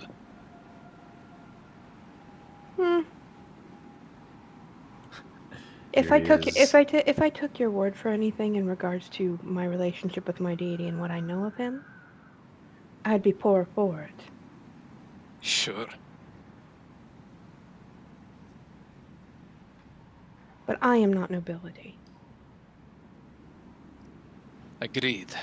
There is very little that is novel about you. You would feel this very strange touch, Sabine. It's almost soothing. Like, this was a very ugly conversation.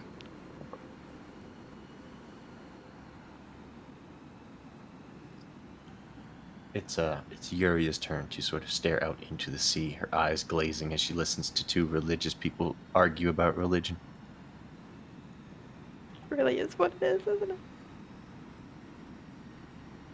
I try and hold myself better, and I try and treat people who deserve it with respect. You do not deserve it with the way that you talk down to people and you treat them. You need to treat them better. You won't be discouraged for it. You'll be lifted above for it. Silverel stands up for her people. Her, I could believe was a princess. by the way that she fights for her people and the way she speaks of them. Because up until recently, she held them in the highest regards. You seem to have a disdain for them, anyone who isn't nobility. And for that you are poor and you are ugly. Savine, you're the only one I speak to this way. I treat everybody else with respect. And for this you are poor and you are ugly. Because you don't treat them with respect. Like how you did, like how you did with Finn, and how you did with other people. You never start out respecting anybody. At this rate, the basilisks will not need to use psionics to find us. Or anything else, for that matter. Shut up.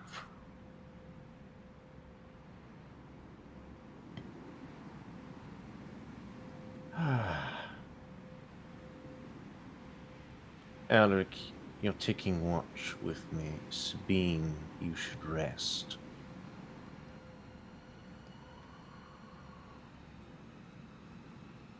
Works for me.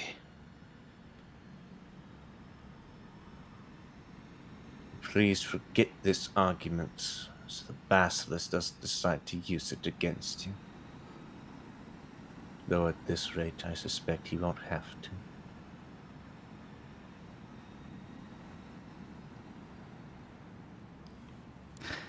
It is Yuria and Alaric on watch. Everybody else is resting. Sabine, Morana, you will find your bedrolls have been heated. Kellen, she did not heat your bedroll because she just assumed you were good.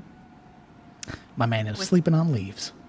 Yeah, with how he talks of existing in this environment, she would have chosen to heat Morana and Sabine's beds. Yeah, you don't want to mess with his rugged huntsman thing he's got going on. It's like, warm? What the fuck? What the hell? Kellen just walks directly into the ocean. Like, nah. Put a fucking heater blanket on my flowers. Kicks it off and makes a new one. No. Holding a pillow around her ears, already in her bed, and is trying to enter trance. What part of roughing it did you not understand? Perfect. Sabine's gonna think for a moment, and she's gonna be like, Morana, before you sleep, scoot in closer. Morana pausing for a long moment, like, unsure. Not like that. Body heat. On top of this heat. Oh yeah, your beds are toasty. They're like fresh in bed warm. Not quite sure, just snuggles in slightly closer. Nice. She's never had like a sleepover before. Ah, you nerd. Is she putting moves on me right now? This is it. This is it, baby. Hold me. Big arm stretch. Big arm stretch. How you Hook it around her shoulder. Yeah. Hey, babe. You come here often? You ate out much? No, Sabine will. Oh god, I hate you right now. Jesus Christ. I would like to know your location area. No reason. Not getting my keys. And then I'm gonna pull Kellen in. Come on, Kellen, pull it in. Huh? Body heat, buddy. How did she know? Son of... No. Shuffle over and flop, like sit down next to them and be like, it's not awkward, is it? No, just snuggle in between me and Morana. Siluril was kind enough to heat our bedroll, so it should keep you warm too. Well, I brought my cloak at least. I'll add that to the pile. Who's Big Spoon? Kellen is always Big Spoon. He said as much last episode. Oh, you're in the middle, brother. I think you're Oh baby god, spoon. You're itty bitty spoon. Yeah, he's the meat sandwich. You're being sandwich, buddy. He's the ham in the sandwich. Oh boy, that's just gonna play havoc. Okay, well then I guess we'll just lay flat on his back like, oh my god. Arms tucked into himself. Like, Cloak pulled over. Awkward as fuck. Perfect. You wake up and it's just like folded like 3 or 4 times over his waist. Just like This isn't awkward, right? Proceeds to be awkward. And that's his MO right there. Totally. Yuria Totally him. and Alaric, as the rest of your party begin to slumber. I need perception checks, please. Are you sure? Oh, yes. Unless you prefer to converse, talk amongst each other. There's no perception rolls needed. You can play dominoes. You can, skip rocks. Okay. I mean, we can both roll. Wait, wisdom check. What? Why did you roll a wisdom check? Man, bro, you're skipping ahead in the lore. Yeah. There you That go. comes after the perception roll. Okay. Hey, Sabine, move yourself to the side so Kelly can put his token in the appropriate location for maximum awkward. Yeah. Get me away from this. I have something to say that would be maximum awkward, but Sabine doesn't say. No. Just do it. Do it, coward. No dick, So- no balls. No kiss. With Alaric and Yuria on watch, you survey the surrounding riverbed, your attention hyper-fixated on ensuring that nothing stalks its way towards you. It is quiet, save for the howl of the wind, the small crackle of fire. No beast sounds. No disturbances from the tree line. Your anxiety builds, or perhaps doesn't at all. Perhaps you're comfortable in this situation. You can't help but feel at ease suddenly.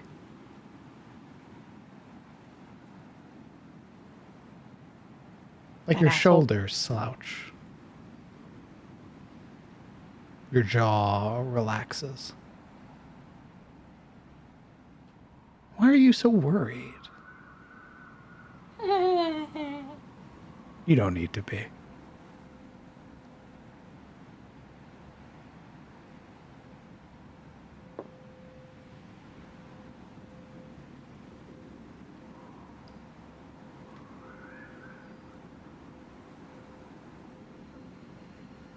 Mm-hmm.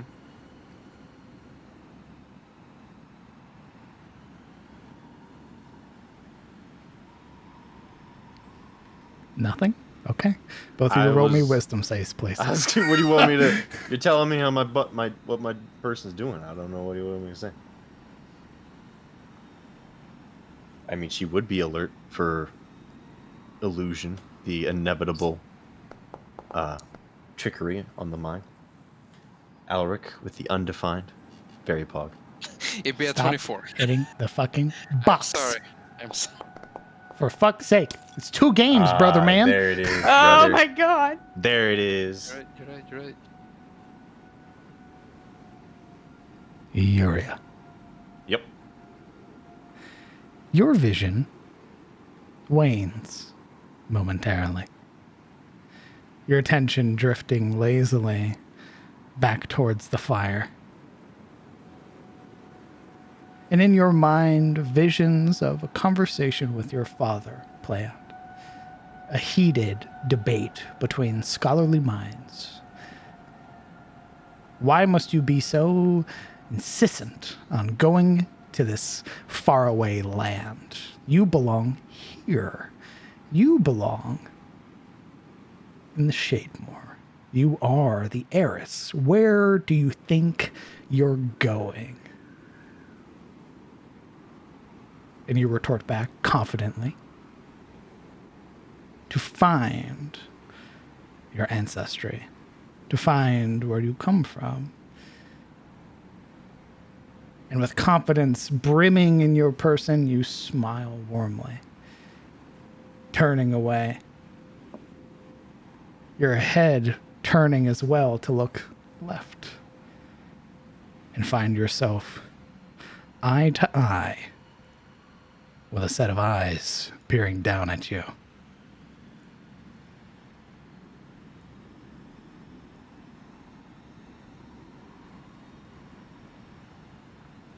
Roll me a Constitution saving throw, please. So long, farewell. Auf Wiedersehen, goodbye. What the fuck? So long to all of you. Your She about body to have an Evelyn moment. stiffens. Your Can breath imagine that scenes. catching in your throat. Alaric, you would watch as Uria's head lazily looks from the fire and looks up, only to catch her breath. You would watch as if her body has been set with rigor mortis. You follow or choose not to. So this is unnatural and sudden, right? It is very sudden to go from this placid smile, very confident look that Yuria has worn before to drifting attention upwards only for their body to seize violently. Does it look like she's going to fall? No. Alaric, you have 6 seconds. What are you doing?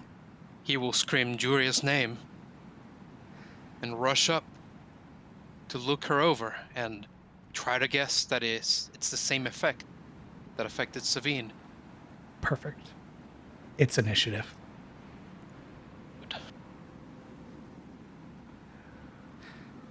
Let's see.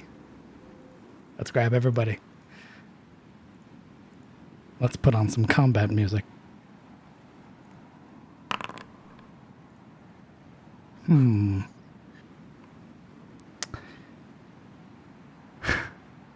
This might be a good one. I haven't played this one yet. Let's see.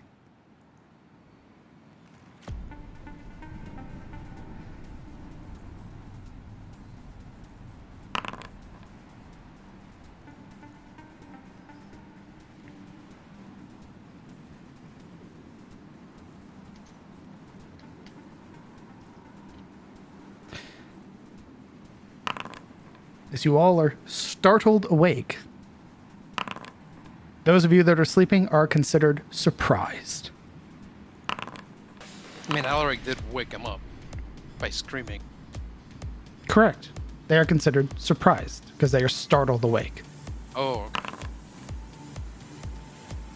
Dave Sabine. Hold on, my character sheet's giving me issues.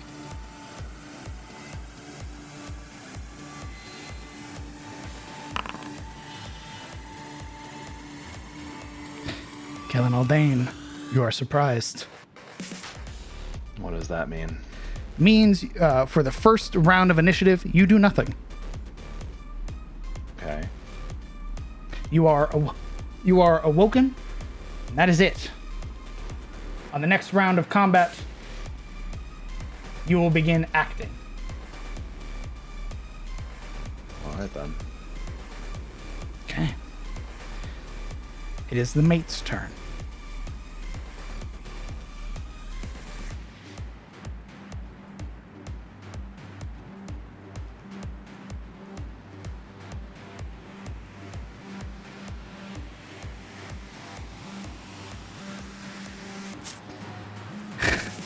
All right. Alaric.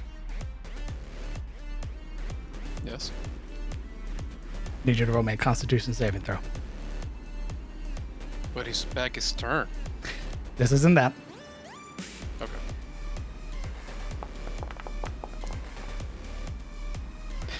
Oh, What is your bonus to con? What did I fucking say? It is a tree. It is a tree that's 13. 13. Okay. You would feel, rather hear, this audible hiss coming from behind you. And against your back, a spray of sickly, poisonous fumes catching onto your back and spreading over you as it hurls this lob of poison towards you. You are considered poison, and any creature within 5 feet of you will start taking poison damage on their subsequent turns as you suffer.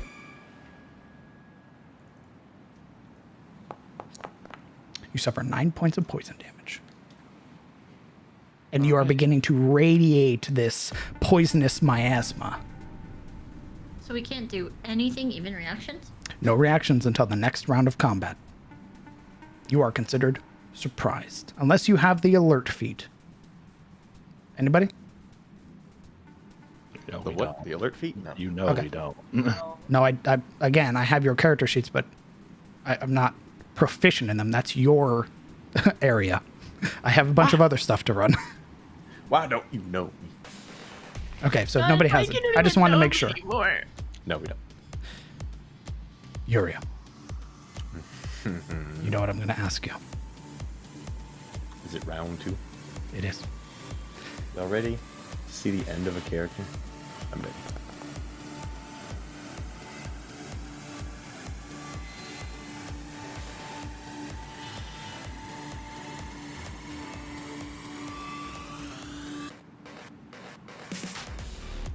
Yuria, Yep. you feel your body tighten, beginning to seize. You are petrified. There it is, baby. You are, for all intents and purposes, dead.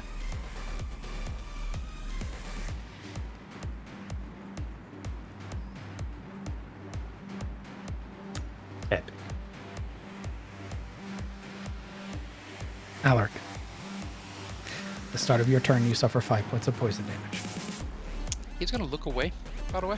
You're going to avert your eyes? Okay. Yes, he will. Is this the kind of blight that can be healed with lay on hands? You're not sure, but you can certainly try. This doesn't feel like a normal poison, if that makes sense. It didn't enter your system. It's instead radiating off of your person. Is he working it off? Like, will it like take less of him each turn, so to speak? You're asking if there's like diminishing returns? Correct. You have no idea. All right. Well, full on offense then. He's gonna rush up. Actually, is this an uphill here? That is an uphill. That is a problem. How far is that uphill, sir?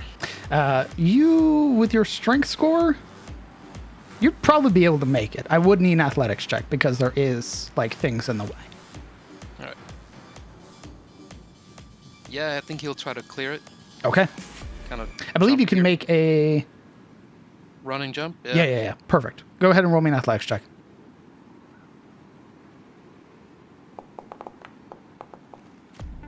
Perfect. Easily managing to rush forward, slamming your feet into the sediment and dirt here. You bound upwards, catching yourself up on the cliff. I believe it's just a part of your movement. I don't believe it's your action. Yeah. So I can still move 5 You feet. make a long jump, cover a number of feet. Okay, yeah, okay. So it's just part of your movement. It's not considered an action. So what are you doing on your turn? He's going to move the rest of his movement right here. Move away from the ledge. And he'll take a blind wide swing at it with Let's see it. Verdict.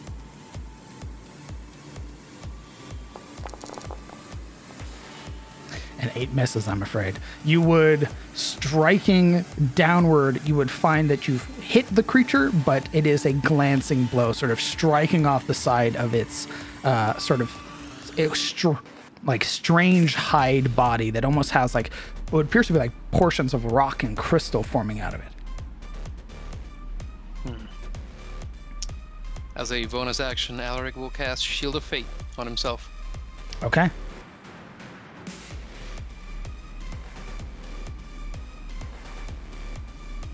+2 to your armor class. Understood. Cervelo, you wake up. Marana, you wake up. It is the Basilisk mate's turn. I'd like to preface that I looked away on my turn. You don't get again, you're not you don't get a reaction or anything like that on your turn. You are surprised. So it means you can't react, can't action, can't move. I thought an entire round had gone by. No. We're almost finishing up the first round. Jesus. Indeed. It is the mate's turn. Who is going to bite you,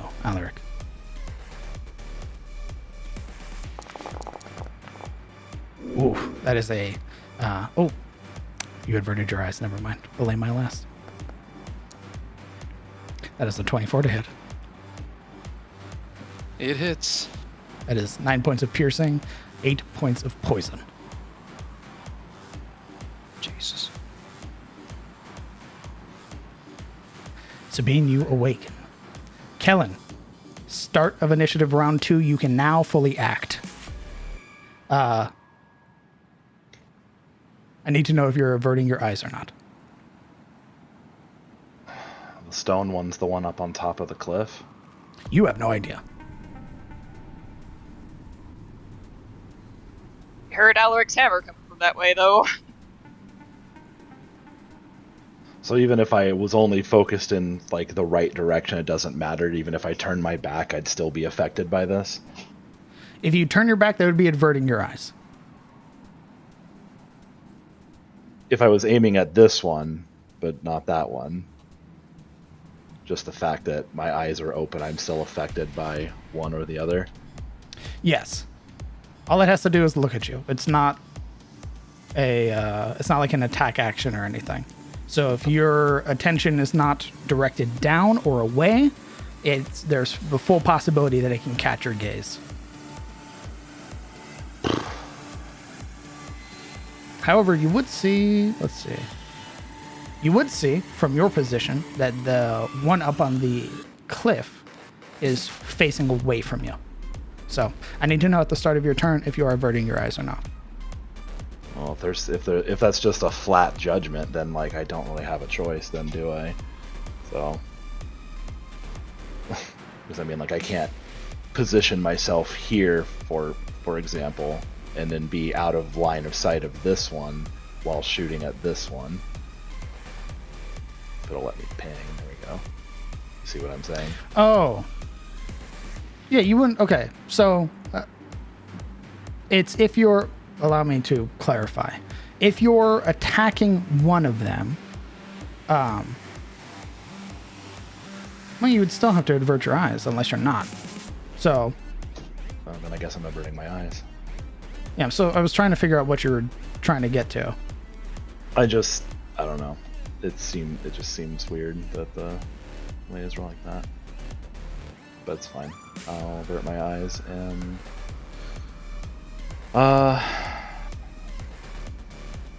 move over here and fire up at this one. Okay.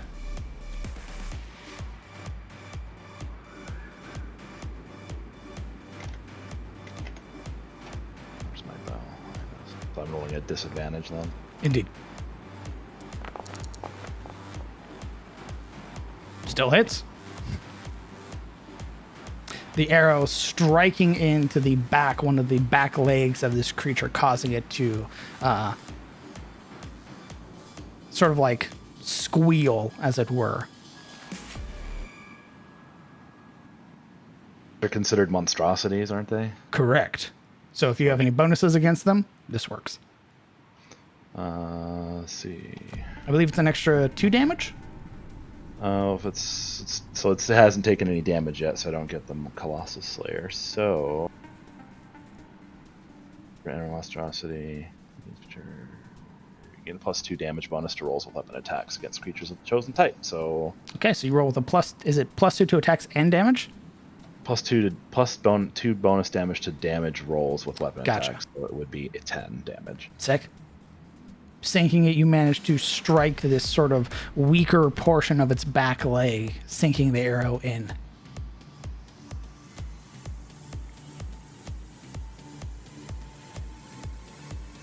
All right. Are you doing anything else on your turn? No. Okay. It is the mate's turn.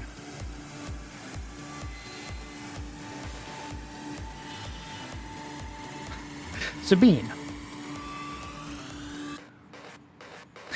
I need you to roll me a Constitution saving throw. Okay.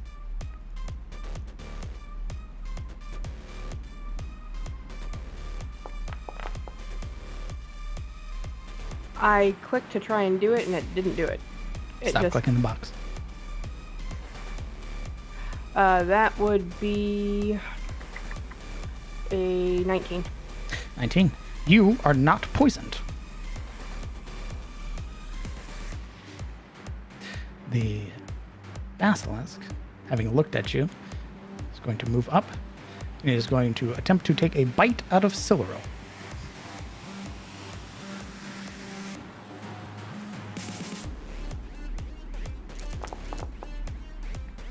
That is a 24.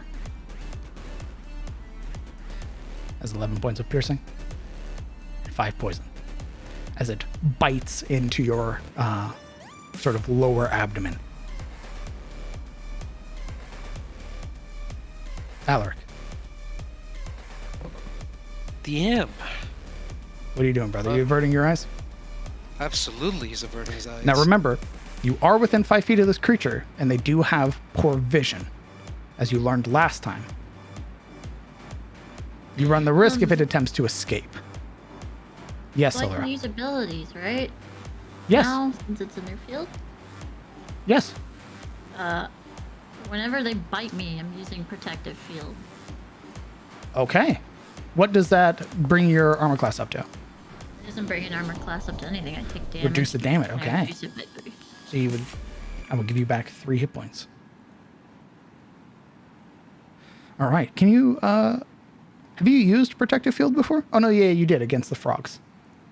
Yeah, it's That's right. it's like a, the gold on her body, if visible, turns to scales, and her eyes glow. Just the inner parts, the yellow part of her eyes will glow, and a shield much similar to the same, color of golden, hue appears around her, like the wings that she gets. Okay. Alaric. Yeah, bitten into, flesh melting away. I'd say that anger kind of begins building in Alaric's case, and Sorry. Give me a moment. You would also... You would suffer 5 points of poison damage at the start of your turn. of course. So his face twisted into this violent grimace, his teeth grinding together with barbaric intent. In his left hand, suddenly, and after a violent surge of electricity, Alaric manifests a current that he forces into his chest, shoving his palm hard against it. And with it comes this invigorating jolt from his lay of hands. And he's gonna sink all 15 points into himself. Okay. Can you do me a favor? High or low? Hi. Hi. Okay. Continue as you were. So, his wounds seal in harsh like latches, but each closed hole is imperfectly closed. It's either shoddy work, or it's a message from his god. A lesson.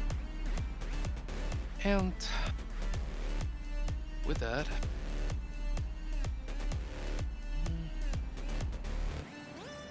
that's it. Okay. Siluro, I need to know at the start of your turn if you're averting your eyes or not. Yes. Okay.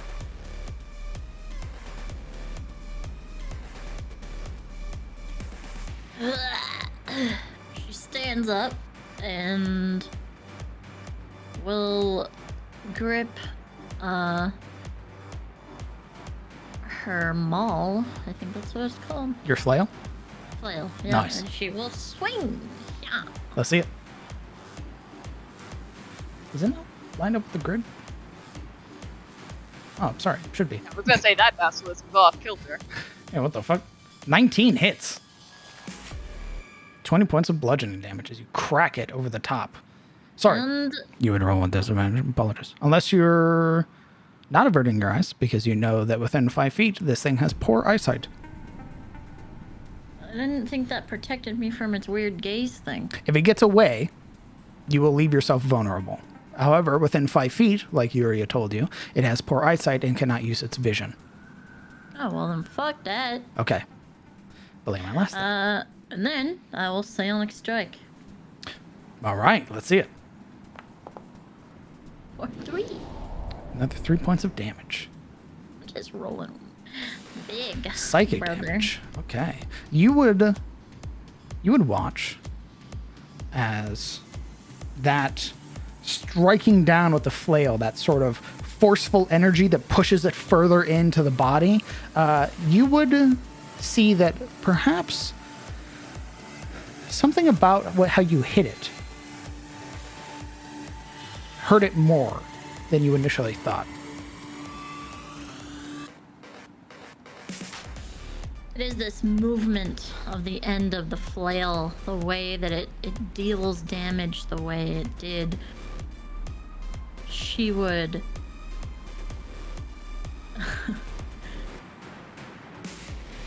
use second wind Okay. to heal, as it brings her with vigor and excitement. Indeed, that surge of adrenaline and the blessing of the Golden Lady. Go ahead and roll your D10 plus your fighter level.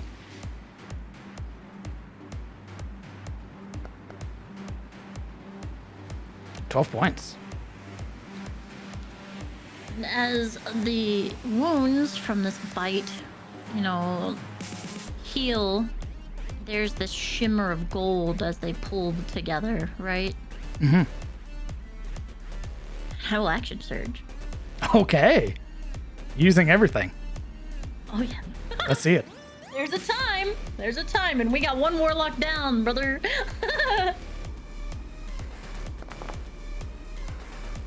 19 hits again. How does it look?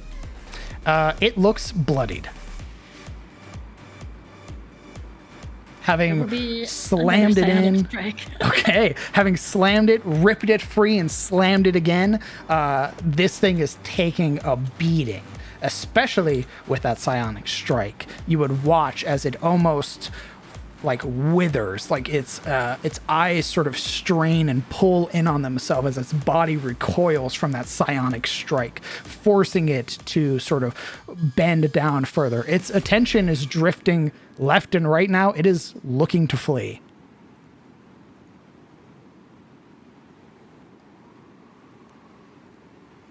Is that the end of your turn? Well, Silra will call out. It's looking to its mind. Their minds are weak. If you can attack their minds, they will hurt more. All right. And seeing that it is looking to run, I take the chance and move.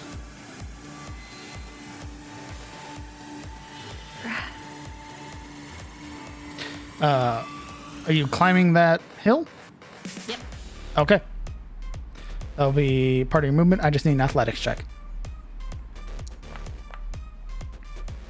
Would you pass? You are now scaling up 5, 10, 15, 20. Yeah, you'd be able to make it up. You wouldn't be able to stand right there. You'd be able to stand next to Alaric, though.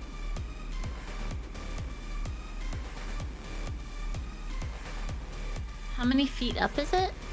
It's about 10. You're able to clear it with your strength score, so your long jump or running jump. She will get there and put her back to him and look away from this bitch to him in front of him. That'll be something you declare at the start of your turn. Oh, okay. All right. If it moves to look at her, that's 2 reaction attacks it eats, though, right? If it one more time. If it tried to move, like that whole blurry vision effect from having enemies up close, is that affected diagonally or directly forward? Oh, you're gonna find out. Okay. Yeah, and Sorrel uses the flail to climb this thing. Like, she swings it up and digs Climbing it hook? into the earth above. Nice. And just, like, pulls herself up with it. Marana. She is pissed. At the start of your turn, I need to know if you are averting your eyes or not. Oh, One more time. hurting. Okay. You are very quiet. Sorry, I don't know why. Can you hear me now? Yes. Okay, cool. Alright. Averting, kind of seeing the... Yuri is still standing there. Kellen vaguely aimed in a direction and hearing Alaric's hammer. Gonna use my short bow and bonus action steady aim and fire. No, I need you to kill the little one. Fuck. Okay. A 16 hits. Alright, cool. It's also gonna take sneak attack damage. Indeed. So it's gonna take 14 right in the backside. Indeed. Striking it. Oh. And then I'm also going to use my Wails of the Dead on the other one here. Marana just utters to the spirit that she has, please aid us. Oh, God. Amira's father is the one that answers. You would watch as, almost like striding forward, a hammer in hand, you would watch as the dwarf lands, sort of connecting the head of the hammer into the head of the basilisk. For 5 necrotic. Indeed, and then fading away. That's my action. Indeed. It is this basilisk's turn. Cornered, the way that it is, it is going to take another bite against Alaric.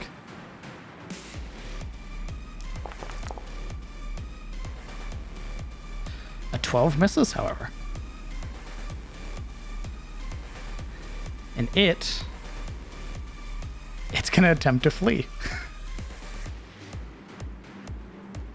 So you both will get a reaction.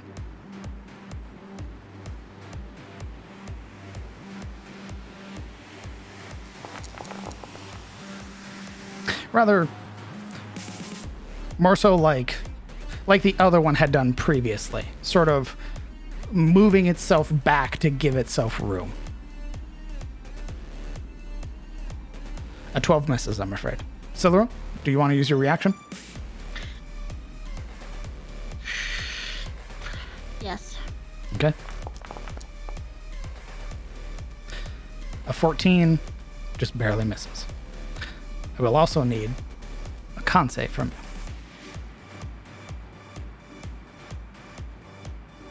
Do I get the buff from my Olwen's Tear? If you want to use Olwen's Tear, you may. But I believe it says you can roll and then choose to use Olwen's Tear. Let me double check. It says first time you make a saving throw during a short rest. Ah, yes. You can roll twice and use either result. There you go. So you can roll your Constitution saving throw with advantage and choose whichever one. Control's advantage? Shift. Control is disadvantage. All right, cool. 20. You succeed. You would feel that blessing, that glow from Olwen's necklace sort of shimmer outwards, and it's almost like pushing away this invisible force that you can't see. As the light brightens, illuminating you in this golden hue, something in front of you sort of shatters. And you are okay. I will free action kiss the necklace. All right. Dame Sabine, I didn't know if you were averting your eyes or not. I am. Okay.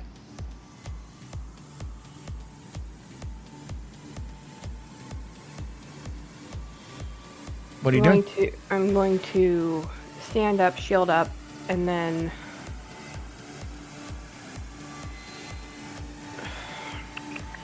thinking here.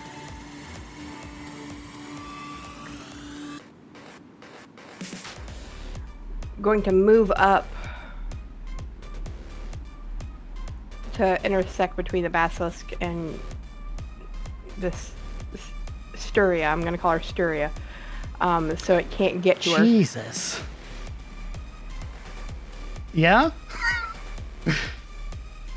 You heartless paladin? Sure. Where are you putting yourself? That the circle is the fire, so refrain from doing that. I'm going to have the shield up and with my action, I'm lighting up the sword. So it's a 20-foot light radius, so it actually hits that basilisk as well. And I'm holding the shield up in front of it, hoping that it works on this one somehow as well. Okay. It is directional, so you are choosing to face it against this one. Reflecting your sword and using the reflection of the mirror shield, you would watch as the basilisk's eyes sort of avert for a moment and then settle itself on the reflection that you've presented. You would watch as its attention sort of narrows momentarily, and you would watch as, at least in regards to the venom eye, the reflection that you've presented appears to just cause its body to secrete that poison, but it doesn't appear affected. Perhaps it could be useful when turning that gaze against a different basilisk. The point is, I now get how it works. Indeed. Because I couldn't tell which one was which in character, so I just had to play guessy. With that, I'm going to, if it seems to be secreting or I can smell it or take in anything of it, I'm going to keep that 5 foot back and keep my gaze down. Okay. And I used, hold on, I need to post Use your action, your movement. I used my sacred weapon ability. Sacred weapon? Yeah, for the light, the 20 feet of light, so that my weapon is also now dealing 3 extra points of damage as well. Gotcha. And it's doing 20 feet of light. Okay, belay my last. Sorry. All right, is that your turn? Yes. Kellen Aldane, I need to know if you're averting your eyes or not. I mean, I'd be out of range sight-wise of the other one, wouldn't I? With the other one, yes. Technically, you're still within range of this one. Yeah, that's what I meant. If I'm only seeing that one, I don't think I will avert my eyes, and I'll just shoot at it. Okay, if you're not averting your eyes, I need a Constitution saving throw. I thought I wasn't. Okay, whatever. It's fine. It's basically how the avert your eyes look. If you don't avert your eyes, the moment you make an attack action against it, it basically just turns its attention towards you. Okay.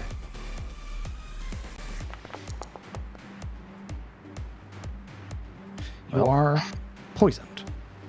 Oh wow, I can poison with looking at you? That's messy. Indeed. As it sort of, it's sort of like, what's the lizard that can shoot blood out of its eyes? Oh, I know what you're talking about. Yeah.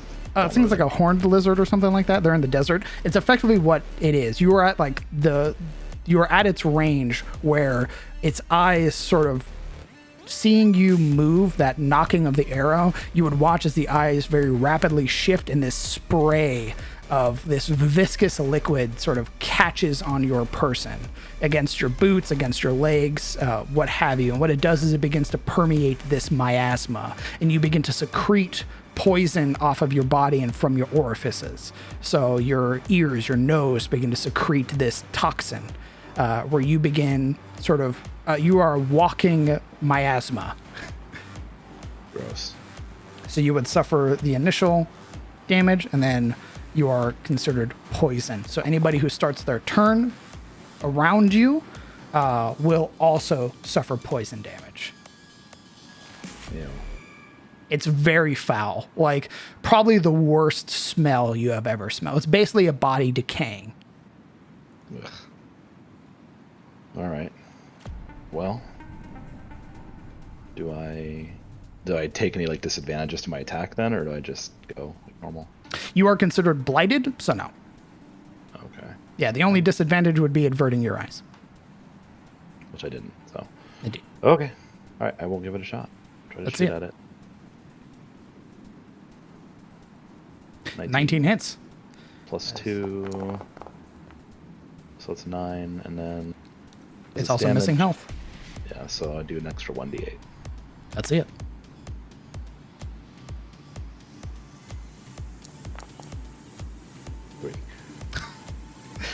It looks mortal. It looks barely alive.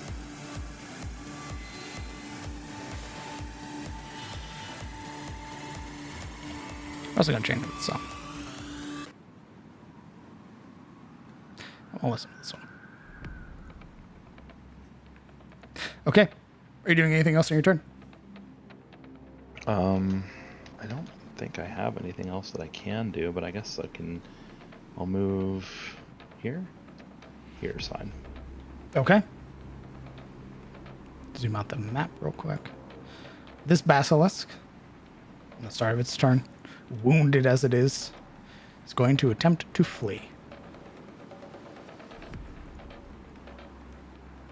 And it's going to, because it didn't bite, is basically going to try and get the fuck out of here.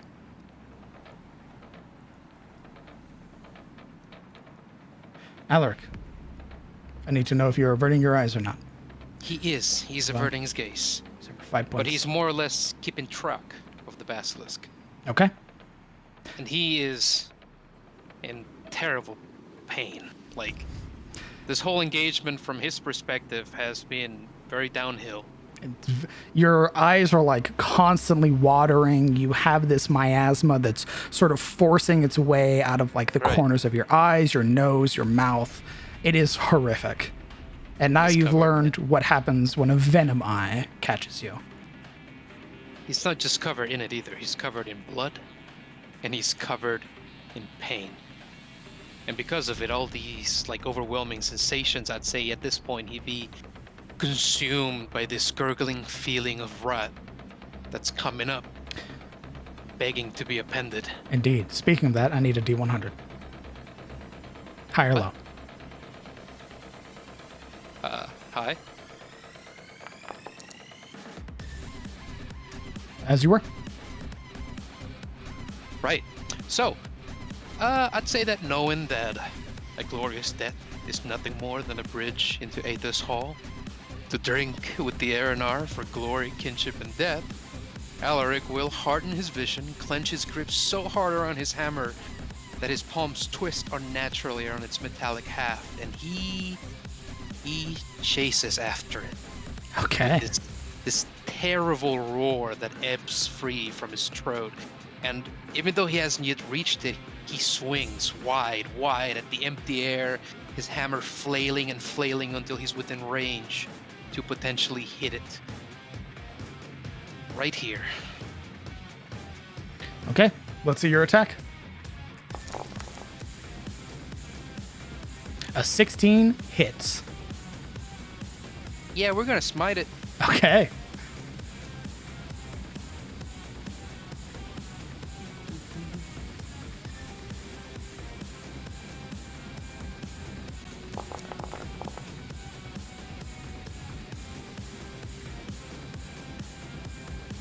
All right. Bringing it down, it is that same thunderous smite that you had hit the harpy with, right? Yes. That extension of lightning, that crash of thunder that briefly illuminates the area. Very good. It looks, well, judging by its shuddering body, it looks mortal. Anything else on your turn? No, that is it. Okay. Siluro, I need to know at the start of your turn if you are averting your eyes or not.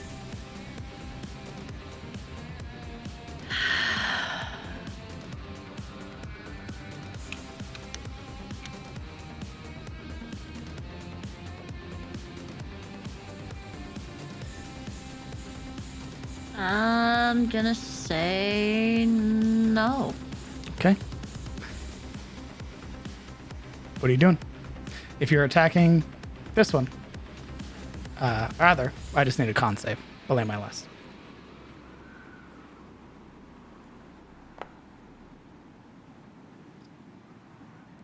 You are restrained.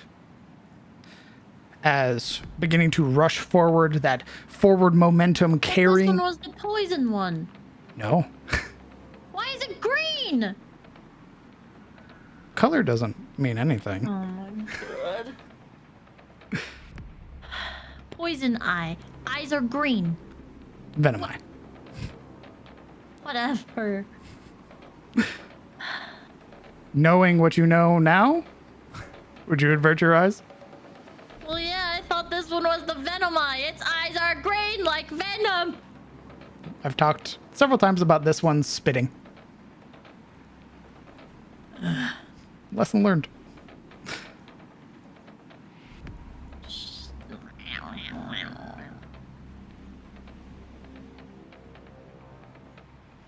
Bing.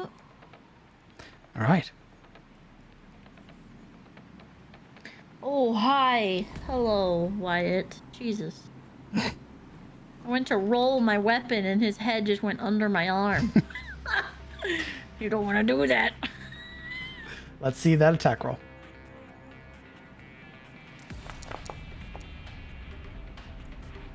16. Even at disadvantage. Hits. Tell me, how do you end this mate's life?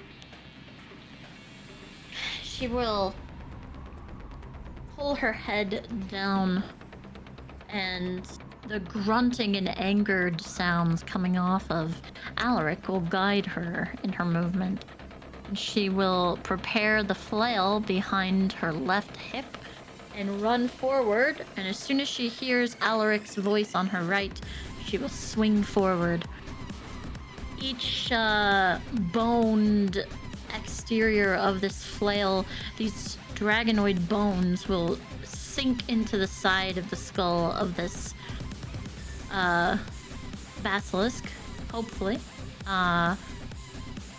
And she will pull it forward, causing it to spin. With a satisfying slam of Nysathrus' wrath against the body and the head of this basilisk, you would watch as its frame shudders entirely.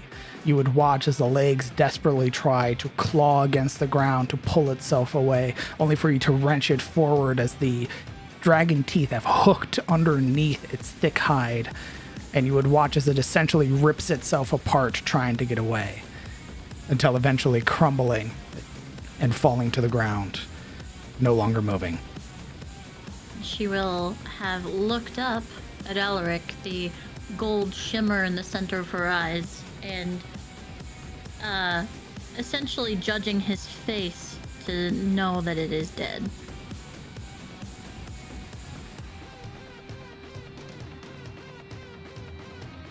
That will be my turn. All right. Marana. Alright, hearing the sickening crack in one direction and the scuttling and fleeing in the other, Marana's gonna kind of pivot to her right, take a deep breath, and fire. Okay. So, using steady aim. Okay. You'll be rolling with advantage. Oh, with advantage or just negate my advantage? Unless you're averting your eyes. Creature is pretty far. Creature is pretty far, but...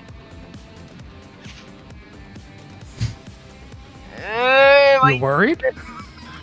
Worried? Me? Yes, all the time. Okay. You can avert your eyes. You'll just be rolling normally. Yeah, I'll just roll straight. Okay, cool. Let's see it.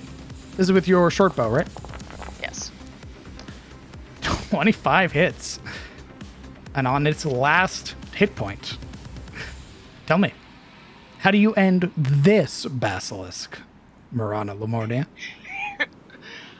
I imagine it's kind of like as it's trying to scuttle away and climb up that easy crag, Marana's arrow just happens to catch it right in the back of the skull as it's trying to climb up and away. Indeed. You would watch as its legs sort of clinging now. You would watch how dexterous this creature is in this situation. Despite its stubby legs, it's very apparent that it can navigate like the sides of walls. So you would watch as it begins to sort of scurry up them. And as it does, leaving its back fully vulnerable, the arrow strikes, severing that spinal cord. And you would watch as the body shudders one final time before falling back on itself with an audible thud, kicking up sediment and dirt. Its body twitching violently before it falls limp. And with that, combat is over. You both would suffer your final 5 points as the malady fades. Will smell fade too? No, the smell is... You're going to have to wash that off and wash your clothes. The smell is horrific. Ugh. With that, there's a stillness that fills the air, that heavy breathing, labored as it is, some of you suffering grievous wounds. There's a moment where attentions turn. There were no spells. There was no darkness. And eventually all of your eyes settle on Yuria Zairi, the heiress of Shademore, petrified in obsidian. And that's where we're going to call tonight's session.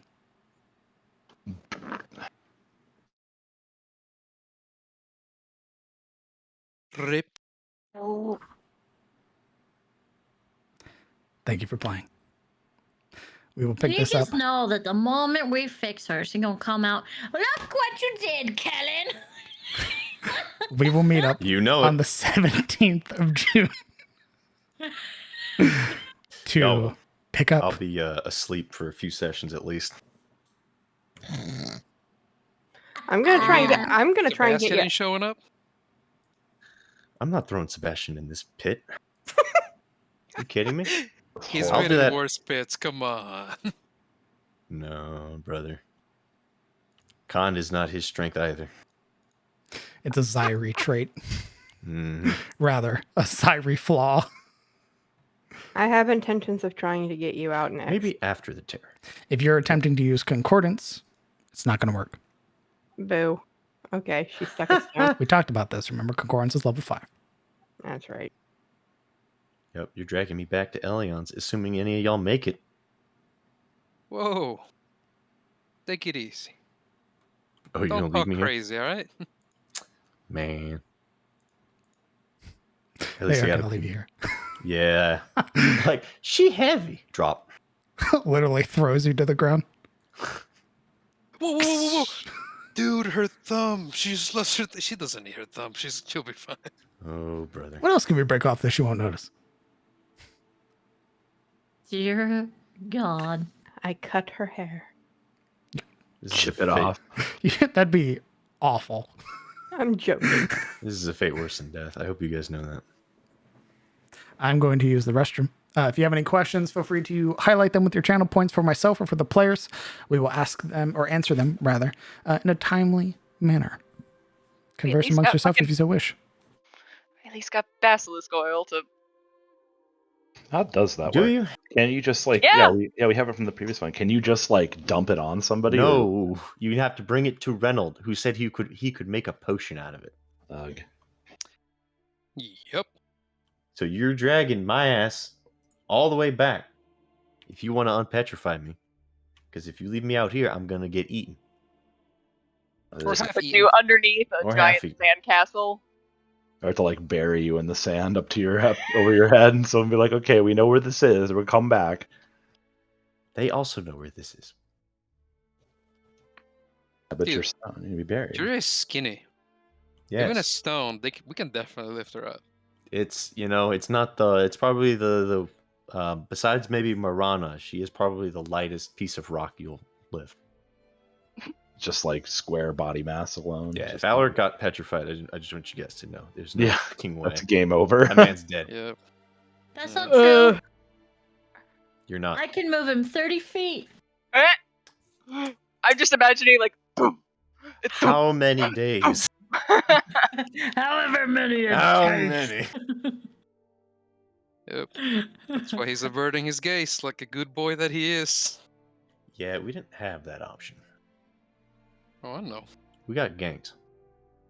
I don't know why he was quiet for that. Like, he's like, all right, your character does this, and he's like waiting for me to respond. I'm like, oh. What do Yeah, you that want was from kind me? of real narrative. What? Like, I was expecting you I'm- to ask me ask a question. Like, why is this The happening? question is, how soon are you going to kill me? Because I the already answer knew what was was happening. almost immediately. I already knew exactly what was happening. I was getting fucked. That is what is happening. Hi, Wyatt. Hello. Well, Jacob, I'm not technically the first TPK until they drop me. But it feels really good, man. It feels good. Jacob, it would be PK, not TPK. TPK would allude to the fact that the whole party died. It'd be a PK or a player kill. How guilty does Kellen feel right now? I mean, A, we haven't even had time to process that Not at everything happened, really. But B, I don't really know. I mean, it's not like he got her petrified, so it's sort of a... Yeah, he did. Oh, okay. 0 is the answer. I don't know. Personally, I don't think he'd feel good about it, since essentially she's dead until they can get her unpetrified. So there is a bit of like, can't do anything about it, unfortunately. So he feels bad that nothing could be done about it. So there's a thing, I guess, if you wanna Shooting some bitch. want to start assuaging guilt, I guess we could go that way with it. She's now an object and subject to the mending cantrip. I don't think that works the way you hope it does. Raise your hand if you have mending. Nope. Nice. Yeah, that's what I thought. MVP of the fight, definitely Celero, who went all in on the Venom Eye. Literally brought it from full health to mortal.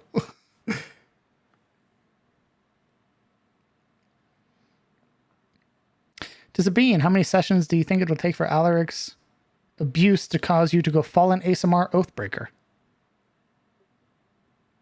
He's acting ugly. I'll just keep calling him ugly. It's how I Well, work. she keeps testing him, so he's gonna answer her. Even in death, I am not spared. No. You wake up like, I heard everything that was said while I was waiting for you to get me unpetrified, and you two suck. Imagine being sentient through this whole thing, conscious, fully aware. For like 3+ days on the journey back, just like, I can't. 3 plus, bro. 3+ days, like getting back to the town, and it's just gonna be like, it's just gonna be like, I have no mouth, but I must scream. It's gonna be 2 days per hex. I hope you're ready for that. Can I like yoink your soul for assistance? What? You know, kind of dead. I'm not dead. That's fucked up. I'm not dead. I haven't reached. I'm a rock until otherwise stated. I'm essentially in a coma. I'm not dead, guys. All right. Oh boy. DM. I know it's help. I know it's raw Tatsuya. I don't know if it's RAI though. I don't know if that's rolls as intended. What am I helping with? They want to use my soul, which hasn't even left my stony corpse Jesus. yet, to as Marana's like my friend. I still have her check, here. I guess. Marana, if you want to do that, all you got to do is just walk over and push Yuria. Oh God, no! One hard push. I hope she and wouldn't. immediately that soul is active for God, you to I hope use. she's not that fragile. We're not making it back if she is that fragile. On the flip side, Obsidian's a pretty tough rock. It does chip easily, though. Yeah, I mean, you might get some. You're gonna have some chips in you, but you'll be mostly whole. You're gonna have pieces missing. Oh boy! You could probably probably cut your hand on various cheekbones alone. Yeah, the better And question raspy. is what pose were you petrified in? Because that's gonna like. Well, I was sitting down, lazily looking at a fire, and I lazily looked to the left. So I'm assuming sitting, looking left, sitting with like this lazy gaze off, and then petrification. What would have been, however your expression would have been when you've tightened up, when that restraint hits you. So maybe horrified. Yeah, that sudden realization, that tightening of the face, the twitching of the eye as realization hits what's happening. How bad would it have been if the king had better rolls? The king wasn't in this fight, Jacob. Yeah. It was two mates. We still ain't done, buddy. Yeah. Those weren't the king. Those were mates. You gotta love that. Crit fail. Crit Double fail whammy. followed by a crit fail? Holy fuck, dude. Brother. Dice literally went, hey, bitch. Yeah. You took Kellen's advice? Alright. Take this instead. All right, party, be Good honest. price. Who's going to be your first to draw glasses and a mustache on Yuria? Christ. Feels good, man. Well, this isn't the Goblin campaign, so that probably won't happen. What was the Goblin campaign? Absolutely. Like decorations, like sunglasses, Dicks hat. all over her.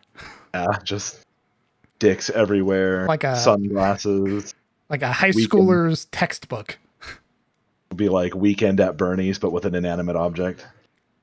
You're lucky I don't have fucking concordance, I swear to God. I love Yuria and don't want her to die, but if such an occurrence does transpire, what do any/all of you think would be a great fit for the next character? Well, Yuria already has a backup character.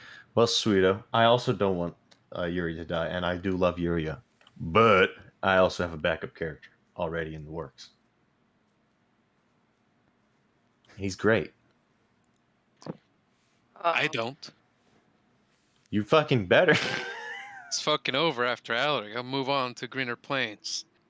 Okay. It's fine. I know it's fine. I can say that with all confidence.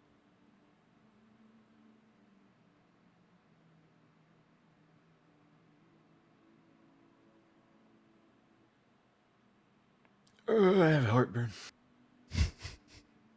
I ate Whataburger. Ooh. And then died. Ooh. Yeah. All of her things are petrified. Fantastic. Yeah, I was gonna do something flashy, like have her throw the sword away before she got petrified in that case, but she was also mind controlled at the time, so it was kind of like...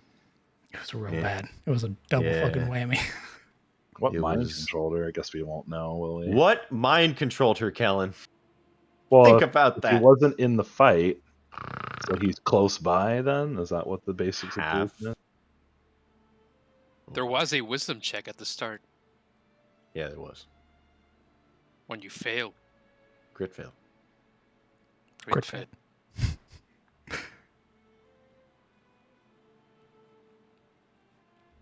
I suppose the sword is just stuck. Yeah, your whole everything about you is petrified. So yeah, whatever is in the sword is probably super pissed that its vassal is now what have you done? Accessory, a garden side ornament. To the party, which of you will decide? Which of you will decide that she will make a nice lawn ornament? Who's putting her up in their lawn? Who even owns a lawn? They would have to get a The lawn. Slayer guy. Right on. Look what you did. You like my statue? Made it myself. Literally. Well, at least we're not fighting the terror, guys. Man, I hate that for Yuria. Sucks. Yeah. It does. Crazy. Excuse me, sir. Would you like to buy a life-size sculpture of our warlock? We need money, please. I mean, raw obsidian's got to fetch some price, right? Okay. Good feels today. Take a picture with the heiress of the Shademore. Based on what I know out of character, if we can't get her fixed, I don't want to be the one who has to tell her dad. You're all fucking dead. I hope you know that. In a year, maybe. It'll take them a while to figure it out. A long while. Wait, I have to leave my... I hope you're ready for... I hope you're ready for the DM to introduce another BBEG. Wait, I have to leave my land and my stronghold to my chicken-loving son? What? Yep. Who's also also disappeared, by MIA. the way. Yeah, exactly. Both of my children gone. Yeah, he's probably pretty pissed when he finds out. It'll take a while. Rage. You'll be level 15. You'll have forgotten who Yuria is, and you'll just get ambushed one night, and you'll be like, who? Bunch of people wearing very similar helmets to Yuria. Roll up, pointing guns at you. What? Hold on. I remember that name. Let me roll through like my chapters of notes. It's like, oh, hold on. She's in the garden. Let me go get her. Push. Dear Mr. Zyrie, I write this note to regretfully inform you that your daughter was turned into a statue and eaten. You already fucked up. You fucked up twice. What did you call him? I said Mr. Zyrie. Nice. Ooh, immediately hated 20.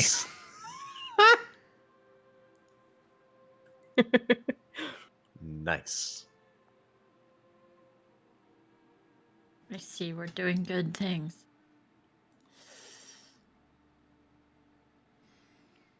As the snow gently falls on the statue of Yuria. You guys got anything else? No. Only if you want to listen to me cry. No. Yeah, I can monetize that. Yeah. Some people really enjoy that shit. I don't know. You have that like ASMR mic that's like 2 ears? No. Do you get that? No, it usually just pitches, unfortunately. Why not? You're a streamer. Why don't you have it? I'm not a streamer. What was that? I'm not a streamer. You're not? No. Huh. Don't tell anyone. That's weird. It was a one-time thing. A Must mistake. A fluke. A fluke. Oh, it must have been my imagination. Only one time. Regression into temporary insanity.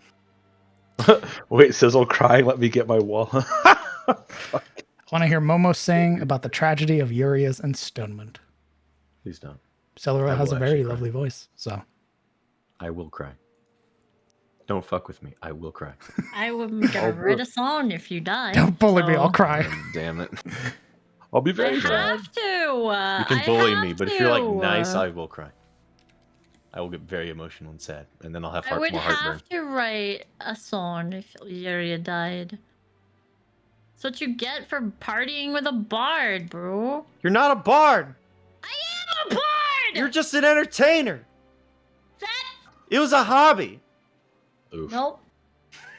Now you're not getting a song. Well, rip Good. the song. I don't want this. She's a bard. You dumb bitch. Wow. Way to insult the dead like that. Not even dead yet. She doesn't even go here. There's a little skull on the icon right there. That's unconscious. Read your fucking tags.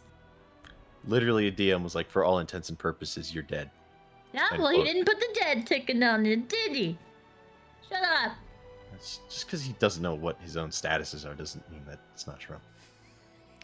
You son of a bitch. I know what my own fucking statuses are. Where's the petrified status then? All this time making Basilisk, you didn't make a petrified status? You're pushing. Better yet, how come you Am I? haven't made some black and white tokens in case we get petrified? Fuck you. Wow. What's make this 'em. shitty Fuck you. apprentice level preparation you got going? Yo. What is this? Holy fuck. Man about Yo. to die. Oh boy. Yeah? Yo. Alright, well, you're gonna have to be carrying 2 people back. I figured you'd be more than a layman by now. No, Alaric's the one we're just going to bury in the sand. What? Until we get back. What do you mean? What? Yeah, nothing. Don't worry about it. What are you talking about? Don't worry about it.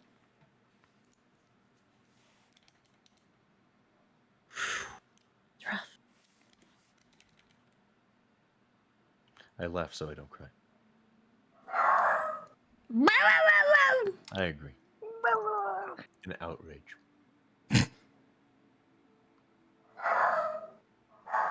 Who is he barking at? A blade of grass shifted a mile away. Genji's upset.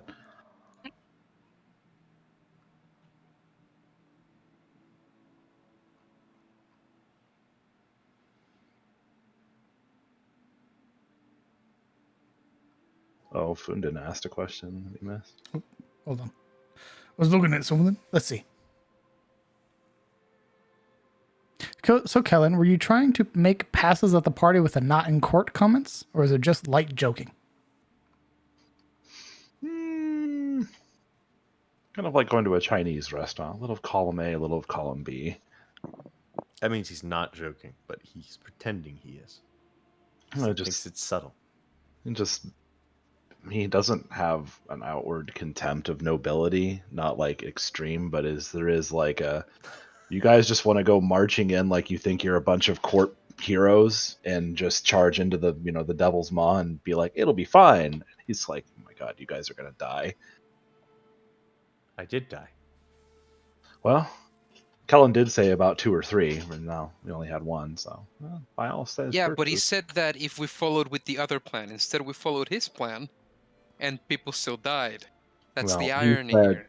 He didn't say they wouldn't. He said specifically. Okay. I mean, if we're just going to interrupt, I can just stop talking. That's fine too. It's all good. Point is, he said his goal was to keep everyone alive versus just charging in to like get killed off, by overwhelming odds. Imagine if we had to fight those 2 and the king and whatever else is in there. We would get massacred. There's also the potential that they wouldn't have made it. I don't know. Law of averages is pretty rough, man. I know. Well, here's the thing also.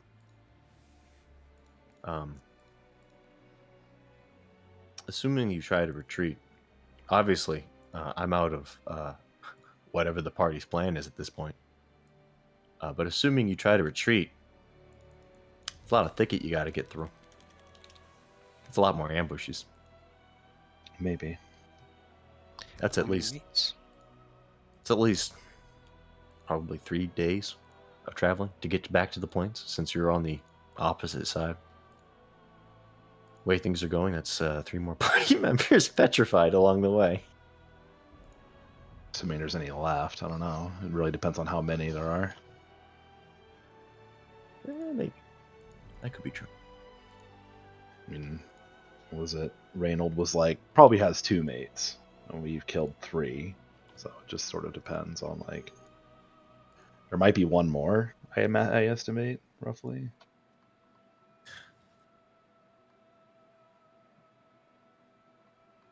Maybe 2 at the most. We'll see. But if we can get Yuria unpetrified, then we will have deprived the king of 3 mates that we didn't have to fight all at once, which is good. I think we're going to need greater restoration. Reynolds said he could make us a little potion about fixing petrification, and we do have the gland, and then we have another one right here, so we could actually get back with 2. So we'll have 1 to spare. So it looks like we're all doing your guys' plan from the beginning out of, not having any other options. Going back. Look at that. Yeah, as it turns out.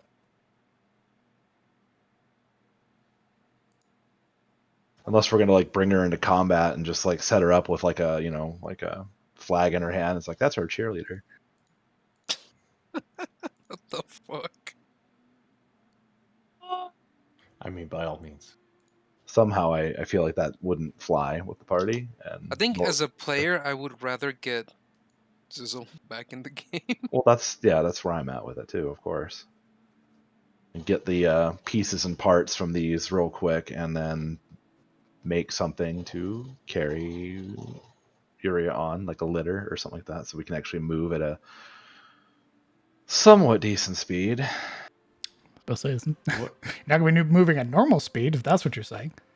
Yeah. By the way, double check that expiration date on those glands you currently have, because 14 days was plenty of time to get back. Now it's not so. We've got plenty of. Are you poking holes into your own boat? I'm just saying you might want to get some new glands rather than rely on the glands we got. Oh no, we're getting both. Yeah, we Dana? have 2 fresh basilisks here with glands that we can get. How much storage space do you even have left? As much as we need, I don't know. In the bag of Colden, It as is well not- as vials. Yeah. Yeah. The vials are your biggest thing. Yeah. Not to mention the bag is still filled with chicken. I mean, you might as well clean that out at this point. Yeah, we can just shot that out in chicken blood and be like, come and get it. DM, so if these were just mates, how bad does that mean the king is?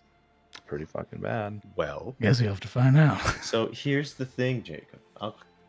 The basilisks aren't necessarily that difficult. We've dispatched 3 of them with minimal damage. The reason Yuria got fucked is because of the king. You say minimal damage? Minimal damage. Alaric got brought down to 5% HP. Did you go in 2 unconscious? turns. Yeah, did you go unconscious? Minimal damage. Did you go unconscious? my You God. big baby? Compare this to One SOE. turn away.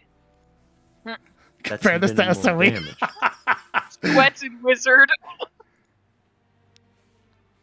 If it wasn't for the king, no one would have gone down. Yeah, maybe you should avert your gaze, loser. Man, you're right. Wow. Yeah, yeah, There you go. yeah, that's right. Take it. Learn the truth. I hear tell that the king is spicy. That's right, Varys. Spicy indeed. I still think diplomacy is an option. Are we talking like jalapeno? Are you gonna talk to spicy? it, statue man?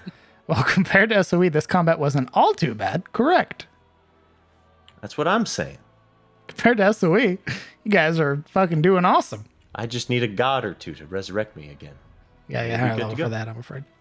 Yeah, well, tell that to SOE. They were higher level. Didn't help him. Oh, I thought you were saying them using gods. Right, my bad.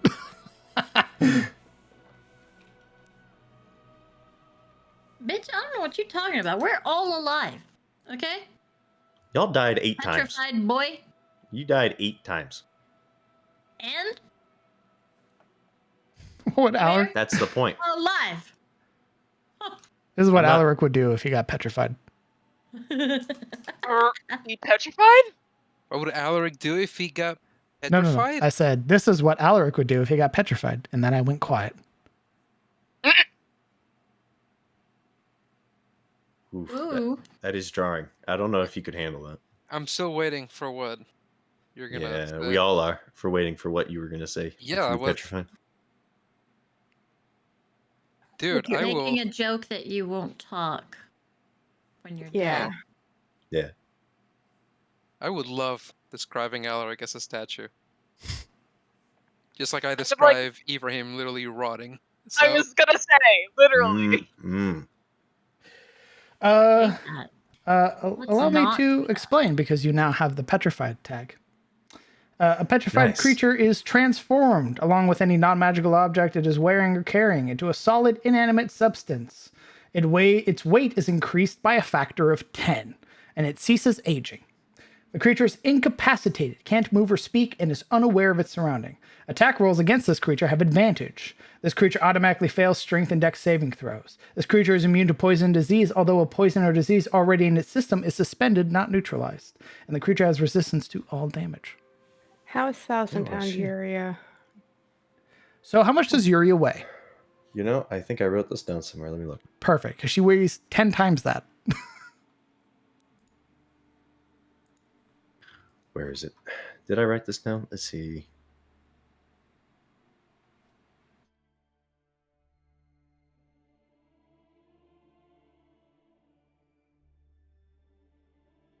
Oh, I don't think I did. I wrote her waistline down because you asked for some reason. I think we made a joke. Because I You still talked asked. about Ron being from the Shademore as well. And I was like, Oh, he yeah. gave me dogs per capita. What are you going to give me? And you're like, fucking waistline? I was like, perfect. Dogs per capita. I think she weighs, what, at just under 6 foot? Probably like 160? she weighs under 6 foot? No, she weighs 160, standing just under 6 feet. Oh, okay. pounds. FYI. Which means now she weighs 1,600 pounds. Oh, Yeah. Well, she weighs almost Holy a ton. Holy shit. Yes. She's pure Yeah, the obsidian. weight is increased by a factor of 10. That's stated in the petrified status.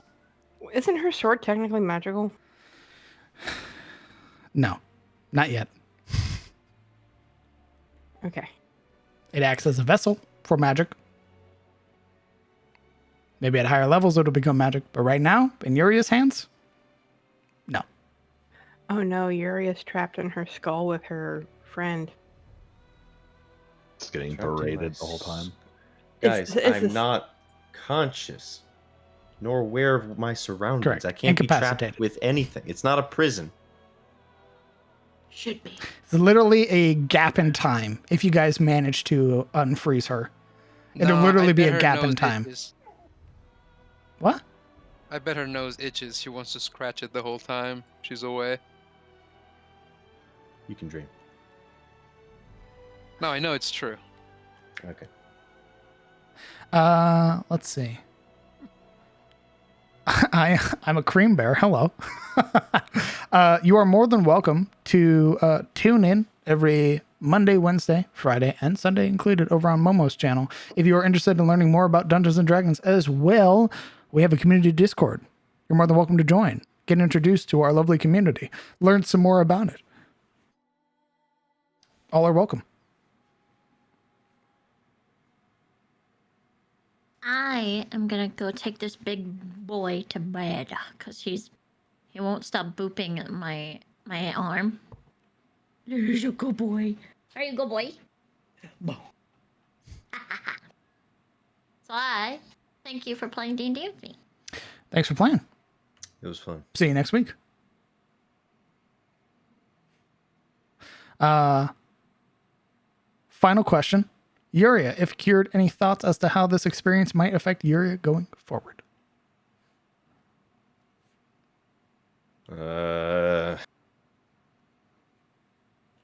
Well,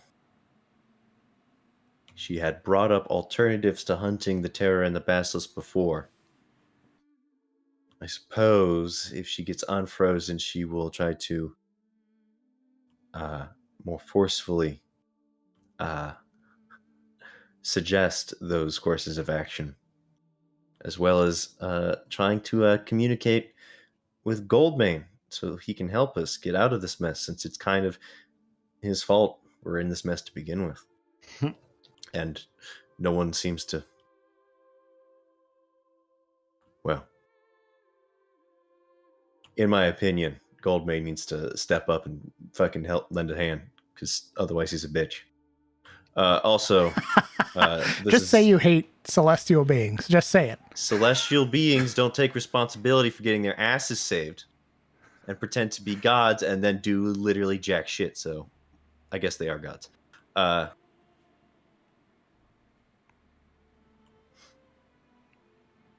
Man, fuck that horse. We should have left it. Perfect. And with that, what? Oh. Go on. No, the rest is to be determined. Working on what else Yuri might think about being petrified, since I myself, I'm not sure what to think about being petrified. Ruminate on it. Talk to me tomorrow. Today. Why? You never answer on Saturdays. Shut the fuck up. You know what? We're rolling up stats. We're rolling up stats for your next character. Yeah. Yeah, I guess we will. All right. Assuming you reply. Everybody say, shut the fuck up. Jesus fucking Christ. How about you? Shut up. Well, yeah, I guess I will, since I'm petrified. Thank you. Everybody else say goodbye. Bye. Good night. Goodbye. Thank you. Thank you guys for playing with me. Fuck you. Dumb bitches. Hey. Ooh, fuck. Holy shit. A natural one followed by a natural one results in the death of a character. It is a sad state of affairs.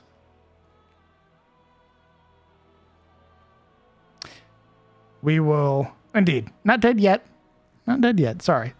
A little presumptuous on my part.